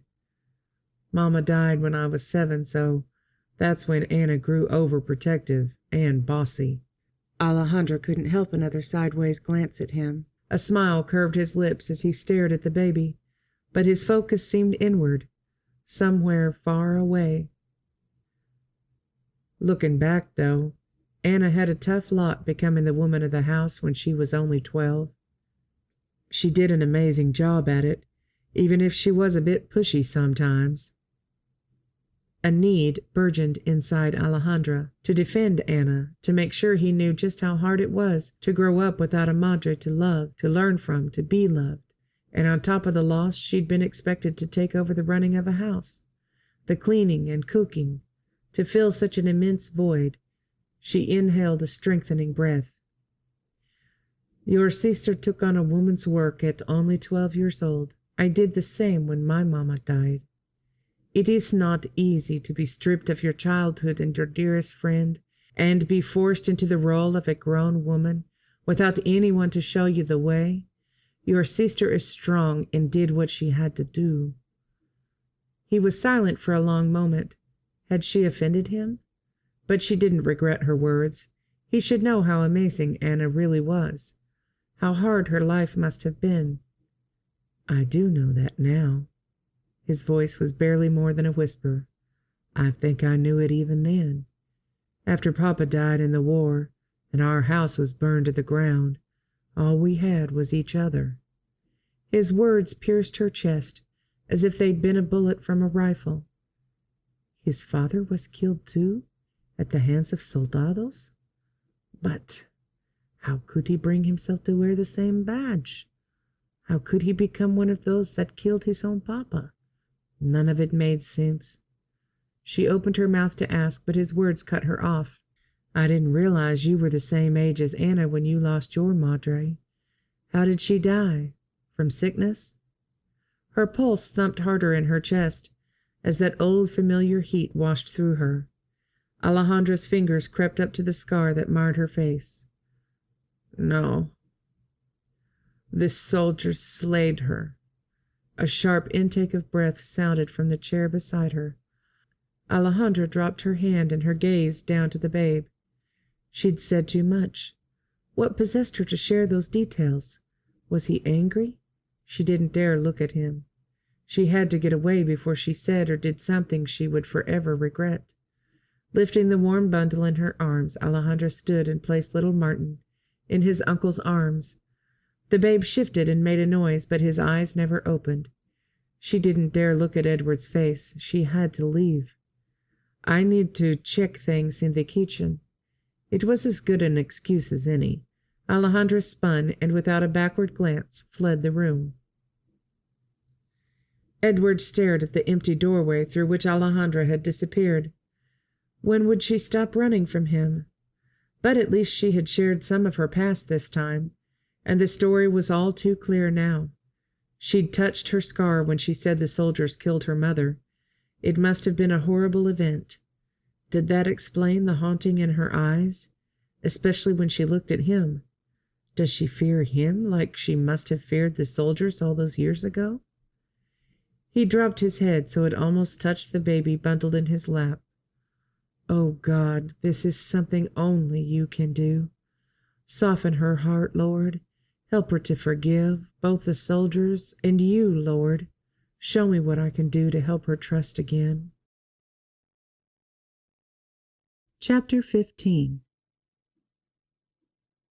The next few days were a blur, full of cooking and laundry and cleaning, when Alejandra could fit it in, not to mention caring for that little rascal of a puppy while Edward was gone on another assignment. Emmeline became her constant companion, her own special helper and shadow, while the girl's mother adjusted to the new baby. Martin was a fussy niño, louder than Alejandra had expected. Mama Sarita said it was colic, and she'd appointed herself as his nurse to relieve Anna of the full weight of his frequent tearful episodes. With her efforts to keep the house running smoothly, Alejandra didn't get much chance to visit with her friend or the new babe. Sometimes Anna would bring him to the kitchen while Alejandra prepared the evening meal, but their conversations were never long, and Alejandra rarely had a chance to snuggle little Martin during one of his happier moments. So when she crept into Anna's chamber to replenish the stack of clean diapers and found Anna awake playing with the babe, Alejandra couldn't resist staying for a moment. "Have you seen how big he's getting, Alejandra?" "See, his little hands are growing chubby." Alejandra watched over Anna's shoulder as her friend stroked a finger down Martin's cheek. He leaned into her touch, a hint of a smile flitting across his face. "I think it tickles him," Anna said. She looked up at Alejandra. "Sit, please. Would you like to hold him?"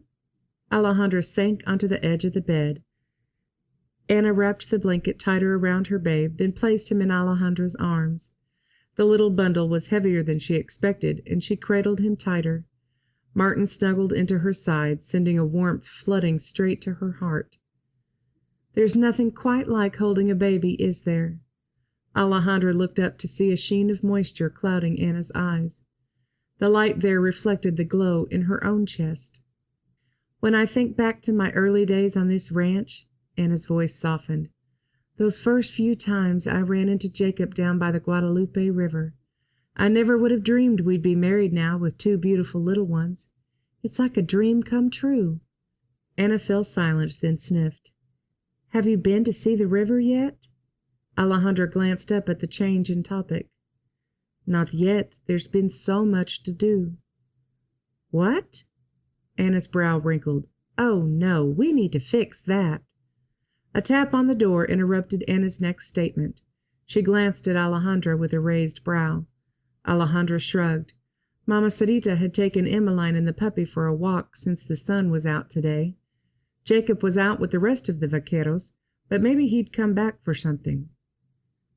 "Come in," Anna called. Alejandra twisted to see the door as it creaked open.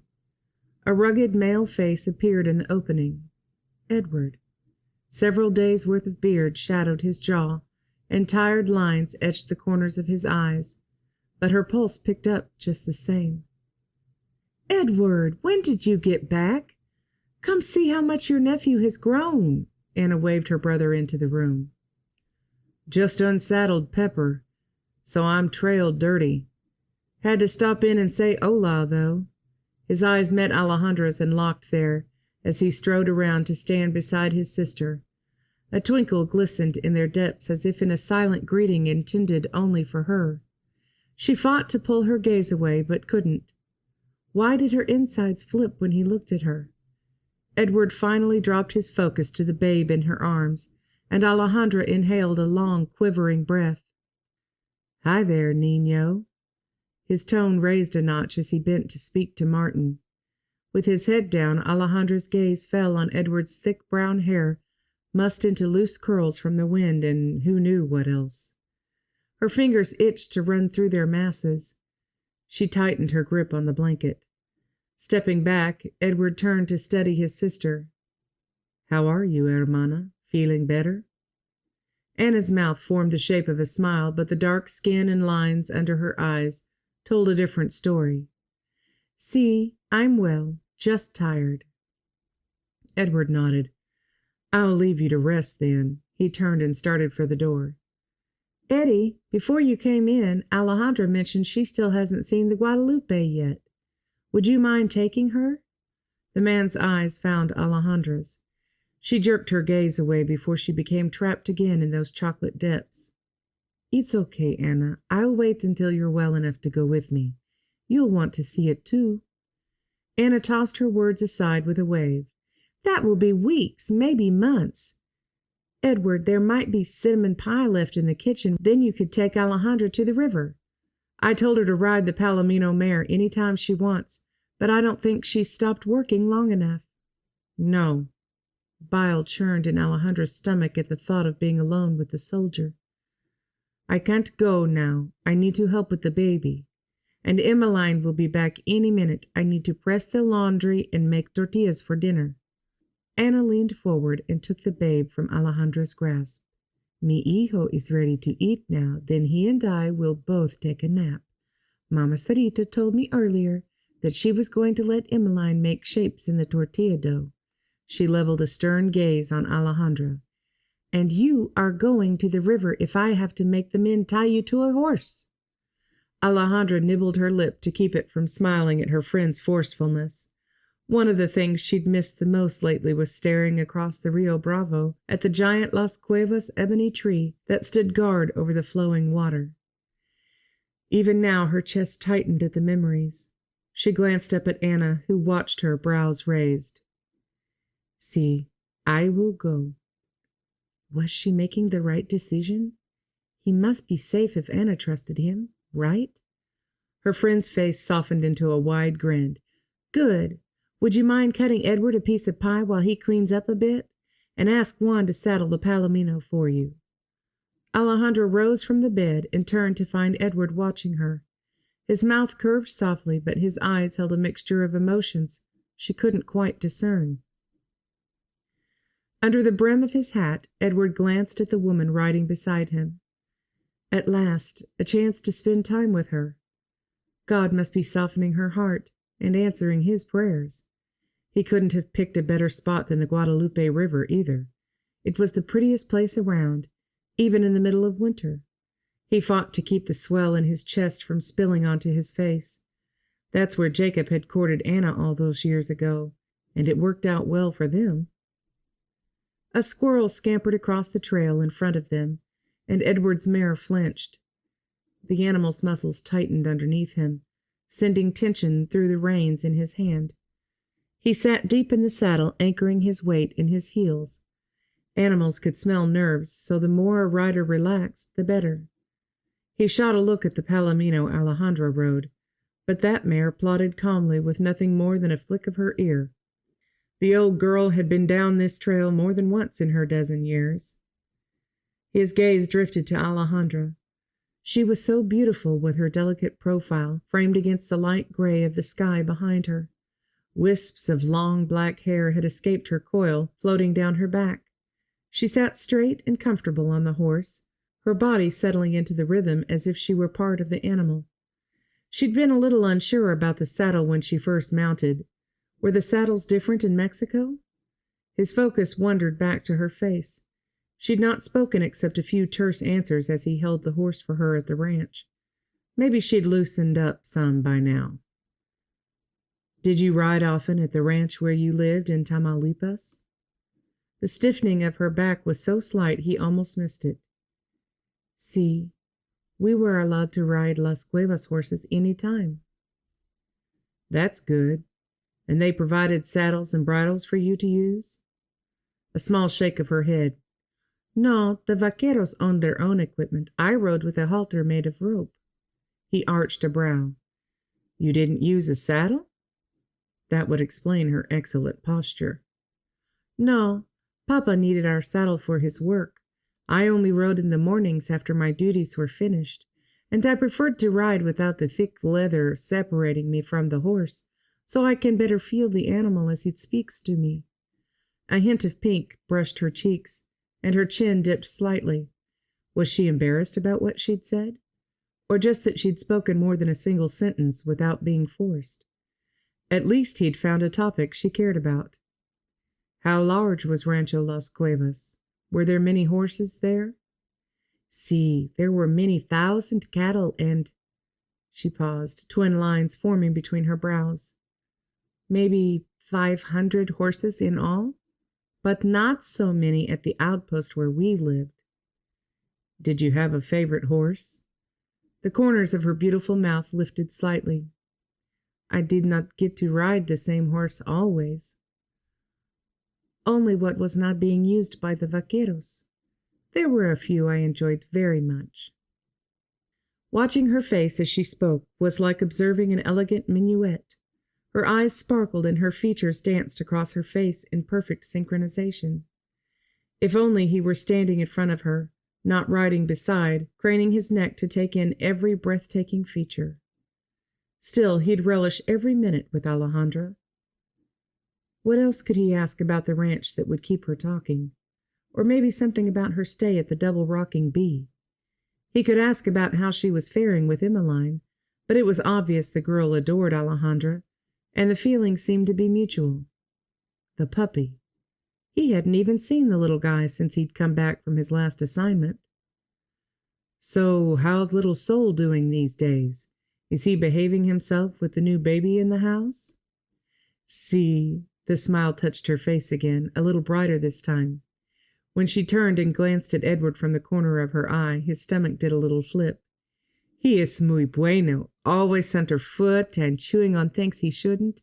He steals Emmeline's doll every chance he has, and took one of Mama Sarita's shoes while she napped yesterday. But he's too cute to be angry with. Edward chuckled. I suppose I should make him something to chew on. Is he getting bigger? Alejandra's eyes widened. So big you won't believe it. Soon he'll grow into those enormous paws. They were close enough to the river now to hear the rustle of water, although a few trees still blocked their view. When the trail opened into the wide clearing that lined the riverside, a gasp sounded from beside him. Es hermoso! Their horses were just close enough for him to hear the breathy words. Edward nodded. Yes, the sight was beautiful. The dark blue of the water stretched about 30 feet wide here, with trees and a few large rocks lining the other side. A bright red bird twittered on the branch of a live oak near them. The tree was massive, its exposed roots supporting part of the river's bank, as if the river had grown up around the tree. An aura of peace permeated the entire scene. Alejandra leaned forward to dismount, and Edward hastened to do the same so he could assist her. By the time he slid off and strode around the front of his mount, Alejandra was already on the ground and gathering her horse's reins. I'll tie the horses. He reached for the ribbons she held. She glanced at him, eyes widening as if she just remembered he was there. Sí, gracias. After handing the leathers to him, she stepped forward to the river's edge while he led the animals to the live oak. When they were secure, he ambled over to Alejandra, careful not to disturb her revelry. They stood for several moments side by side, looking out upon the water. What he wouldn't give to know her thoughts. But he could be patient. She deserved that. At last she repeated her earlier words. It's lovely. When she turned her gaze to him, Edward sank into their liquid depths, the color of a dark coffee. It's so much like the Rio Bravo. Many times I would ride to the river's edge and sit for hours. There was a huge old tree on the far side. She motioned toward the live oak where he'd tied the horses. Much like this one, I used to imagine all the scenes that tree had seen. Children swimming in the river, men watering cattle, wild deer coming to drink, sweethearts picnicking. Her cheeks tinted pink at that last reference, and she grew quiet for a while. Then her mouth tilted on one side as she surveyed the tree. The funny thing, always before the tree was far away, on the Texas side. She swept her hand toward the tree again. Now I am here with it. Turning back to the river, her eyes looked out across the expanse, and her voice took on a dreamy quality.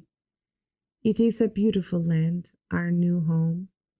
The words washed through Edward like a warm soup on a cold day, soothing, filling his heart with hope. She was beginning to think of this place as home. A smile crept across his face. See, it's beautiful. Chapter 16. 2 weeks later, Alejandra kneeled before the fireplace in the main room, scooping the small shovel deep into the cold ashes. She eased the full shovel out and tilted it over the bucket, clamping the brown paper over the opening as the fine ash rose in a cloud. Wrinkling her nose, she fought the tickle of powder that escaped. She held the paper still until the cloud inside had time to settle, then extracted the shovel and replaced the paper over the bucket. No sense in making more of a mess than she had to. A hoarse, barking cough sounded from the next room over, Anna's chamber. The tiny sound had to be baby Martin, and it had been frequent for the quarter hour she'd been working in this room.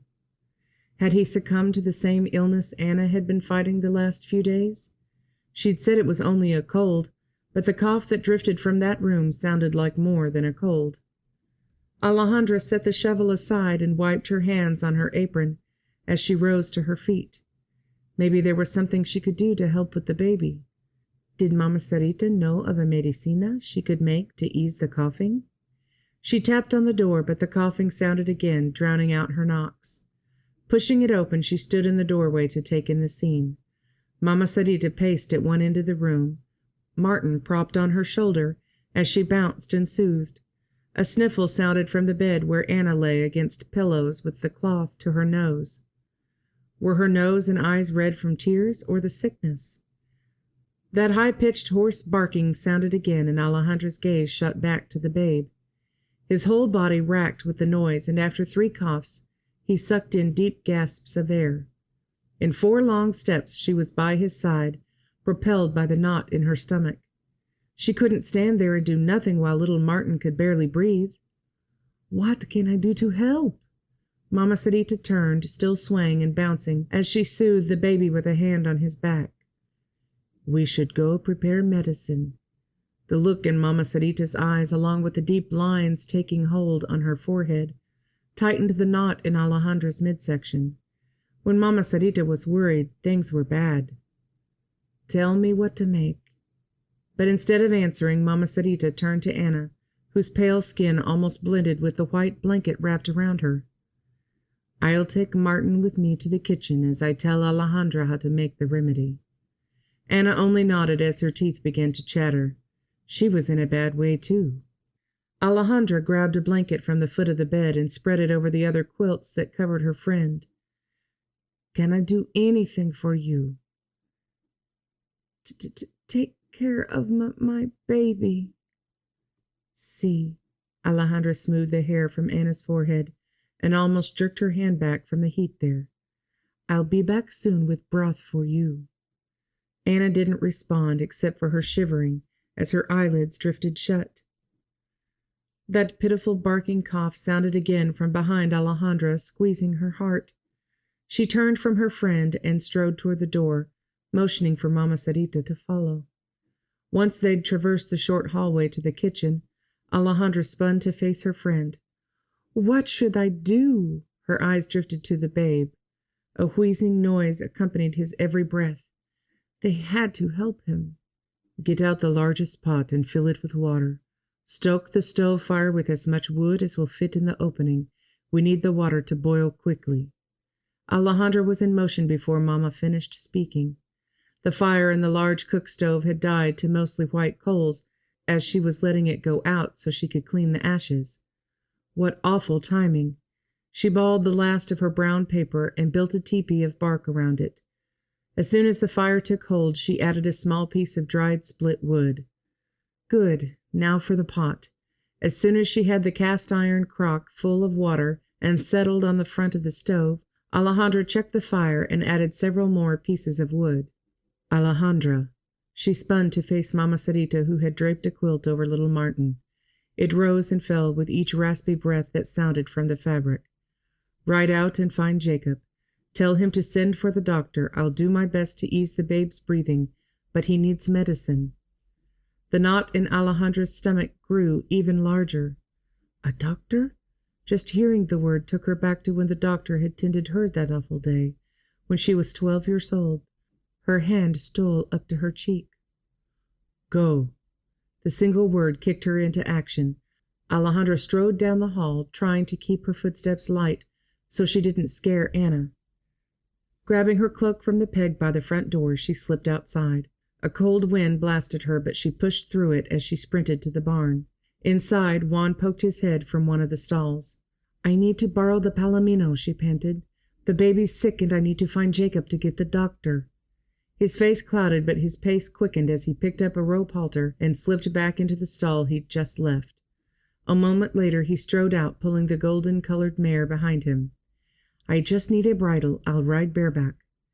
He shot her a raised-brow look, but reached for a leather bridle and slid it onto the mare's head. After boosting her onto the horse's back, Juan patted the animal and looked up at her. Via con Dios. See. She squeezed her heels into the mare's sides, and they were off at a canter. It wasn't until she'd been riding for several minutes that Alejandra realized she should have asked Juan if he knew where the men were working today. She'd never been anywhere on the ranch except to the river that day with Edward. She'd head in that direction, but Anna said this ranch covered hundreds of acres, spreading in all directions. She reined the horse to a walk and looked around. No cattle or horses were in sight. Had the men said which way they were going that day? In her mind, she replayed the scene at the table that morning. Paco had taken an extra serving of hot cakes, saying he needed meat on his bones since the temperature had dropped. Monty elbowed the man and said he should be thankful he didn't have to chop ice in the river yet. Did that mean the cattle were being pastured beside the river? That might be as good a place to start as any. Besides, that was the one trail she knew and wouldn't have to worry about getting lost. When she reached the start of the trees that lined the river, Alejandra reined the mare to a halt. The ground didn't show any fresh hoofprints, especially not what she'd expect from hundreds of cattle. Alejandra scanned the landscape in the other directions. The pasture continued to her right, curving around the trees as it opened into a wide grassland. Maybe she should follow the tree line in that direction.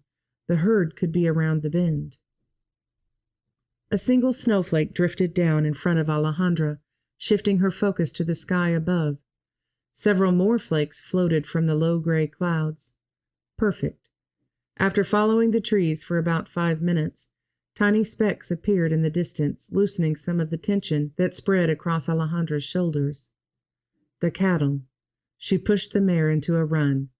Soon, one speck separated from the rest, cantering toward her. Jacob met her halfway, reining in his pinto. What's wrong? We need a doctor. She fought to control her panting. The baby's cough is much worse, and he's not breathing well. Anna's in bed with a fever. Jacob spun his horse and yelled to Monty, who had ridden up behind him. The men conversed in American for a quick moment. Then the foreman wheeled his horse back toward the herd.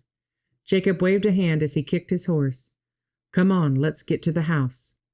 Alejandra pushed her horse, but the winded Palomino mare couldn't keep up with Jacob's muscled pinto, and he didn't slow down to wait for her. Not that she wanted him to. The panic that twisted his face when she delivered her message had intensified her own fear. Juan was walking Jacob's gelding when she reined in at the ranch yard. He took her horse as well and nodded toward the house. You let me take care of these two. You're needed more inside, I'm sure. Once in the house, Alejandra followed the sound of voices to the kitchen, where Jacob stood with his son in his arms. He held the babe near the stove, in the path of steam wafting from the pot of water. Emmeline sat at the table, munching a slice of bread and watching the scene with wide eyes.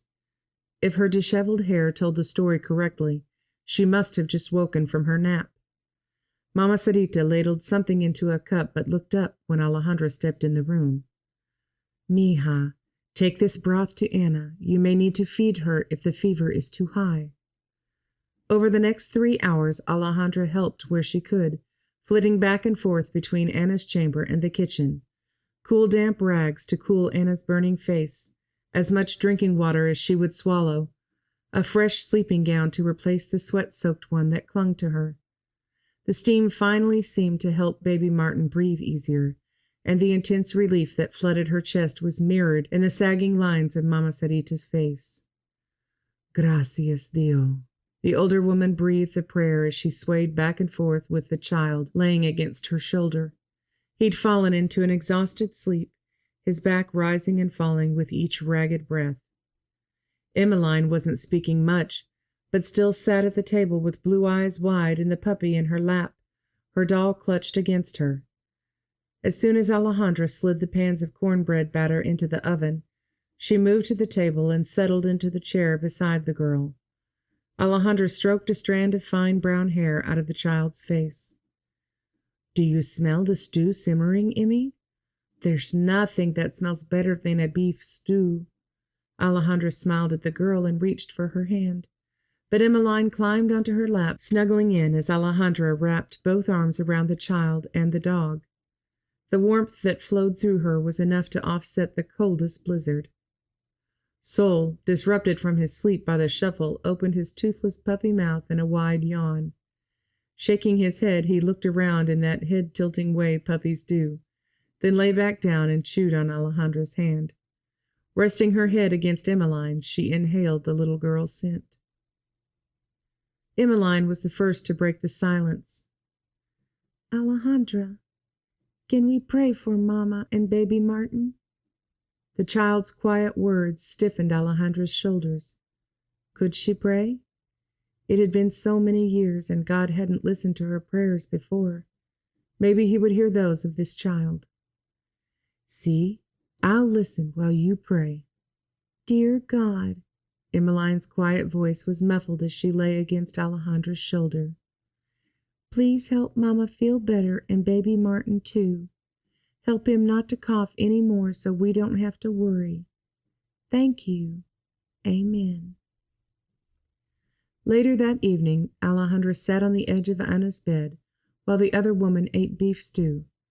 The doctor had come and gone, leaving a tincture of medicine for Anna and instructions to place a drop in the child's mouth if his coughing continued. He'd said it was a good thing the baby had been born already bigger than most, or he may have been too weak to endure the sickness. Anna's fever seemed much better, but her eyes still held that glassy, red-rimmed look of sickness. "Martin is still sleeping?" Anna seemed to search Alejandra's gaze for the truth. "See, his papa is rocking him in the big room. His breathing is much better, and I haven't heard him cough in a while." The answer seemed to satisfy Anna because she took another bite of the stew. "I'm sorry you have to nurse us both, but I must say I'm thankful you and Mama Sarita are here. I'm not sure what we would have done without you." Alejandra ignored the compliment. "It's hard to watch the niño pequeño struggle so. I'm glad he's better." Anna nodded. "Yes, it's awful being so helpless. I'm just thankful God had it under control." "Under control? If God is taking care of things, why is the babe sick at all?" Alejandra couldn't keep a hint of bitterness from her voice. Anna settled her spoon into the bowl in her lap, then sank back against the bed. Oh no, Alejandra hadn't meant to upset her. When would she learn to keep her thoughts to herself? "I guess I can't answer that." Anna didn't sound angry, but thoughtful. Her gaze searched out Alejandra's face. "I don't know why Martin is so sick at only 3 weeks old. But I do trust that God has the situation in hand. I've seen him work amazing miracles, and his master plan is much better than anything I would have thought of." Anna's voice grew softer. "Sometimes hard things happen to mold us. But if there's one thing I've learned through the years, no matter what happens, I'd rather be in God's hands than anywhere else." A smile touched her fever-chapped lips. "I'd rather be in God's hands than anywhere else." Alejandra stared at Anna as the words tumbled through her mind. Anna had been through so much in her life. Family members died through terrible events. Her family home burned. She'd been forced to move to a strange land, then endured any number of rough hardships on the ranch. All those things happened against her will, outside of her control. So how could Anna say she'd rather be in God's hands than anywhere else? Hadn't God let these things happen? Look around you, Alejandra. Anna waved a feeble hand. Look at all the ways God has blessed me. Jacob is the man of my dreams. This ranch, my precious children. None of these would have happened unless I'd gone through the bad as well as the good. She slipped her hand into Alejandra's. I can trust God. He loves me, and he loves you too. Trust him. Trust? Could she do it? Chapter 17. 2 days later, Alejandra wiped the counter with a damp towel, then hung it from the oven handle to dry. The breakfast casseroles had been a hit with the men that morning, especially with the avocado Edward brought back yesterday from his trip. Eating the creamy fruit was like a taste of home, recalling so many good memories and sensations. It had been one of Papa's favorites, and she would fry it with guavas and bananas for special breakfast tacos on his birthday. A squeal broke her thoughts, and Emmeline's thundering steps pounded down the hall. Alejandra, we need cookies, fast! She grabbed the doorway, panting. A chuckle followed her down the hallway, accompanied by boot thumps. Edward's broad frame appeared in the doorway, setting off the flutter in her chest his appearance usually elicited. We're riding out to see the cattle, and Emmeline's afraid she might blow away if she doesn't have your cinnamon cookies to hold her down. Emmeline giggled. That's not true, Uncle Eddie. She turned her piercing blue eyes on Alejandra. But can we take cookies, please? Alejandra was already lifting 2 cheesecloths from a shelf as her mouth pulled into a smile. There wasn't a soul alive who could resist that little angel. After splitting the plate of cookies between the 2 cloths, she tied them, then turned with one in each hand. All right, 1 to eat. She handed that one to Emmeline, and 1 to share with your papa and the others. Keeping that bundle in hand, Alejandra narrowed her eyes at Emmy. ¿Entiendes? Sí, I understand. Emmeline's brown braids bobbed along with her chin. The child reached for the second bundle, but Alejandra jerked it from her reach and held it out to Edward. We'll let your uncle carry them just in case. She tweaked Emmy's nose. The girl responded by wrinkling it, and Alejandra couldn't help but chuckle. She was so fun to tease. You might need to ride along with us to make sure she shares. Edward's deep voice brought Alejandra's head up. Yes, Alejandra, please. Emmeline grabbed Alejandra's arm and bounced up and down. You've never been riding with us. You'll love it. I know you will. I'll show you Papa's cows, and he said there's a new baby one. You have to come, please. Alejandra leaned away from Emmeline's exuberance, trying to gather her thoughts. Go on a ride with Edward and Emmeline? It was a beautiful day out, especially for mid-February, and she hadn't been on a horse since that crazed ride to find Jacob and send for the doctor. But did she dare ride out with Edward again? They would have Emmeline with them this time. The child could be a sort of buffer. She chattered so much when she was excited, Alejandra would never have to speak a word, just enjoy the ride. She released a breath. See, I will go. Alejandra barely had time to prepare herself before Emmeline threw her little body into Alejandra's arms. Oh, I'm so glad. It's going to be perfect. You'll see. Juan met them in the yard, leading Pepper, Edward's horse. Would you mind saddling the Palomino mare for Alejandra to ride? Edward asked as he took the reins from the older man. Un momento. Alejandra stepped forward. She avoided Edward's gaze as she spoke in a quiet voice to Juan. I don't need a saddle, just bridle, please, senor. He hesitated, so she sent him a pleading smile. Feet shuffling in the dirt, he cut a glance at Edward. You heard the lady. Edward clapped the man lightly on the back. Juan's shoulders relaxed, and he bobbed his head. See, I'll be right back. While they waited, Emmeline stroked Pepper's face and kept up a steady monologue to the animal. I'm going to ride on you with Uncle Edward. I can't ride you by myself yet, but you're my favoritest horse ever. We're going to see the cows and share cookies with the cowboys. You're going to love it." Juan appeared soon with the palomino, and Alejandra took the reins. She motioned for him to help Edward and Emmeline first. It would be much easier to mount by herself, but it wasn't very ladylike. Best done while the others were distracted.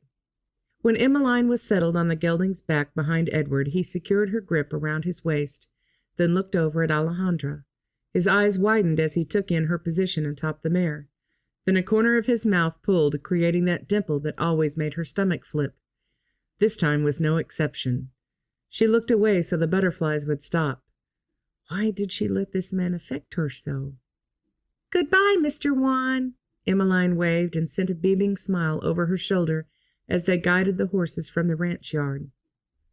On the trail they kept to a steady walk, covering terrain Alejandra had never seen. As expected, Emmeline carried the weight of the conversation, chattering about the puppy, her baby brother, the flowers she picked along this trail last year, and anything else that popped into her mind. That left Alejandra to savor the fresh air, the warmth of the horse beneath her, and the freedom of the open land. Most of the area they traveled was gently sloping hills with thick tufts of grass scattered across rocky soil. Occasionally they passed patches of trees with green pines interspersed amongst the dull brown of leafless branches. Edward pointed to a section of forest. "There's a patch of dogwoods in there, the prettiest pink and white flowers you've ever seen." She eyed him. "Dogwoods?" "It's a small, round tree. Doesn't have a purpose that I know of, except to look pretty. It does that job well, though." He sent her a cockeyed grin, his dimple flashing again, and once again her stomach flipped. Soon they rode up on the herd. Jacob came to meet them, a wide smile spreading his face. "Papa!" Emmeline bounced behind Edward. He settled a hand on her leg. "Easy there, cowgirl. Don't scare Pepper." "You came at just the right time, Emmy girl."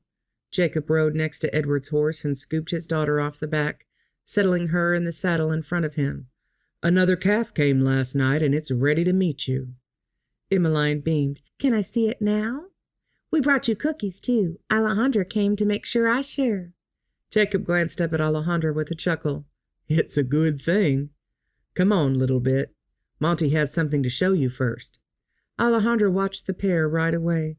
It was amazing how Jacob's face lit when he spoke to his daughter. She obviously held his heart. A lump formed in her throat. Would she ever have a child of her own to love? "Special, isn't it?" Edward's voice rumbled from behind her, washing through her like a warm blanket on a cool night. The lump wouldn't let her speak, so she nodded. A stinging burned her eyes, but she blinked it back. No need to get sentimental about something she couldn't control right now. Squaring her shoulders, Alejandra scanned the vast herd in front of them. There had to be more than 1,000 cattle in this pasture alone.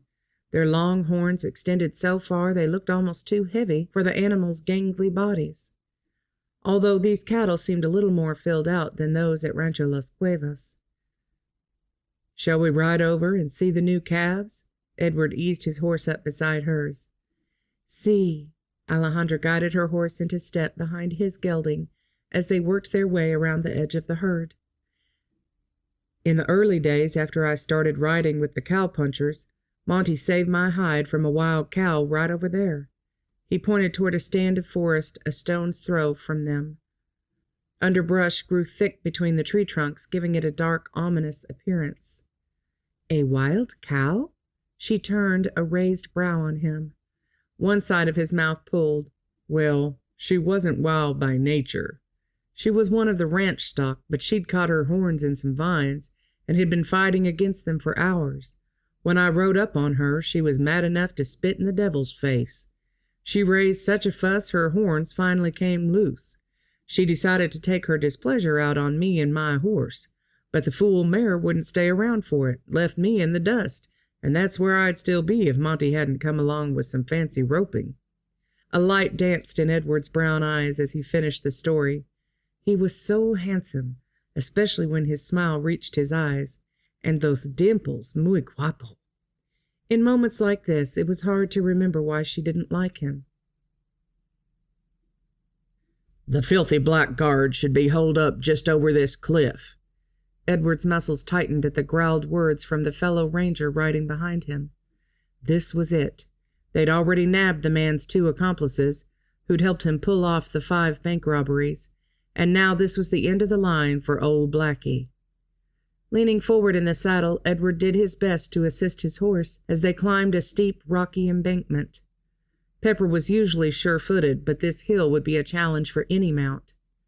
Near the top, he eased back on the reins and slid off his gelding. "Stay here, boy."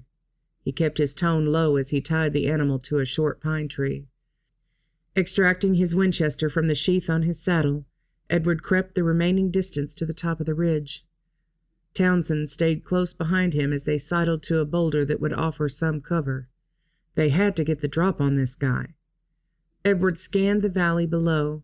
A small cabin nestled in a dusty yard where a few tiny dots wandered around, probably chickens pecking at insects or other vermin. A horse and cow grazed a distance away from the building. There wasn't a fence to contain the animals. Were they hobbled?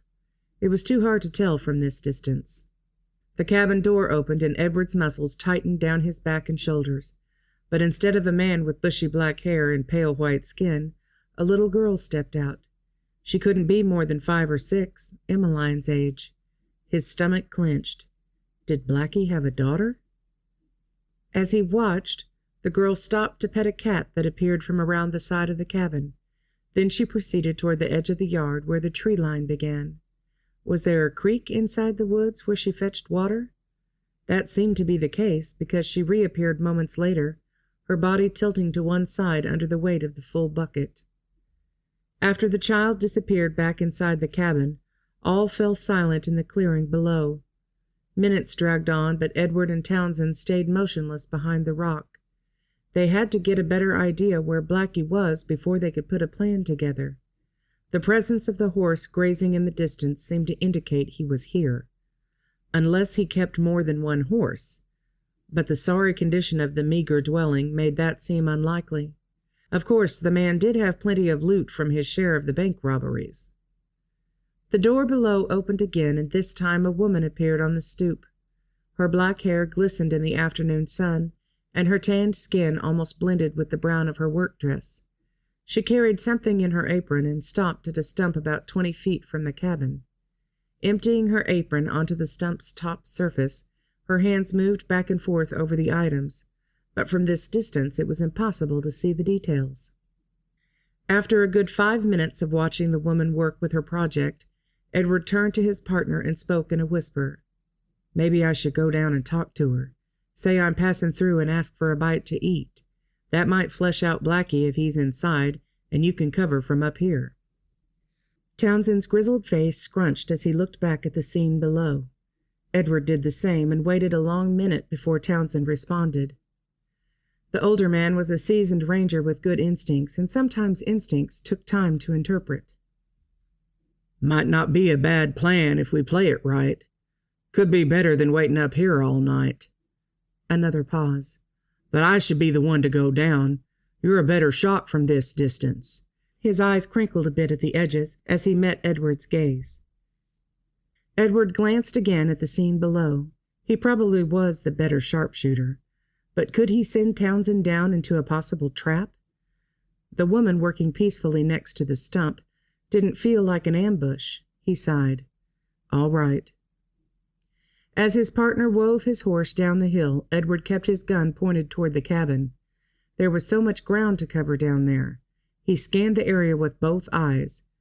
Townsend disappeared behind a copse of trees for a couple minutes at the bottom of the hill, and Edward's muscles drew up tighter, listening for any sound that might mean danger. Then the man reappeared at the edge of the yard. The woman straightened from her work and turned to face him. The pitch of Townsend's voice drifted up to Edward, but the words were indefinable. Suddenly a blast rent the air. As if in slow motion, the ranger pitched forward, then rolled to the ground. Edward frantically scanned the house, the yard, the tree line. Who fired the shot? Then a movement through the trees grabbed his attention. A head of black hair darted between the leafless branches. Edward aimed his sights and fired. Chapter 18.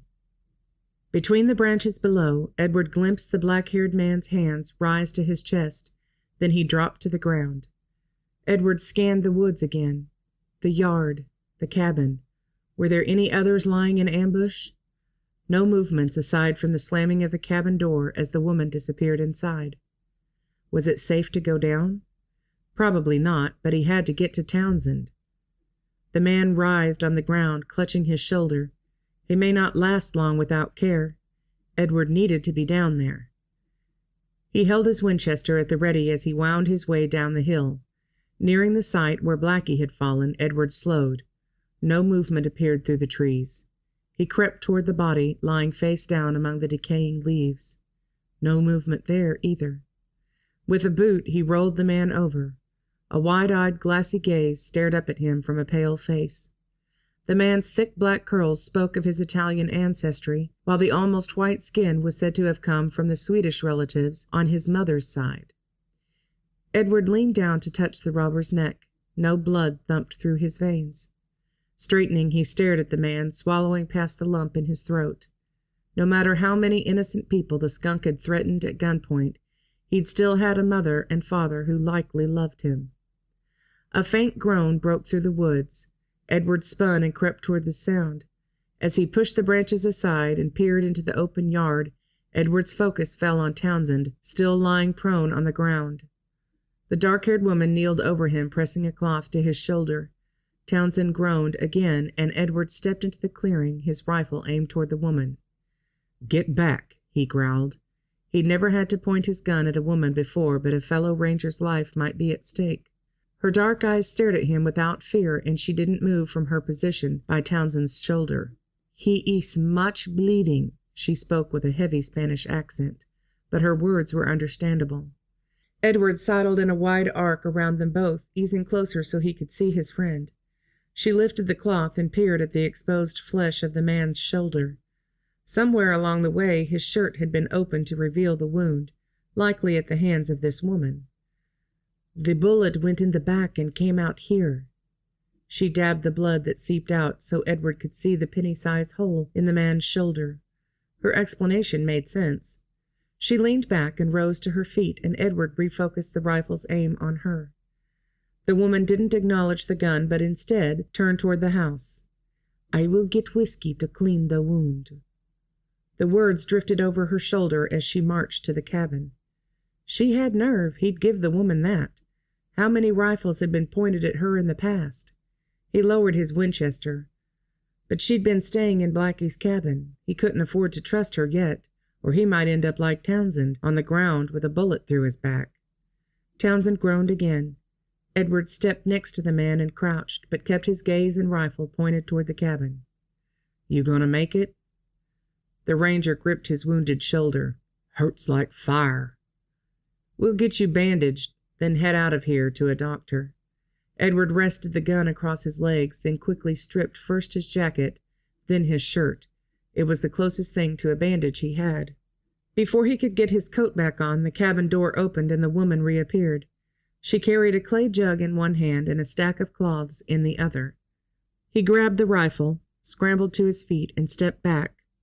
Wind whipped over his bare skin, leaving bumps across his flesh. He fought back a shiver. The woman approached and dropped to her knees beside Townsend. "Put your shirt back on, Señor Ranger. I have cloths for bandage." She spoke without looking at him, but the disdain in her voice was clear. It made him want to duck his head like a schoolboy who'd received a dressing down from his teacher. He squared his shoulders.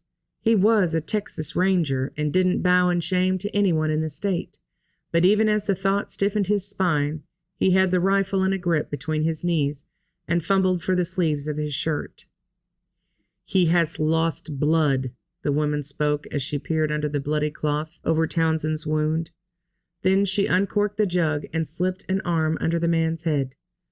"Drink. This will help with the pain." The liquid seemed to do the trick because Townsend gulped several times before pulling away. Setting the jug aside, the woman turned her wide dark eyes on Edward. "I will need your help to hold him while I clean the shoulder." Edward hesitated. She seemed to be doing what was needed to help the man, But could he trust her enough to set the gun aside? Was she trying to disarm him for an attack? But surely he could overpower this small Mexican woman. "I do not fight you, señor." Her words jerked his attention back to her face. "My husband was not a good man. He is dead now.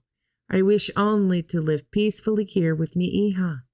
She spread her hand to take in the small cabin and the field where the animals grazed. "I will care for the wound, and then you and your amiga will go away. See?" Her words seemed earnest, and even though her dark eyes were shadowed, there was a touch of pleading in them. This poor señora, how much had she been through with a good-for-nothing husband like Blackie? Crouching on the other side of Townsend's body, he placed the rifle just behind his hip. "What should I do?" "Hold his arms. This will burn, but will be better if he doesn't move." Edward did as he was told while the woman poured whiskey in the open wound. Townsend fought against Edward's hands on his shoulders, moaning as bloody bubbles oozed from the opening. The acrid odor of alcohol and blood scented the air. Edward gritted his teeth against the sight and the sounds. A burn rose from his stomach, but he swallowed it down. The woman pressed a cloth against the wound and glanced up at Edward. "I need to do the same in the back." Nodding, he rolled Townsend onto his stomach. The shirt stuck to his back in a viscous ring of crimson. The burn rose higher in Edward's throat, but he clamped his mouth against it. The señora peeled the cloth back as she poured whiskey into the opening left by the bullet.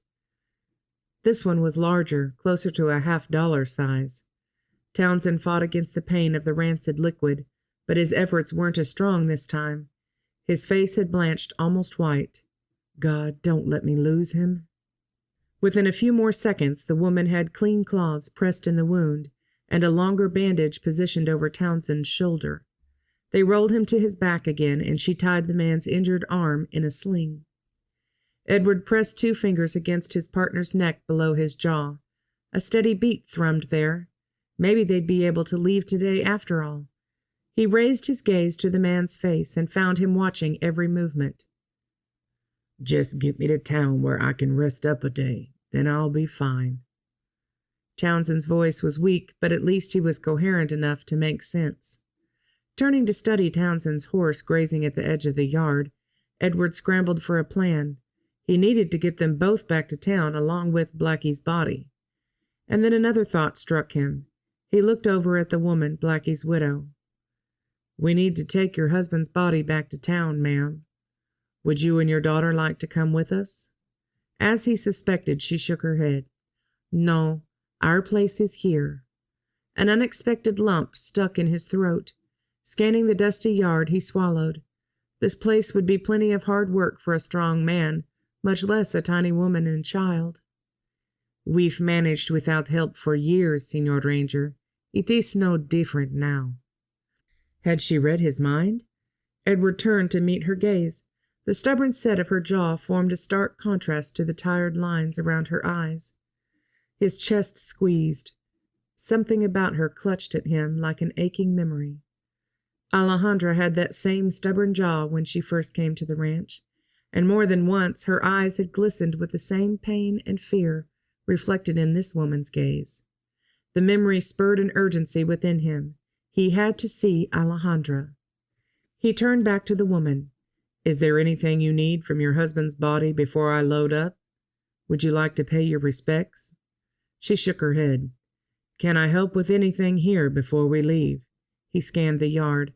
A pile of wood leaned against the wood frame of the cabin. At least they were stocked for a week or two. The place was in sad need of repair, but he couldn't spare time to reframe the building and patch the roof. Could he? "Go, señor. Take your friend to the doctor." Her face was resigned, her eyes shimmering with sincerity. "We will be fine." He released a breath. All right. After he hiked back up the hill to retrieve his horse, it took all his strength to lift Blackie's limp body onto Townsend's horse, especially with the animal shifting away from the bulky form in his arms. Getting Townsend on Edward's own mount was only slightly easier. The man broke out in a sweat with the effort, his skin almost as pale as Blackie's.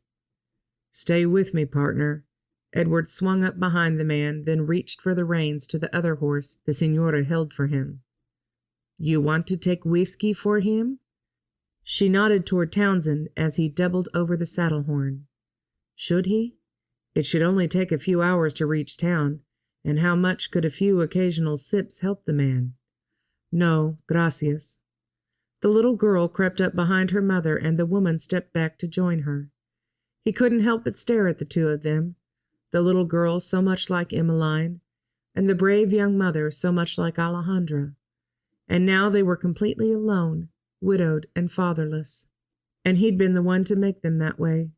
The thought smashed into him like a blow to his lungs.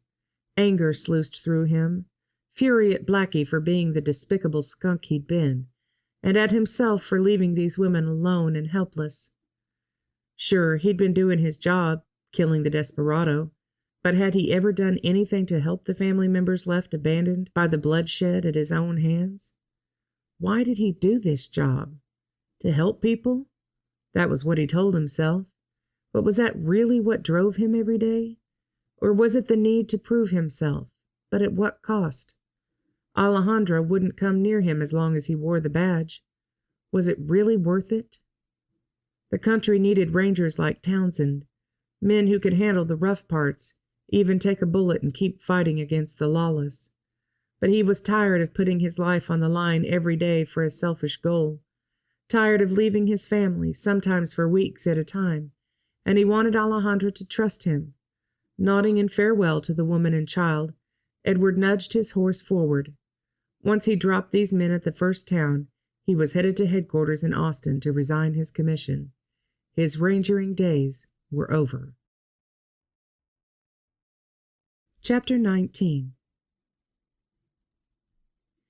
Edward pushed open the door to headquarters, removing his hat as he entered.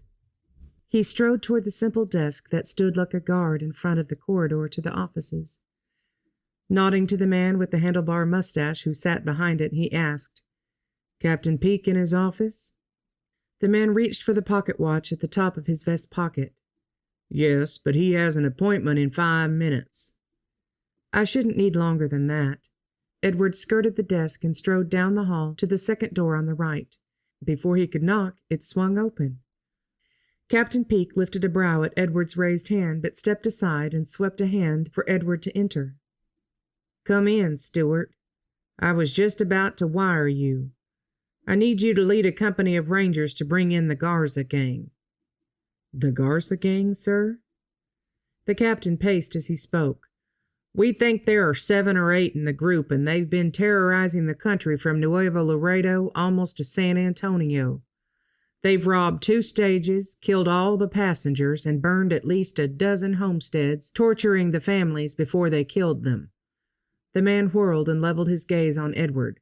"They have to be stopped, Stewart, and I think you're the man to lead the mission. Are you up for it?" Edward swallowed. Lead this assignment? He was here to resign, but how could he say no when so many lives were at stake? If this gang wasn't stopped, how many more innocent families would be tortured and murdered? "I'll make you an acting sergeant for this assignment, and if it's successful, which I'm sure it will be," Captain Peake sent him a pointed look, "I should be able to get my recommendation passed to promote you to sergeant permanently. You'll have earned it." The captain spun and marched to his desk as if the matter were settled. "Here's the poster for the gang and the notes on their known attacks. You'll have 5 rangers with you. Meet them at the jail in San Antonio no later than tomorrow morning." He held several papers in Edward's direction. Should he speak what he'd come to say, or take this assignment and deal with the resignation later? When the papers weren't immediately taken, Peake's brows lowered. What's wrong? The question was enough to spur Edward into action. "Sir, I came here to resign my commission.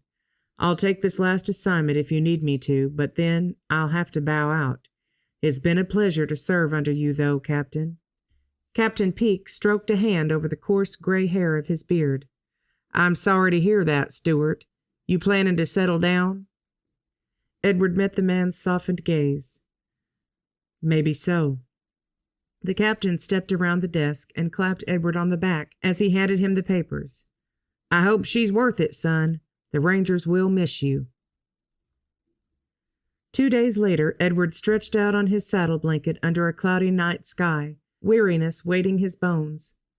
His muscles were conditioned to jostling in the saddle all day, but with this assignment on the heels of tracking down Blackie, his endurance was wearing thin. They'd covered some good ground today, but after inspecting the burnt shells of the houses the Garza gang had torched and seeing all those fresh graves, his muscles had formed hard knots along his shoulders, and it didn't help that the gang's trail looked to be along the route just north of Seguin. Was his family in danger? The double rocking bee was on the south side of town, and 2 miles out. Surely that meant they were safe. Pulling his bedroll blanket a little higher on his chest, Edward allowed his eyelids to drift shut. As he inhaled several deep breaths, the night sounds crept into his awareness. Crickets. An owl hooting to its mate.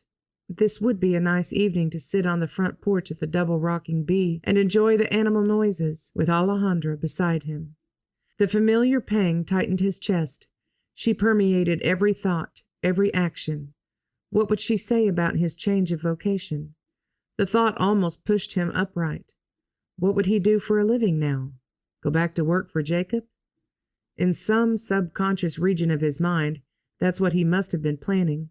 But was that really what he wanted? God, what's your plan for me? He tried to still himself, quiet his racing thoughts, and listen for his father's voice. A fragment from Scripture flitted through his mind. Seek ye first the kingdom of God. It was a passage he'd read yesterday morning over a breakfast of dried jerky and coffee. Edward rose from his makeshift bed, careful not to disturb the other rangers stretched out around the campfire. He reached for the leather-bound Bible from his saddlebag and flipped to the book of Matthew, chapter 6. Therefore take no thought, saying, What shall we eat, or what shall we drink, or wherewithal shall we be clothed? For after all these things the Gentiles seek, but your heavenly Father knoweth that ye have need of all these things. But seek ye first the kingdom of God and his righteousness, and all these things shall be added unto you. Take therefore no thought for the morrow shall take thought for the things of itself. Sufficient unto the day is the evil thereof. Edward drew in a long breath, then released it, letting go of the tension in his muscles. Okay, God, you're right, I have a job to do now. But I need you to keep my family safe and Alejandra. Give me strength to deal with the evil I'll be facing. Alejandra reined the Palomino mare down to a walk as they entered the stretch of woods that bordered the Guadalupe River. She owed Mama Sarita a debt for taking care of breakfast this morning, but with the faint traces of morning fog still swirling around her and the chill invigorating her senses, it was all worth the chance to escape for an early morning excursion to the river. She pulled the cloak tighter around her. When she arrived at the water, she tied the mare to the large live oak at the river's edge. After removing the cloak from her shoulders, she placed it on a large rock, then sat atop it to soak up the morning sun as it glinted off the blue water. She'd been here a few times since Edward first showed her the spot, but none compared to that first trip with him.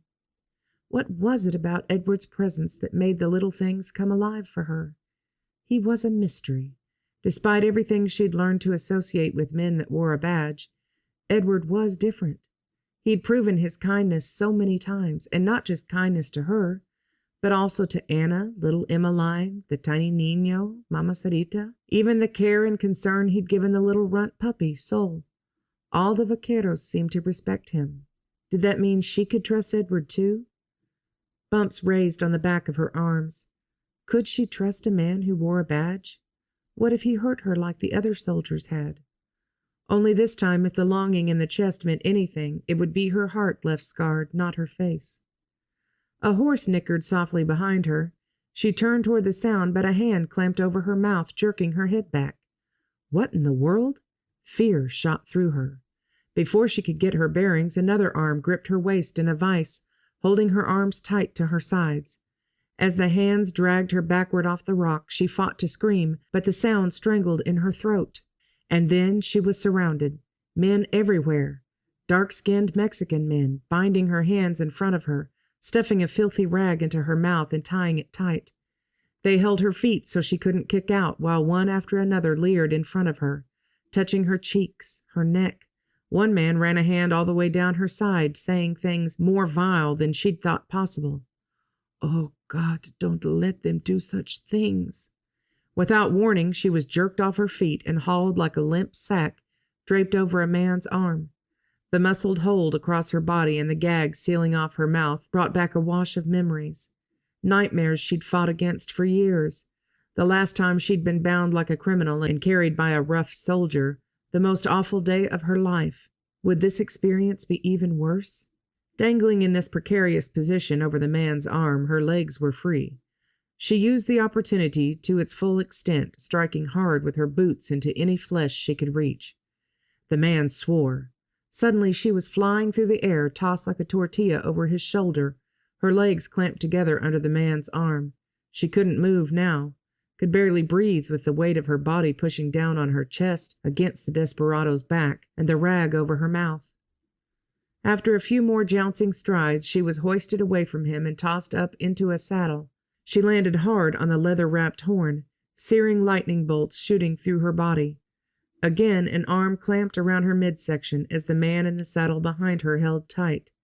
Alejandra fought to lean forward, pulling her body as far away from his as she could. "What's the matter, querida?" That leering voice. It had to be the same man who'd spoken the awful things a moment ago. He tightened his hold, pressing her body against his. Alejandra stopped fighting, dread pricking her skin. She kept her body as rigid as possible. The hot, foul-smelling breath on her neck made her stomach roil, threatening to bring up the corn atole she ate before leaving the house. The other men mounted horses, and a tall, skinny one motioned toward the trees upriver.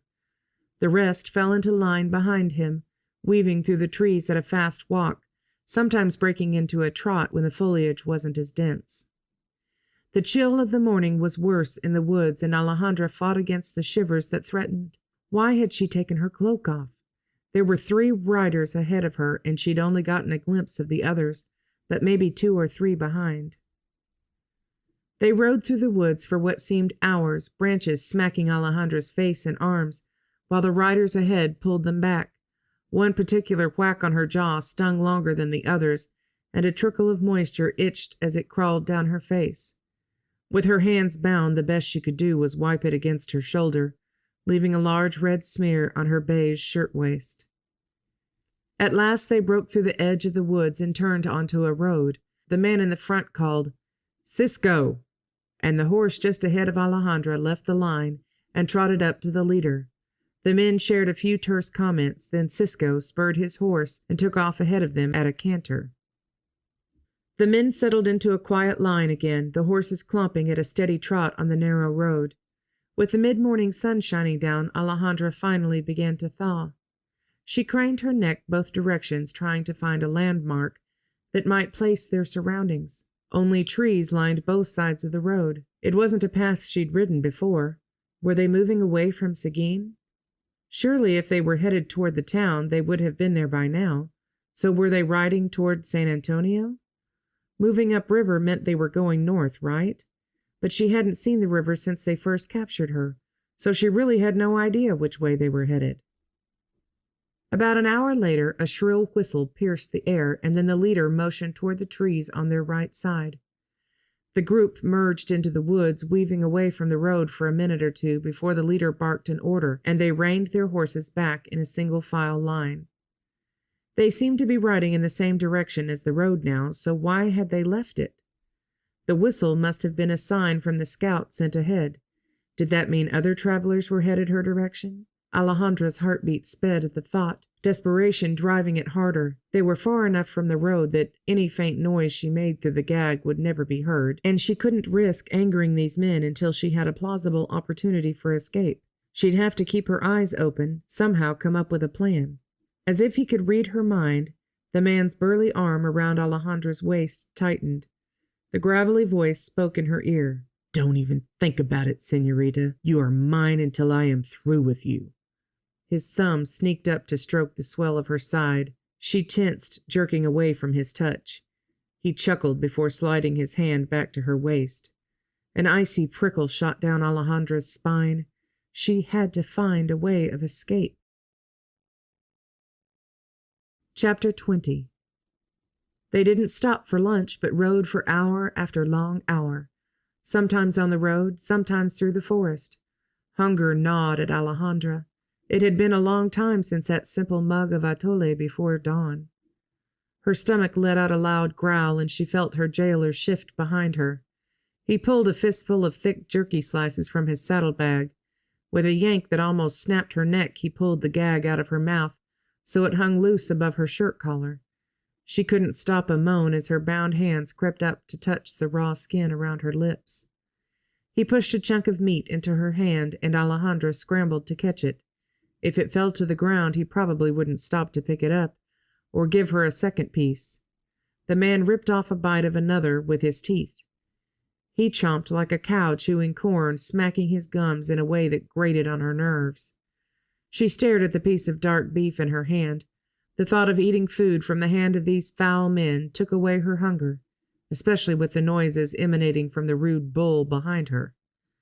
But she had to keep up her strength if she was to have any thought of escaping, and who knew when she would have another chance to eat? The sun had crested the peak of the sky a while back. Would they stop for dinner tonight? Surely these men would take time to fill their own bellies.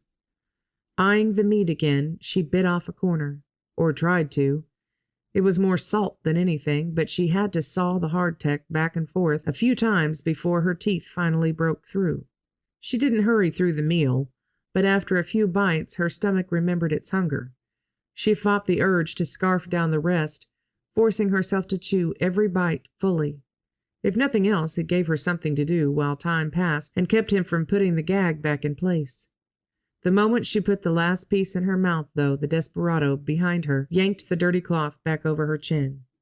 Oh! Alejandra couldn't help the sound that escaped as he scraped his claws over the skin on her face, compressing her jawbones with his rough efforts.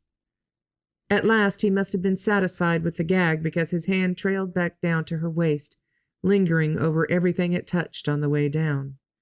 Alejandra's entire body tensed, the pain on her face erased by the burn of his touch.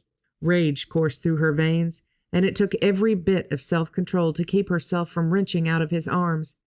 He seemed to sense it, for his hand settled around her midsection again, his grip tightening at her side. She'd never escape through a struggle. The only way out would be through outsmarting these despicable men. What was happening back at the ranch? How long had it taken before they missed her? Mama Sarita had told her to spend the morning at the river, so it may be after lunch before someone came to look for her. Did that mean they might just now be finding her horse tied to the tree? Would they suspect she'd been kidnapped? Or think she'd gone for a walk and gotten lost, or maybe fallen into the river? A weight settled over Alejandra as she realized how many possible scenarios they might imagine for her disappearance. What were the odds of them realizing what had really happened and tracking this band of desperados over these many miles? The likelihood was almost non-existent. Alejandra inhaled a breath. If she had any chance of survival or escape, it was up to her. The sun was hidden behind the trees on the far horizon when they left the road again and split off into a trail through the woods. There had been no whistle this time to signal an oncoming traveler. Were they preparing to make camp? She watched for signs of their destination, and the trail finally opened into a small clearing where a little shack huddled in the center. The man called Cisco had already dismounted beside a hitching rail and lifted the saddle from his horse's back as the rest of them filed into the open area. The man holding Alejandra dismounted, sliding her down with him. She scrambled to catch her footing, but her feet had gone numb hours ago from the horn poking into her legs. Now they were useless. Fear washed through her as she sank to her knees, but her captor seized her arm and jerked her upright. "Come on, feet, move." Tossing his reins to another outlaw, he half drug, half carried her toward the shack, her limp feet dragging the ground and tangling in her full skirts. The man shouldered the door open, then jerked to a stop at the threshold. Alejandra tried again to gather her feet under her. They were coming alive now, shooting prickles of pain through both legs. The man strode forward again, dragging her with him. Alejandra scrambled, and this time was able to limp along beside him. Stopping in front of a round heating stove, he pushed her to the ground beside it, her dirty brown skirt billowing around her. Was the metal of the stove hot? She scooted away from it. "Sit down," he growled. He extracted a rope from his pocket, yanked her skirt aside to reveal the skin just above her boots, then tied her legs together. The rough leather cord bit into her still stinging skin, and she had to grip her lip between her teeth to keep from crying out. After knotting the rope tight, he pulled her legs close to the iron leg of the stove. Alejandra shrank back, preparing herself for the searing heat from the iron. Her flesh met cool metal, and she almost wilted in relief. With a jerk, the man grabbed the rope that bound her wrists and peered at it, pulling it close to his face as he squinted. Did he see any marks? She'd fumbled with the cord some while they rode, but couldn't get her finger anywhere near the knot. He fiddled with the tie, his beady eyes roaming from the leather to her face, then back to the leather. At last he threw down the rope, jerking her hands in the process. "You be a good girl, querida. See? After holding you all day, it won't be long before I come back to claim you as mine." His snicker sent a shiver through her. He cupped her cheek and ended her torment with a pinch before he rose to his feet. As he strode out the door, her shoulders sagged for the first time since her capture. She'd refused to let them read defeat in her posture, but nobody watched now. She scanned the room, her eyes taking in every feature. The only light that filtered in came through a greased paper window near the front door. Stark walls and dirt floor, just like the shanty she and Papa had shared at Rancho Las Cuevas. Except this room held none of the homey warmth she'd worked so hard to create there. A cook stove sat in the far corner with 2 shelves hanging on the wall near it. On the back wall beside her, a rear door was held shut by a simple leather tie strap. In the center of the room, a long table dominated, with 6 mismatched chairs around it. Aside from the heating stove she was tied to, no other furniture filled the small space. Nothing that promised escape. If she could somehow free her hands and legs, maybe she could hit the men with a frying pan on the stove. The chairs didn't look sturdy enough to do much damage, but how to get rid of the leather binding her wrists? Alejandra worked the strap up and down over the smooth metal of the stove leg. Maybe if she rubbed it long enough, she could wear the strap thin so it would break. But after several minutes of forceful scraping, the leather didn't look any thinner, and her wrists bore angry red lines from the effort. The front door flew open, banging against the wall. Alejandra jerked away from the stove and shrank back into the shadows as 3 outlaws poured into the room. The youngest of them grabbed a tin bucket from beside the cook stove, then left the cabin again. A chunky man pulled a canister from a shelf and set to work dumping ingredients into some of the pans on the stove. The third man, the oldest in the group if the salt flecks in his hair spoke true, carried an armload of logs and proceeded to build a fire in the cook stove. The chunky man barked a few indecipherable words at his partner, probably trying to speed up the fire-making, as the men worked practically on top of each other, but the anciano just grunted. Neither of them spared a glance at Alejandra. Maybe she could keep trying to rub through the rope at her hands. Shifting her body slightly so it blocked her actions from their view, she sawed up and down on the metal surface. When the older man slammed the stove door shut, Alejandra jumped. As he disappeared out the front door, the youngest man came in, carrying the bucket, full of water it appeared. Her captors kept up a steady stream in and out of the cabin for the next several minutes. Each time someone passed by her, Alejandra stopped sawing the leather rope and tried her best to melt into the metal of the stove she was tied to. The way their eyes roamed over her body, it was as if they looked right through her clothing, leaving her dirty and defiled. The chunky man at the stove was the only one who ignored her. An aroma drifted into Alejandra's awareness while she sawed at the leather. Coffee. And corn. Was he making atole? Or cornbread? Corn tortillas? Her stomach rumbled as her mind churned. She had to stop thinking about food or she would drive herself loco. Chunky pushed the frying pan to the back burner on the stove, then wiped a hand on his pants leg and strode out the door. Alejandra stopped rubbing the rope long enough to examine the leather at her hands. There was barely a hint of a shiny spot on the coarse surface. Her heart plummeted. At this rate, it might take all night to rub through the leather, and the knot in her stomach reminded her she wouldn't be tied here when night fell. These desperados had plans for her, awful plans. Panic welled in Alejandra's chest like a wild animal clawing to escape. She would be ravaged by these men, and then quite likely murdered, if she were lucky. Was this the way God intended it? Had he brought her this far only to let her be molested and killed by these savages? Sometimes things happen that don't make sense, and it's hard to believe God can love us and still let those things happen. Anna's words from before Navidad came back like a thought spoken in her mind. What had she said next? But God has a plan to give you a hope and a future. A hope and a future? From where Alejandra sat now, her future looked pretty dim. Could God really save her from this? Did she dare ask him to help? After all the years she'd nurtured bitterness and anger toward God, would he listen to her at all? Alejandra inhaled a shaky breath. God, if you're listening, and if you care, I'm in trouble here. If you don't hate me, please save me. She sat very still, waiting for a sign, something to show her prayer had made it up to God's ears, something to prove he listened or cared. But Alejandra, Anna's words again as clear as if her friend were sitting beside her in this barren shack. Moving forward into that future requires forgiving God for the past. The knot tightened in Alejandra's stomach. Forgive God? For her mother's murder, for the terrible things that happened to them both, for letting Papa die, for stripping her of everything and everyone she loved? Like images of scenery flying by from the back of a racing horse, visions flashed through her mind. Edward, Mama Sarita, Anna, Emmeline. One after another they paraded, appearing and disappearing in her memory's eye. She had so many good people in her life now, people she'd come to care deeply about. Was life at the O'Brien Ranch the hope and future God had given her? And would he now take it away? Moving forward into that future requires forgiving God for the past. Forgive God. Could she really forgive God for her past? Alejandra drew her knees up in front of her and dropped her forehead to rest on them.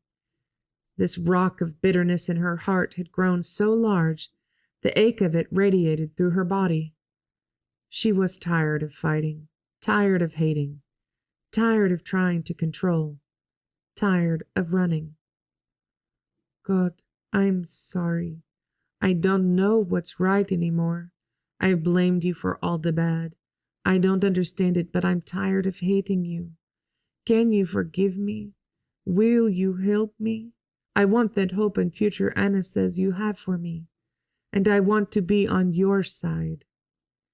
An overwhelming peace washed through Alejandra like rain, leaving behind a clean that started from the inside and worked its way out. Gone was the violated feeling left by the outlaw's stares. Gone was the fear that had dogged every step since she was 12 years old. Only a stillness in her soul, a lightness like she'd never experienced, a joy she wanted to hold on to. Chapter 21. She didn't have long to enjoy the peaceful feeling, because the front door crashed open again, and all 6 men tromped in. After tossing aside hats and coats, they each grabbed a plate and mug from a shelf, filled them from pans at the stove, and settled into the rickety chairs around the table, all except one man, who pulled his chair close to the lone window. The meager light that eked through the dirty paper illuminated skin so dark it almost matched the black of his hair. She could just see the tip of a rifle barrel that rested across his lap. Did they think someone followed them? Or did the group always live in fear of being discovered even in this remote hideout? As the men ate with grunts and slurping sounds, Alejandra's stomach rumbled again. She pressed her arm into it. The last thing she wanted was to draw these outlaws' attention to herself. But the vulgar man whom she'd ridden with all day stopped eating and eyed her, a twisted smile parting his mouth. "Hungry, querida?" But he didn't make a move to feed her, only raised his mug to his lips and gulped. He never stopped watching her, though, and the gleam in his eye raised bumps on her arms. Alejandra hunkered into as much of a ball as she could, with her legs tied to the stove and her wrists bound together. God, I'm trusting you, but this is hard. The meal lasted for hours, at least it felt like it did. With all these men in the shack, the room seemed to shrink until there was no air left to breathe, just evil that filled the void, pressing into her pores, trying to steal away her new peace. God, I'm trusting you. She spoke it like a mantra in her mind, over and over, so she didn't have to look at these vile men, didn't have to think about what they had planned next. She'd take good soldiers like Edward any day instead of banditos malvados like these. Edward. An ache pierced her soul. Would she ever see him again? Suddenly, a crash split the air as the door beside Alejandra exploded inward. Chairs flew backward as the desperados around the table jumped to their feet. Gunshots exploded in the air and men swarmed the room. Bodies fell to the ground, some lay still. Others grappled in pairs with fists flying. She glimpsed silver on one man's chest. Soldiers. Gracias, Dio. A man crashed to the ground right in front of Alejandra. His familiar face was turned to her, eyes rolled back in his head. That man, the vile one who'd promised to do all those wicked things to her. A breath of relief escaped her lips even as she scrambled as far away from his lifeless body as her bonds would allow. She tucked her face into her shoulder as chaos took over around her. God had sent help, but would she survive the bullets whizzing around her? Edward blinked at the sight of the woman huddled by the stove, but a blow slammed into his shoulder and he spun to face the assault. A dark-skinned man must have been thrown into him and now picked himself up like a bull, ready to charge again. In 2 strides, Edward grabbed the man's arms and spun him around so they were crossed behind him. The hombre struggled, but he was a young, skinny fellow and looked like he might have had the sense knocked out of him before he was thrown into Edward. Dragging him out, Edward handed him over to Parker, who was watching 2 of their other prisoners at the edge of the yard. Another shot sounded inside the cabin and Edward sprinted back in. From his first count, there should only be 3 outlaws left inside, and he'd seen one of them fall dead in front of the woman captive. A lump settled in his stomach. Had they arrived soon enough to save her from real harm? She'd been curled in a ball, but the glimpse he'd caught of her rich black hair brought out that ache in his chest for Alejandra. He couldn't think about her now. No distractions. He peeked around the doorway before entering so he could get the positions of his men and the outlaws. Every ranger who valued his life knew better than to charge into a room where bullets were flying. McClellan was tying the hands of a stout Mexican who was giving him an earful, and Cap bent over the body of a tall, lanky man. That had to be Garza. According to the wanted poster, the man was 6 feet 1 inch and of lean stature. Other than the kid, this man was the only one who could pass for lean. Edward turned his attention to the woman by the stove, still curled in a ball, with her head tucked into her shoulder. Stepping to her side, he gentled his voice. Ma'am, everything's okay now. We're Texas Rangers, and those outlaws. She turned to face him, and Edward's words froze. His brain refused to process what his eyes took in. Those wide eyes, so dark and expressive, that face, every delicate feature, now dirty and disheveled. Alejandra. She was gagged and bound, but a sound leaked through the thick cloth in her mouth. Was that his name? He dropped to his knees and gathered her in his arms. Alejandra. How? She burrowed in his chest, her warmth flooding him with a torrent of emotion. How did she get here? She was supposed to be safe at the ranch. Alejandra. He breathed in her scent. She squirmed and he pulled back a few inches. The rag tied around her mouth spurred him into action. I'm sorry. He whispered the words while he eased his knife under the fabric at the back of her head. She cringed when the blade pulled the cloth tighter. With the gag off, he made short work of the rope that bound her hands, then the strap above her boots. The angry marks where the coarse leather had dug in sent a fresh spurt of anger through his veins. He'd see every one of those lowlives hang.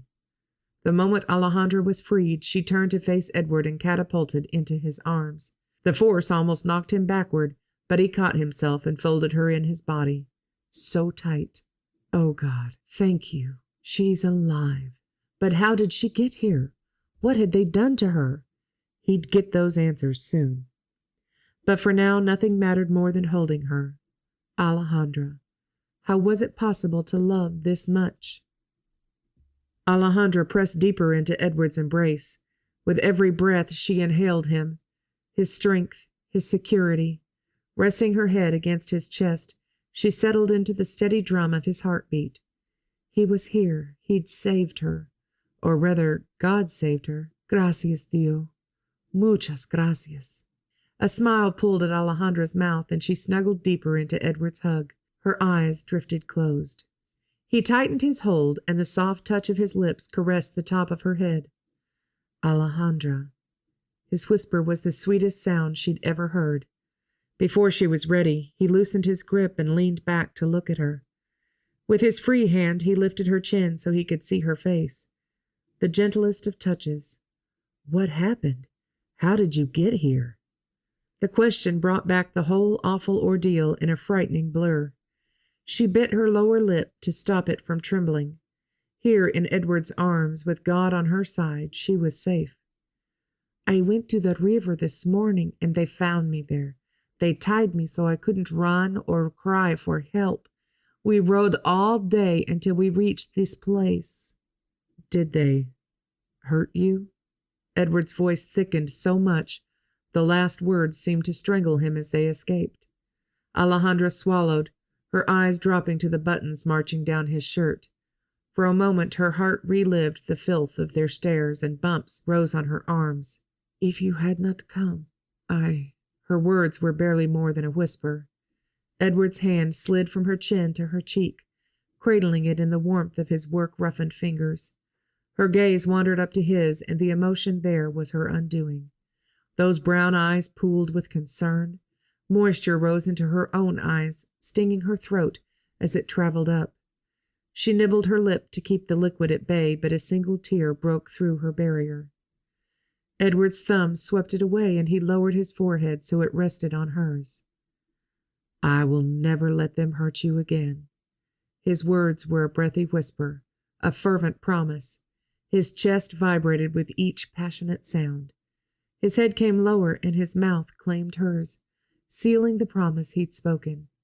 His touch was warm, soft, strong, so richly sweet. Alejandra was lost from the moment he touched her. His kiss took away every thought, every awareness, everything but him. When Edward pulled away, her mouth almost followed him. She blinked, her gaze finding his again. Those chocolate eyes were dark with intensity. The emotion there matched what stirred her own soul. A smile tugged at one corner of her mouth. I've never been so happy to see a soldado. He blinked, then his gaze searched hers. He must have liked what he found there because his own mouth curved upward. I'm glad. You know, it was God that brought me to you. Alejandra swallowed, that same peace flooding her veins again. I know. I prayed, Edward. Told him I wanted his help to forgive. I trusted him. Tears burned her eyes again as the enormity of what happened struck her. She'd trusted God to save her, and he had. The ordeal was over, and she had little more than a few rope burns. Joy erupted in her chest, flooding every inch of her body. Edward's face matched her soul, moisture lighting his brown eyes. I'm glad, he said again, pulling her to his chest in a fervent embrace. So glad. A knock at the open door interrupted the hug. Edward pulled back, stroking her cheek with the pad of his thumb, apology in his eyes. I need to speak with my men, then we'll go home. He held her gaze a final moment, and something in his look promised they would finish this conversation later. See, all right. He helped her stand, never removing his arm from around her waist. Alejandra leaned into him, especially when her feet didn't seem to work. As she scanned the room, it was empty. Where had all the men gone? Edward turned toward the back door. A man with a ranger star on his chest stood there, hands behind his back and head bent down to watch his feet scuff the ground. The man's cheeks had a red flush to them. He cleared his throat. Sorry to disturb you, Sarge." The man finally looked up at Edward. "We got 'em all tied. There's one dead, but the rest are either healthy or just banged up. Garza's fit as a house cat. We taking him to Austin?" "Yep, that's the closest jail with good security, and they've got a regular judge. These rats are gonna hang." His grip tightened around Alejandra's side, and she could feel the steel lacing his voice. "All right." The other ranger nodded, then shot a quick glance at Alejandra before looking back at Edward. "You, gonna look after the captive?" The tight muscles in Edward's arms softened, and his chest reverberated behind Alejandra's shoulder as he chuckled. "As long as I live, Lord willing. McClellan, I'd like you to meet Miss Diaz. She's been working on my sister's ranch." The steel re-entered his voice. "I had no idea she was here until I saw her tied to that stove." McClellan raised his brows. "Probably a good thing you didn't know." Edward acknowledged the comment with a terse nod. "If you think you guys can handle the prisoners, I'll take Alejandra home." McClellan clapped Edward on the shoulder. "We'll see to it, Sarge."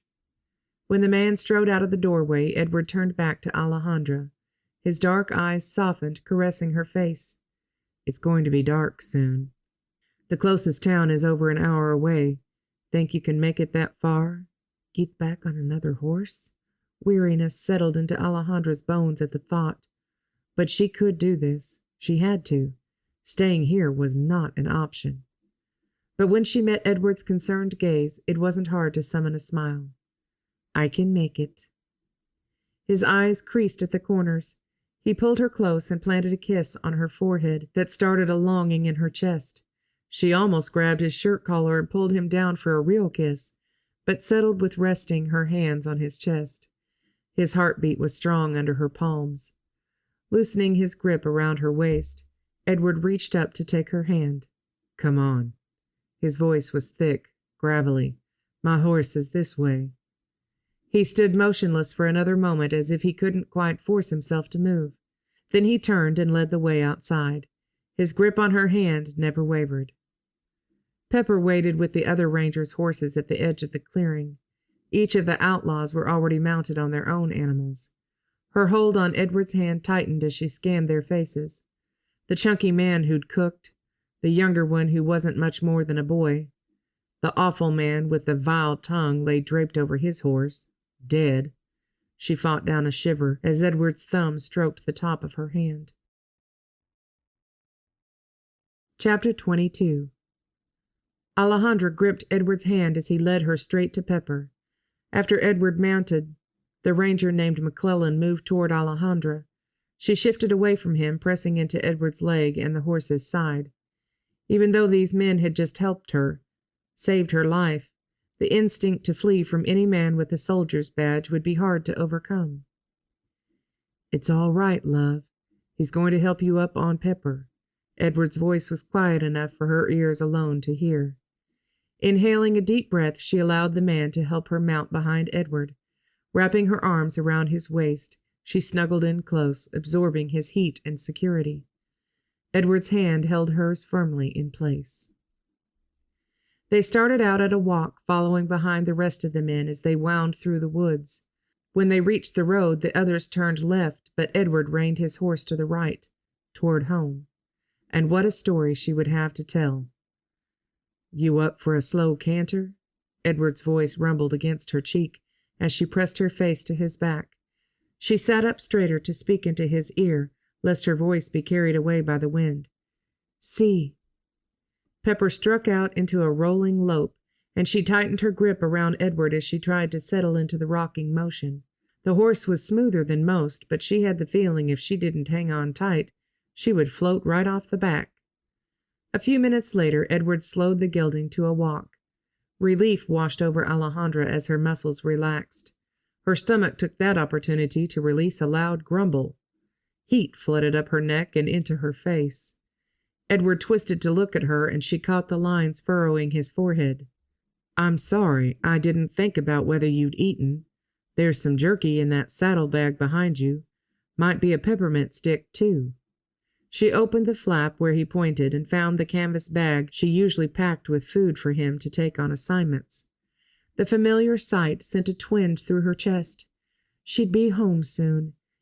Inside were 2 slices of dried meat and a single white stick-like object. Was this all the food he'd planned to eat tonight? It wouldn't be enough for them both. She held the meager supplies in her palm for him to take, but he closed her hand over the food, pushing it away. "They're for you. I've had about all the jerky I can stomach over the last week." He rubbed his flat midsection as he spoke. Her stomach ached, and the threat of another loud noise kept her from protesting. "Gracias." Within minutes the meat was gone. She held up the white stick, examining it in the fading light. She'd never seen anything like it, but she'd heard peppermint sticks were a kind of sweet candy. Edward would enjoy it later. Tucking it back in the canvas sack, she nestled the material in the saddlebag, then buckled the latch and slipped her arms back around Edward. Snuggled against him like this, she could ride all night. "Alejandra, love, it's time to wake up." The soft pillow beneath Alejandra's head shifted, and she clutched tighter to hold it in place. Alejandra. That voice, it flowed over her like warm honey, soothing and sweet. The pillow shifted under her cheek and strong arms tightened around her. A familiar scent filled her nostrils, a mixture of man and nature. Alejandra forced her eyes open, just as something soft and a little warm touched her forehead. She blinked, then drew back. Edward sat beside her. A rakish grin touched the side of his mouth as he watched her. She looked around, trying to sort through the fog in her brain. She sat on a horse? Then it all rushed back. The outlaws. Edward saving her. They'd been riding. Heat flamed into her face. She must have fallen asleep. He slid from the animal's back, and she glanced around again. They were in some kind of building with a wide open door to her back and a hard-packed dirt floor littered with hay. Edward reached to help her down, and Alejandra complied. "I've got a stall ready for the gelding." A baritone voice drifted from the shadows, loud and commanding. She startled, and Edward slipped a hand around her back. "Thanks, Simon. I'll be back for him in the morning." Edward's tone was strong and steady, which helped settle the rapid beat in her chest. He untied his saddlebags and the sling that held his rifle, then gripped Alejandra's elbow and escorted her toward the open doorway. "You think you can eat before we call it a night?" Alejandra jerked her gaze to his face. They were going to sleep here? Where? Surely he didn't mean anything indecent. A hint of a grin touched his face. "There's a hotel just across the street. I'm sure they'll have a couple rooms open for us." A hotel? A trickle of unease tightened her stomach. She'd never stayed in a hotel before. They cost too much. Were they so far from home they couldn't make it tonight? But he was probably exhausted too. He'd been away from the ranch for almost a week now. With an exhale, Alejandra resigned herself to follow Edward's lead, and soon they entered a large room with several square tables surrounded by chairs. The aromas that wafted through the air started her middle rumbling again. She pressed a hand to her waist to keep it from growing louder. "Y'all sit anywhere you like." A lady with dark ebony skin flashed them a perky smile as she filled mugs for a group of 4 men. Edward guided Alejandra to a table in the corner. She reached for a seat, but he tugged her elbow toward the chair he pulled out. Despite the fact she'd been sitting all day, Alejandra sank into it, relishing the comfort of the padded cushion. When he moved around the table to settle into the seat across from her, her arm felt alone without his touch. His gaze settled over her, drinking in every nuance of her features. Alejandra's hand crept to the braid that hung over her right shoulder. What must she look like after such a long, harrowing day? She probably had wispy hairs flying every direction, dirt streaking her face, and who knew what else. Edward's lips tipped as his brown eyes darkened. He leaned forward on his elbows, shrinking the table between them. Stretching a hand, he stroked her cheek with the tips of his fingers. "You're beautiful." His voice came out deep, raspy, as if the emotion were so strong he couldn't speak it. Their gazes locked, and she fought the urge to lean into his touch. The dark-skinned woman appeared beside them.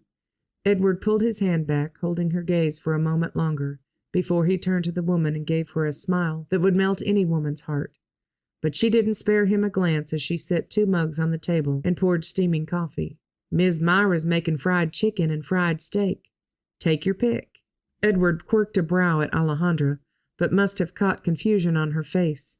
He leaned forward and ran a finger over the top of her hand. "Miss Myra's a fine cook, so I'm sure they're both good. She makes fried steak and gravy like Anna does. It's one of my favorites." The sparkle in his eyes said it was better than good. Alejandra's mouth curved. "I'd like to try it." Edward turned to the woman holding the coffee pot. 2 fried steak plates, ma'am, and can you ask Miss Myra to add extra gravy, please?" The woman bobbed her head and hurried away, and Alejandra nibbled her lower lip. "Speaking of Anna, they might be worried at the ranch. Do you think we should try to get home tonight?" Edward leaned forward on his elbows again. "I plan to send a telegram as soon as I get you settled in the hotel. It's still another 5 or 6 hours to the ranch, so I think it'd be better to get a good night's sleep first." Twin lines appeared between his brows. "Unless you want to leave now." Heat crept into Alejandra's chest, leaving a warm, cozy feeling there. Edward was so accommodating.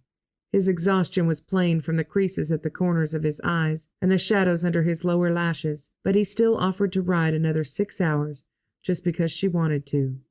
"We can go tomorrow." The lines between his brows softened. "Would you prefer to ride home in a buggy or on horseback?" "A buggy?" The ache in her legs proclaimed how long it had been since she'd ridden a horse all day. Sitting on a leather seat would surely be easier, but then her mind brought back the memory of being snuggled behind Edward, safe in his shadow.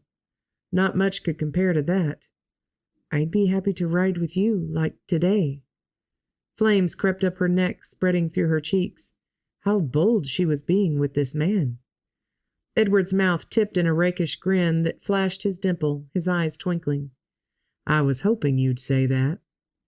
Footsteps sounded behind Alejandra, and the dark-skinned camarera appeared at their table with 2 plates of steaming food. A rich, comforting aroma drifted from the dishes as she studied the contents. A sizable chunk of beefsteak and a mound of fluffy potatoes, both smothered in brown gravy, like the kind Anna had taught her to make for Christmas. Some sort of a wet, green, leafy food filled the remaining section of the plate. Interesting. Edward thanked the woman, and she bobbed a curtsy before moving to another table. Alejandra looked up to see what Edward would do next. His mouth tipped on one side, and his hand stretched across the table toward her, palm up. "Shall we say a prayer?" Tension fled from her shoulders, and she reached out her own hand. His fingers hid her small hand in his strong one. "See." She had much to thank God for. Edward's rich voice calmed the last of her nerves as he thanked the Lord for the food before them. "And Father, thank you most of all for keeping Alejandra safe and bringing me to her and her to me." His voice cracked on the last words, and his grip tightened around her hand. Alejandra wanted nothing more than to snuggle in his arms and feel his love and security wrapping around her. But the table stood between them, so she settled for squeezing his hand. After a pause, he finished the prayer with, "Gracias, Dio. Amen." When he opened his eyes, they shone with the same emotion that laced his voice during the prayer. Edward cleared his throat, then loosened his grip, rubbing the pad of his thumb over the back of her hand as he released it. "Shall we eat?" Tearing her gaze away from Edward, she focused on the food cooling on her plate. The aroma renewed the hunger tightening her stomach. Alejandra gathered a slice of meat, potatoes, and gravy onto her fork. The moment the food touched her tongue, her senses sprang alive. Warmth spread through her mouth as the spicy gravy blended with the hearty flavors in the meat. The beef was breaded with something rich and crunchy, adding the perfect mix of textures. Her eyelids drifted shut as the flavors collided in her mouth, then slid down her throat. When she opened her eyes again, Edward watched her. That lone dimple pressed into his cheek as his mouth tipped in a grin. His own fork hovered over his plate. "Good?" Both eyebrows rose to accentuate his question. "Es increíble. You said Anna knows how to make this? I wonder if she'll teach me." His eyes creased into a full smile. Now that she's up and around, I'm sure she'd love to. This was one of my favorite dishes she made when we lived in South Carolina." That sealed it. If this was Edward's favorite meal, she'd ask Anna the first possible chance when life settled down again on the ranch, and maybe there were other foods he liked that Anna could teach her. As they ate, Alejandra's midsection ceased its rumbling, and her eyelids grew heavy again. She forced herself to sit straight with her shoulders back, lest she fall asleep right there at the table. "I think it's time to get you to the hotel." At Edward's deep voice, Alejandra's eyes flew open, and she jerked her chin up. Had she actually dozed, or just let her eyes drift shut for a second? She couldn't remember. Edward stood, tossed some paper money on the table, and eased her chair out. Inhaling a deep breath, Alejandra summoned the last of her strength to stand. He slipped her hand in the crook of his arm, and she leaned on it as he escorted her to the door. When they stepped outside, night had fallen, bringing with it a cold breeze that slipped under her collar with icy fingers. She shivered, and Edward pulled her closer. "We're just going next door." His voice was a husky whisper, his breath warming the side of her cheek. When they stepped into the hotel, Alejandra was struck by the elegant decor. Even in the dim light of the lanterns mounted on walls, the rich burgundy of the curtains and rug gave the room a sophisticated air. Edward guided her to a large desk that lined one wall, behind which a tall, lean man stood, with ebony skin like the woman who'd served their food at the cafe. His black uniform was spotless, with gold buttons marching down the front of his coat. Buttons like those worn by the French soldiers who killed her mother. Alejandra's hand crept to her scar before she realized it. She forced her muscles to remain still, not shrink into Edward and hide. This was a hotel clerk, not a soldier. She inhaled a shaky breath.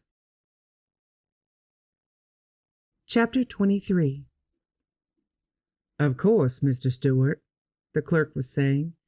Alejandra forced herself to focus again on the conversation between Edward and the dark-skinned man. He fumbled with some keys hanging on nails behind the desk, mumbling something too low for them to hear. The lines on his forehead deepened, and he glanced up with his mouth pinched. "If you'll excuse me, sir, I'll be back in a minute to show you to your rooms." He disappeared through a door behind the desk. Alejandra's eyes were drawn to the rich mahogany of the desk, with roses carved into the upper portion of each leg. The same gleaming wood lined the top of the walls where they met the ceiling, with the same roses carved on either side of the corner seams. Whomever had built and outfitted this room had cared about every detail. She glanced at Edward, and her gaze fell into his. "It's beautiful. I've never stayed anywhere so elegant." His free hand settled over hers where she still gripped his elbow. "You deserve much finer than this." His thumb stroked the tops of her fingers. "I wish I could give you the very best." Those chocolate eyes never left her face, but their intensity deepened. He meant those words, the very best. Somehow, just being with Edward made everything feel like the very best. Wood scraped behind them, interrupting the moment. Edward's focus cut to see something behind her, and Alejandra turned to see the lanky man stride around the desk, keys jangling in one hand and a lantern in the other. "If you folks'll just follow me, we've got your rooms ready." The stairs were too narrow for them to traverse side by side, so Edward ascended behind her. "Y'all from around Texas parts?" The man leading them turned as he spoke, the glow of the lantern illuminating portions of his face and casting others in shadows. "Near Seguin in Guadalupe County," Edward matched the man's conversational tone. "Nice place, I hear. I know you said you only need the rooms one night, but we'd be happy to have you longer." They reached a landing, and the man strode down a hall lined with doors on both sides. "San Marcos is a nice little town. Good people." "I'm sure it is." Their escort stopped at a door marked with the number 3. "I think the lady will like this room." He turned the knob and pushed the door, stepping aside for her to enter. Alejandra couldn't stop a gasp. "Es muy bonita." White lace curtains hung from a canopy bed dominating the center. The same lace draped the window. its wood frame accenting the rich walnut of the dresser and wardrobe that spanned the remaining walls. "Please let me know if you need anything else, miss. I'll be happy to fetch it." Alejandra turned to the man, keeping her focus on his face, not his uniform. In her clearest American, she said, "Thank you, sir. This looks fine." His face spread into a wide smile, white teeth sparkling against the dark of his skin. Turning to Edward, he said, "Your room is here at the end of the hall, Mr. Stewart." But instead of following him, Edward eyed Alejandra. "I've asked Mr. Sampson here to send a telegram to Anna and Jacob. Is there anything else you need for the night? I'm sorry you don't have a trunk or anything. If you need something, I might find a store open. Clothes to sleep in or personal items." Even in the dim light, she could see his face had reddened. She stepped close enough to touch his arm, nibbling her lip against a smile. "I'm fine, Edward. This is more than enough." His gaze lifted to search hers. She released her lip and allowed the smile to bloom. "Go get some sleep." But as he turned away, her heart pulled with him.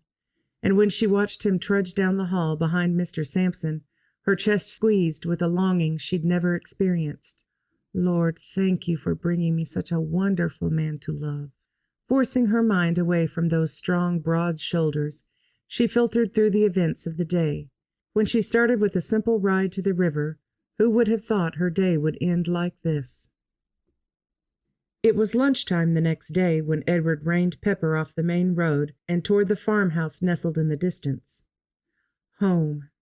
Alejandra shifted behind him, her head lifting from where her cheek had lain warm against his back. "We're home." Her voice was a groggy murmur, shooting warmth through his chest. He'd never enjoyed a 6-hour ride so much as this trip home with Alejandra snuggled in behind him. He really should have rented a buggy, but they could move faster on horseback, and nothing felt so good as her arms wrapped around his waist. "They'll be glad to see you safe, and no one could be happier than him that she was mostly unscarred from her ordeal with those no-account snakes in the grass." But he fought the urge to tighten his reins, to slow Pepper down and delay the upcoming reunion. They'd fawn over Alejandra for sure, probably wrap her in hugs and sweep her away into the kitchen to feed her, and maybe she needed that. But after so much special time alone with Alejandra, it would be hard to hand her over to anyone else.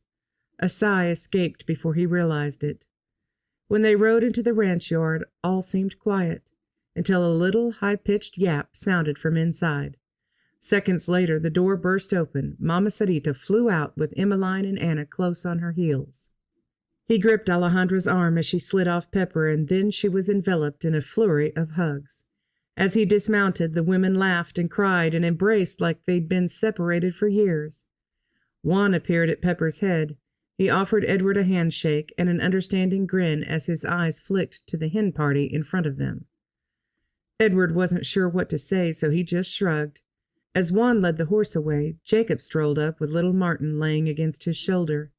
"Look, dear, Alejandra's finally home." Anna reached for her husband's arm, pulling him into the fray. He nodded to Alejandra. "Awfully thankful you're back. We had a posse searching until Edward's telegraph came through. Good thing the Lord was looking out for you." Alejandra's eyes took on a shimmer. "Yes, he was caring for me, and he used the right man to save me." Her gaze found Edward's. He swallowed, heat crawling up his neck. What did he say in front of all these people? Anna saved him the trouble by hooking a hand through Alejandra's arm. "Let's get you inside. I'll bet you're hungry." She shot Edward a beady-eyed look. "And that puppy's about to jump out of his skin. He's so excited to have you back. He didn't know what to do with himself with you both gone last night." Edward trailed behind with Jacob as the women ushered Alejandra inside. When the front door opened, the puppy's high yapping bark sounded louder, although still muffled. Anna cracked the door to the parlor, and a tan furball darted around the edge. The little guy flung himself into Alejandra's waiting arms, and she scooped him up. She cuddled him close as he plastered her chin with puppy lick kisses. It was hard to get a good view of her face from where he stood, but no doubt happiness shone there. And then Alejandra turned, her eyes searching the faces for his. When she found him, her eyes lit, sparkling with a joy from within. The sea of people around her seemed to part, making way for her to come to him. As she stepped close, she held up the puppy. It was hard to pull his gaze from hers, but he finally forced himself to greet the animal with a scratch behind his ears. "Hey there, Niño." Saul answered the greeting by gnawing his hand. Sharp points dug into his skin, and Edward stifled a wince. "This boy's getting some teeth." "I'll fill your plates while you two play with the puppy. But don't be long, I have apple pie." Something about the way Anna said "play with the puppy" caught Edward's attention. He met her gaze in time to see a sassy quirk of her eyebrow. Then she turned with a toss of her head and strolled down the hall to the kitchen. "Guess I'd better get this boy to bed so he can get a decent nap." Jacob was already striding down the hall with his babe as he spoke, although little Martin didn't seem to have any trouble sleeping perched against his father's shoulder. "And I'll go help Anna." Mama Sarita patted Alejandra's shoulder, then turned toward the hall Anna and Jacob had just traversed. "I whipped some sweet cream earlier, so that will be good with the pie." She paused after a few steps and looked back at them. Her eyes crinkled at the edges as she surveyed Alejandra. "I'm so glad you're home, mija." And then her gaze moved up to Edward, pinning him with intensity. "And you, son. Good job." "Thank you." He swallowed past the lump in his throat. Then she was gone, and he had Alejandra all to himself again. Slipping an arm around her waist, he pulled her close and pressed a kiss to her soft black hair. She tipped her face to his, a smile touching her lips. "It's good to be home." "Yes." His gaze dropped to those lips, so soft. The puppy in his hand reached up and planted a lick kiss across her chin. Alejandra jerked back, a giggle slipping from her. Edward leaned down to let the puppy jump from his arms to the floor. "Get out of here, you rascal. That's my woman." He straightened to face Alejandra, not giving her a chance to react to his words. Just tightened his grip around her waist, cradled her cheek with his other hand, and brought his lips down to hers. She was sweeter than he remembered. Her lips soft and supple, tasting of the strawberry jelly they'd eaten with biscuits on the trail. She responded to his kiss, loosening the feelings he'd held back over these 2 wonderful days with her. His fingers crept into her hair, pulling her closer, closer. She wrapped her hands around his neck, and he deepened the kiss. A little moan escaped from the back of her throat, sending his heart into a frantic gallop. A door slammed somewhere in the back of the house, barely breaking through his awareness. Nothing could stop the magic of this kiss. This woman. She pulled away, and he followed her. "Don't stop." She slid her hands down to his chest. "Edward." Her whisper was breathy, half call, half reprimand. "Alejandra." He kissed her cheek, her jaw. She was amazing. "Edward." That breathy call again, and she took his jaw in her hands. "They're waiting for us." He dropped his forehead to rest on hers, soaking in deep breaths. This woman was intoxicating. He had to clear his head, although that was the last thing he wanted to do. "Look how little they are." Alejandra smiled as Emmeline wiggled her fingers through the wood slats of the chicken coop. She bent down next to the girl. "They are tiny, just hatched this morning." A nice surprise when she'd gone to gather eggs. Definitely a better way to start the day than with her kidnapping 2 days before. "Can I hold one, please?" Emmy turned her liquid blue eyes on Alejandra first, then up to Edward, who stood behind them. The setting sun framed his profile, casting shadows on his face. He chuckled, then ambled to the door of the pen. "I guess so, if you're extra careful." After scooping up one of the little fluff balls, he slipped back out of the coop. "Easy there, Emmy Bug." Squatting down for the girl to see, he stroked the chick with a single finger. "Just run your hand lightly like this." As Emmeline followed his instructions, the chick chirped loud enough to make her jump. She snatched her hand back, then gazed up at Edward with wide eyes. "She's talking to you, saying, 'Cheep, cheep. Hi, Emmeline. Cheep, cheep.'"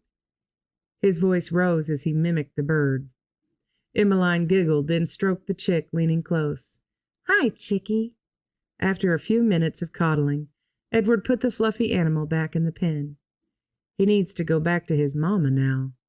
He latched the door, then turned and tweaked the end of Emmeline's nose. And you should probably go check with your mamma.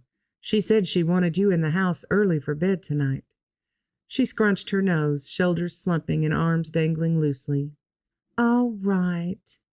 Alejandra reached for the child. May I have a hug, Niña? Dulces sueños. Emmeline wrapped her short arms around Alejandra, burying her face in Alejandra's red shawl. Sweet dreams to you, too. I love you. That now familiar ache tightened Alejandra's chest. I love you, too. The words rasped past the emotion clogging her throat. Love for this little girl and her family had buried itself so deep in Alejandra's heart she wouldn't ever be able to extract it. Chapter 24.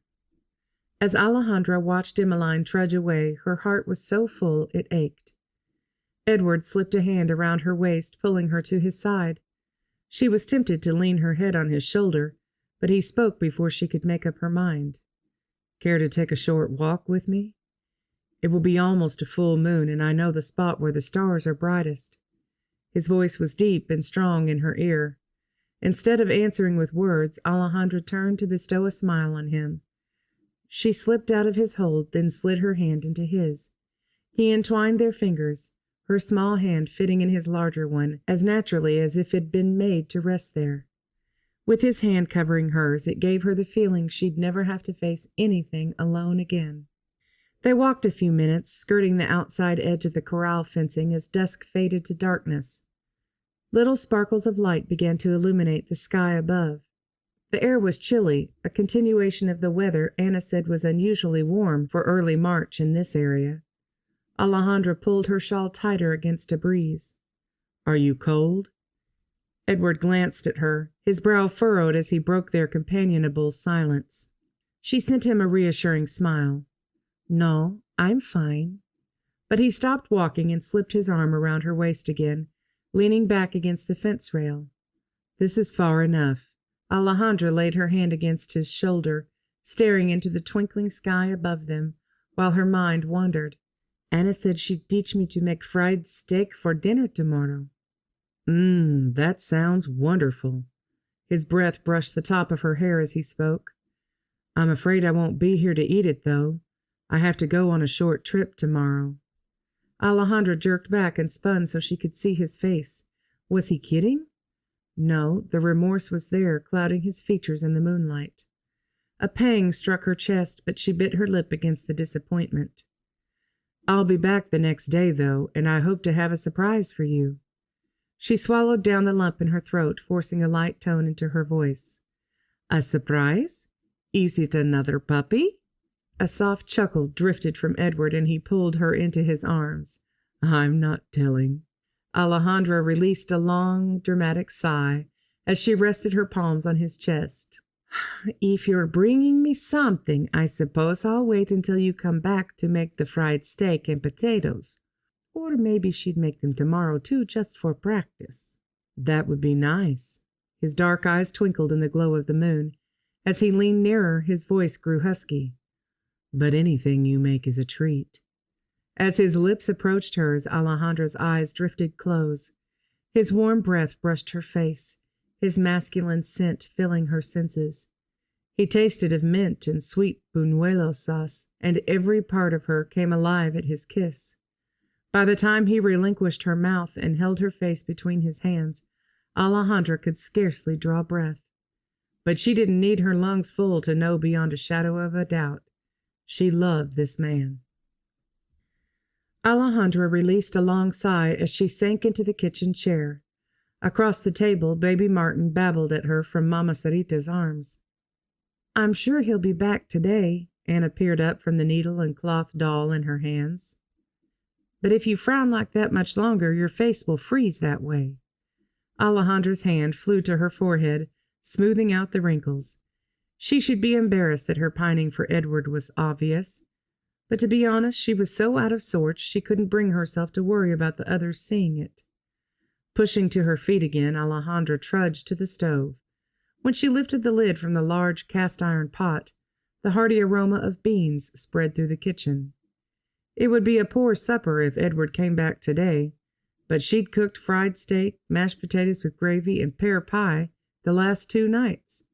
Of course, the first night was for practice, but he said he'd be home last night, so where was he?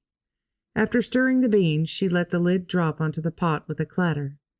The sound didn't seem to faze baby Martin, but Sol jumped to his feet with a high puppy bark. He tilted his head at her as if trying to decipher why she acted so strange. He barked again, but this time looked the other way. Turning toward the front door, he continued yapping as he ran toward the hallway. Alejandra's pulse hammered in her chest. Was someone here? Edward? She sprinted down the hall, following Sol without taking time for another thought. The front door opened before she could get there, and a familiar set of broad shoulders spanned the doorway. She skidded to a stop a few feet away, just before she would have thrown herself in his arms. Slow down, Alejandra. Surprise raised Edward's features for a second, but it quickly morphed into pleasure.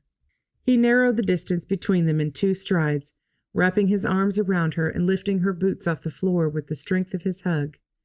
Setting her down, he drew back just enough to see her face. You're more beautiful than I remembered. His voice held a mixture of pleasure and awe. It's about time you came home. His mouth quirked on one side, displaying that dimple that always made her heart beat double time. Miss me? Her hand itched to wipe the smirk off his face. At the same time, her body threatened to pull him into a kiss that would show exactly how much she missed him. His brown eyes darkened to a rich coffee color, and he must have read some of those thoughts on her face. Come with me, love.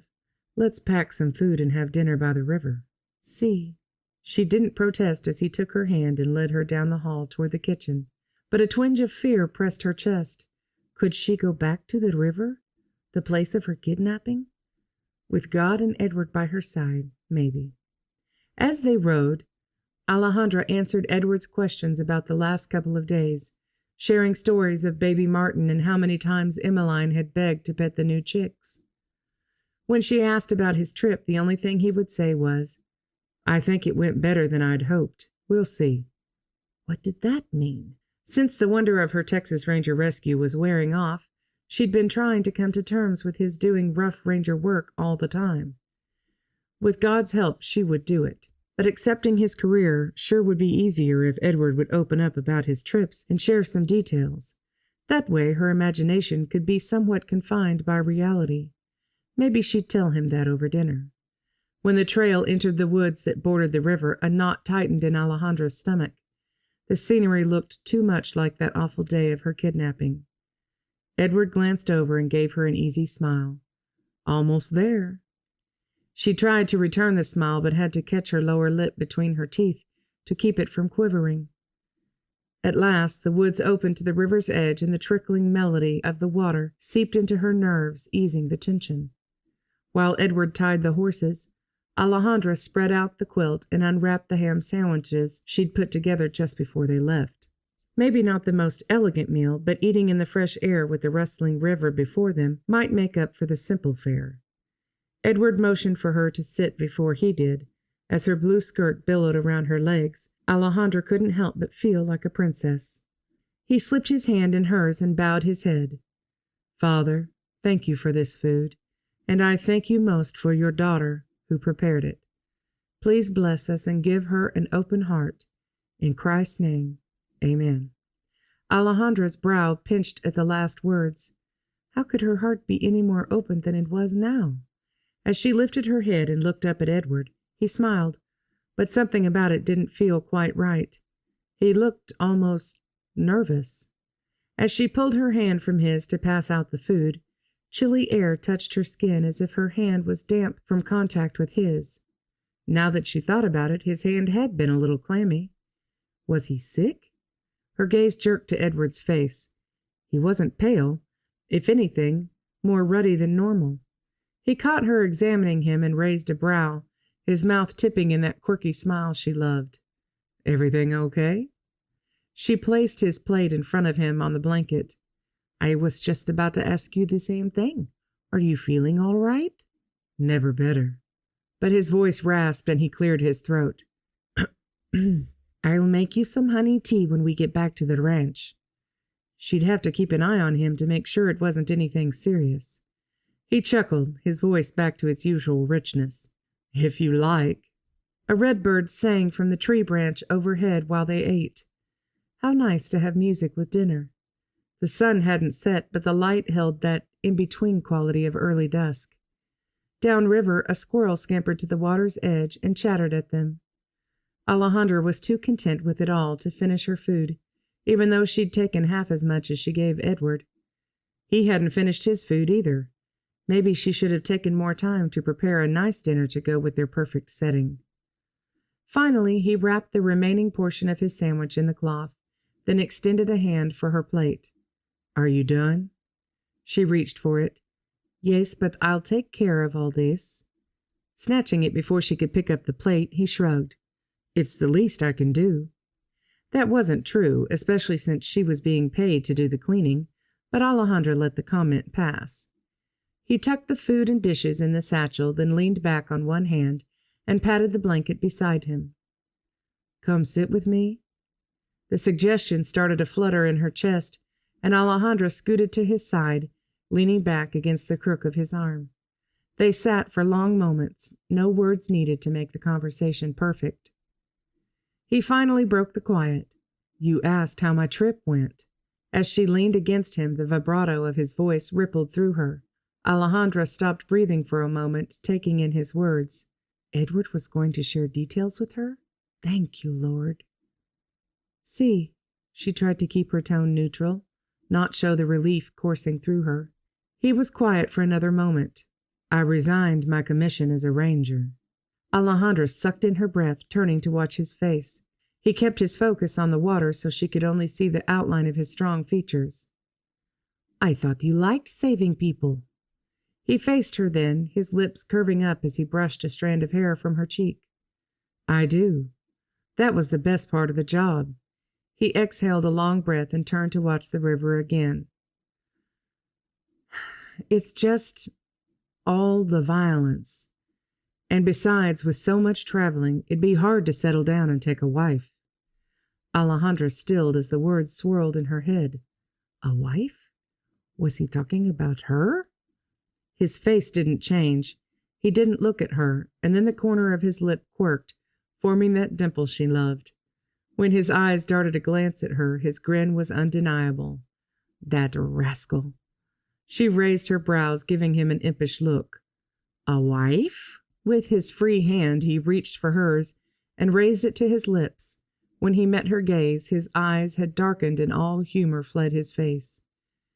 Yes, my love, my beautiful, brave, kind Alejandra.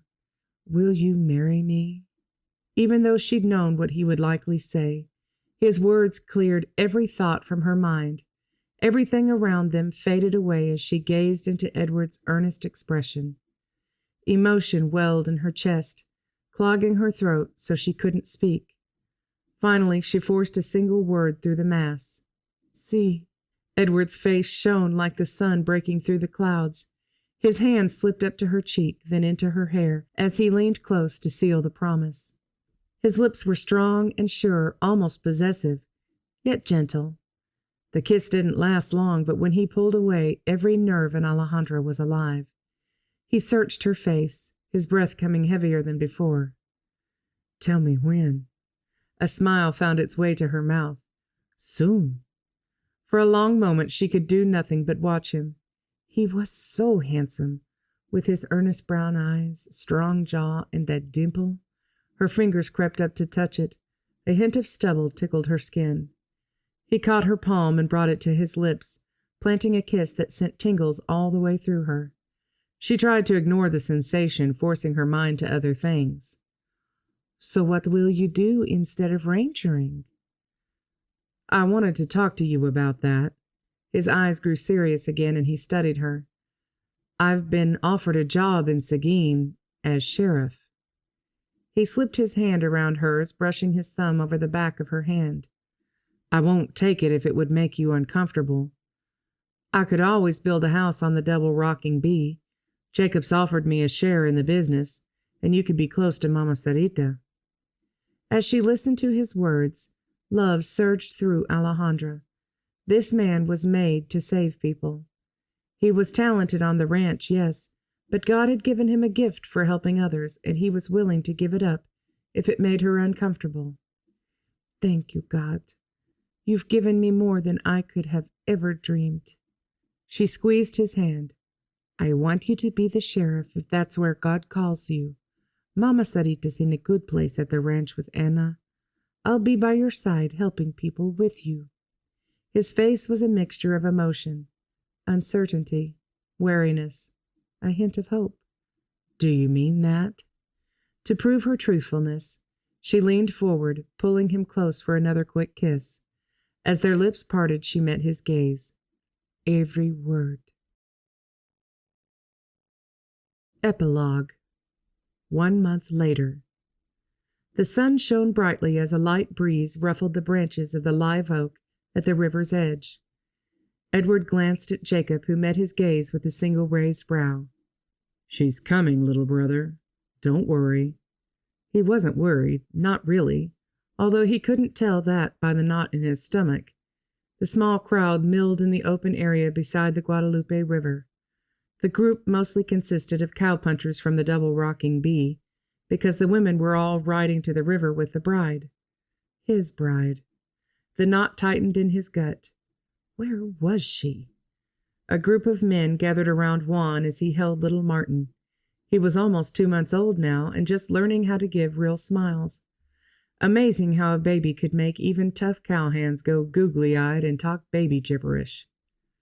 A horse nickered in the distance and Edward's attention snapped toward the sound. An enclosed carriage, the new one rented from the livery in town, stopped at the edge of the tree line. Uncle Walter descended from the box in the front and reached to assist Aunt Laura down as well. At the edge of his vision, Edward barely realized that Reverend Walker had made his way from the crowd around Juan to stand beside Edward. They were ready, and now he only needed his bride, Alejandra. Curtains hung in the windows of the carriage so he couldn't catch any glimpse of the occupants. Uncle Walter moved with painful deliberation as he stepped to the door, turned the handle, and pulled it open. Emmeline was the first out, and after Uncle Walter helped her down the step, she sashayed across the grass. The crowd parted for her to pass through like the little princess she was.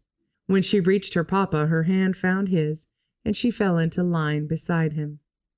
Leaning forward, she gave Edward a beaming smile. Next to exit the carriage was Anna, and her appearance sent a surge of pride through him. His sister hadn't looked so nice since the day she married Jacob. She and Alejandra had become like sisters these last few months, and now they really would be. Anna moved to stand beside Aunt Laura as Uncle Walter turned back to the coach door. Mama Sarita's head appeared, and she allowed Uncle Walter to hand her down. Her bearing was straight and regal, with the same willowy figure as Aunt Laura. Their resemblance was even more obvious when she went to stand with her sister and Anna. Uncle Walter turned to the door one more time, and Edward's gut tightened. This had to be Alejandra. There was no one left. But after speaking to the occupant for a moment, Uncle Walter turned away and moved to where the women stood. He extended his arm, and Mama Sarita motioned for Aunt Laura to take it. The couple approached the wedding guests, with Anna and Mama Sarita falling into step behind them. When they neared the front of the crowd, Anna took her place across from Jacob, leaving an empty spot for Alejandra between her and the pastor.